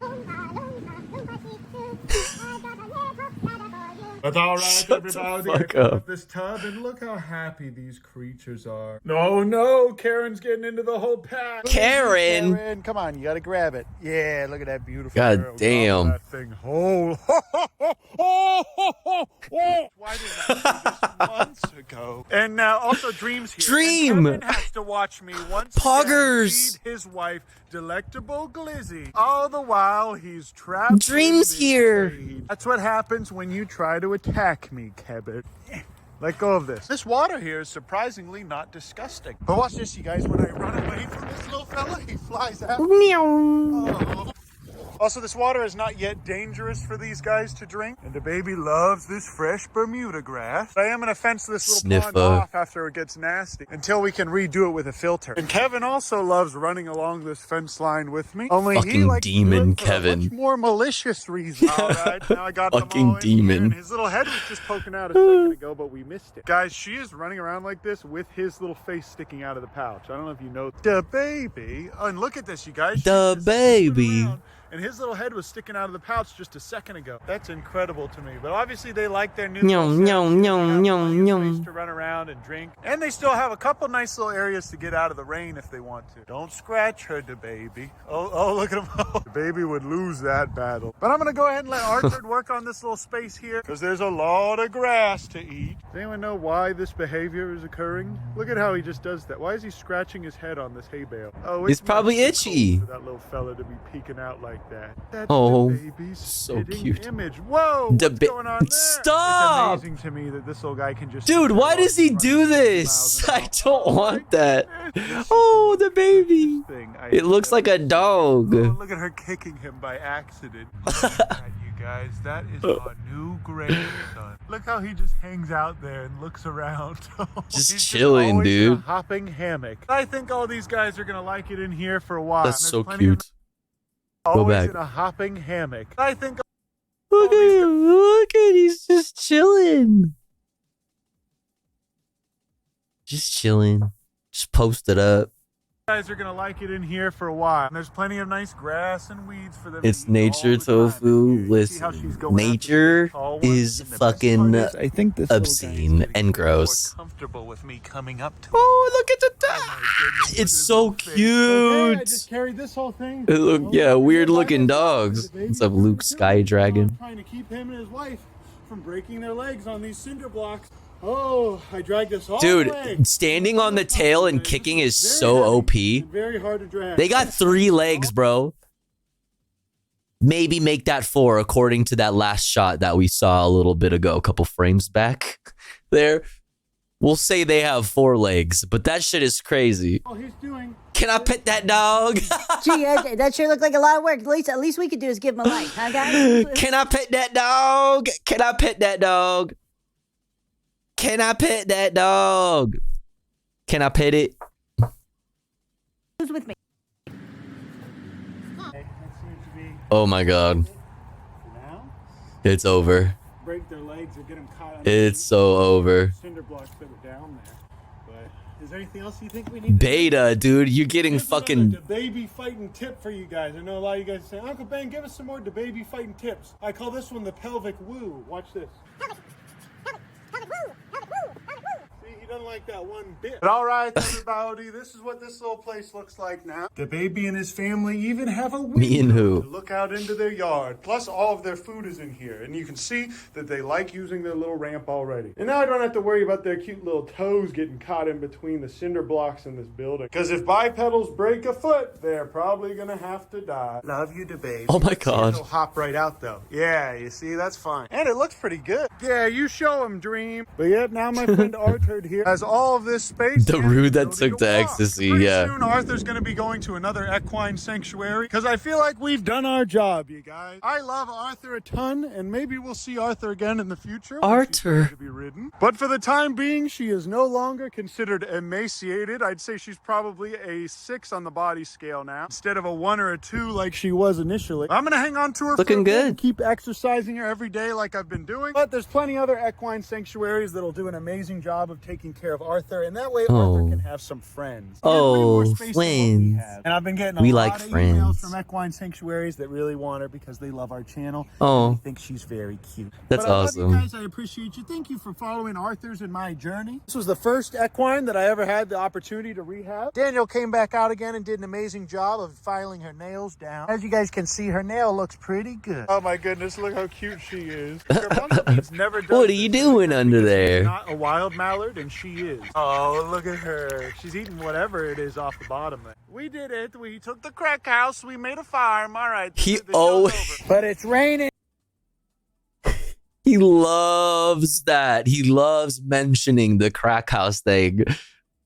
He loves that. We took the crack house. We made a farm. All right, the show's over. But it's raining now. The good Lord is feeding all of my grass. And he designed these creatures perfectly to where even though it's a cold, rainy day, those babies in their pouch are going to be fine. But look at that, you guys. That is my totally normal, not emaciated horse, name of Arthur. And now Arthur can go to an amazing big horse sanctuary where she can frolic around with lots of other cringe, boomer horses for the rest of her life. But we aren't done with all of the farm projects. I still have to redo this completely. We're going to redo the pond inside there. And maybe we could create some kind of big fenced-in enclosure around these trees for some other critters. But okay, oh my God. Okay, that's it for now, you guys. I love you. I appreciate you. Thanks so much for watching my videos. Arthur's going to free range for this afternoon. These guys are going to stay in here until we can finish that eagle enclosure. We're going to be separate. Chat, exclamation point watching in the chat for all the videos. A link to the playlist that contains all the videos we've watched this evening. Go like and subscribe.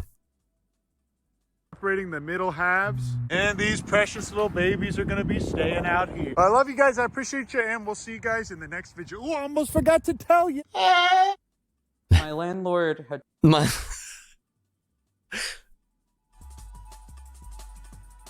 My landlord. No, not your landlord. Not your landlord. Oh, man. All right, chat. Okay. Chat. It's been a good stream. It's been a good stream. But we're going to call it a little bit early tonight. Okay, I want to be able to wake up at a decent time tomorrow so I can get a lot of stuff done. I have a lot of shit that I need to do. I need to get my fucking life together. And my weekends are supposed to be the time where I do my IRL fucking getting my real life together. You know what I mean? Adulting or whatever they say. I have a bunch of shit that I need to do. So I'm going to try to get to bed relatively early. I might stream this weekend. We are off Saturdays and Sundays, but we sometimes do secret streams. Maybe we'll do a secret stream this weekend because I think there's a new Fortnite season. Anonymous, thank you for gifting to Welk Poggers. Thank you so much. I really appreciate it. Thank you. Very, very kind of you. Thanks for lacing up so many of our friends tonight. Because we're at 23 out of 25 for the daily sub goal chat. Any last minute gifters? Anybody want to top us off? Hey, yo. I stand by what I said. Anybody? Anyways, thanks for hanging out with me. We're going to go raid Doodleburb. the burb that doodles, the coolest. We love Doodle Burb. Yo, Forlorn, thank you for 21 months. Let's go. Thank you. Nodders, Tofu Glowers, Tofu Wiggle, Oops. Tofu Slaying, Tofu Hyper, Tofu Bonk, Tofu Hey, Nudge, Tofu true. Hyper, Tofu Slaying, That's Tofu true. Wiggle, Tofu Glowers, Yeah. Tofu Nodders. No, I totally agree. I 100% agree with that. The burb that doodles. Thank you so much, Forlorn. I appreciate it. All right, we're going to raid Doodle Burb, spam some good vibes over there. Join the Discord to see if maybe we're going to go live this weekend and just to join the community. Also, go follow all my socials. Not that one, but this one. Go follow all my socials. Go follow my TikTok and tweeters and all that stuff. Much love to you all. Okay. Remember to stay hydrated, okay? Remember to stay hydrated. Remember to take your meds. Remember to be kind to yourself. Be nice to yourself. Be kind and nice to others also. Don't be a dick. But also, don't be a pussy-ass, bitch-ass motherfucker. You know what I'm saying? Come hang out with me again. Definitely Monday, 9-ish p.m. PST to 4 a.m. PST. News, politics, comfy relax gaming. Maybe a secret gaming stream this weekend. Who knows? Much love, everyone. See ya.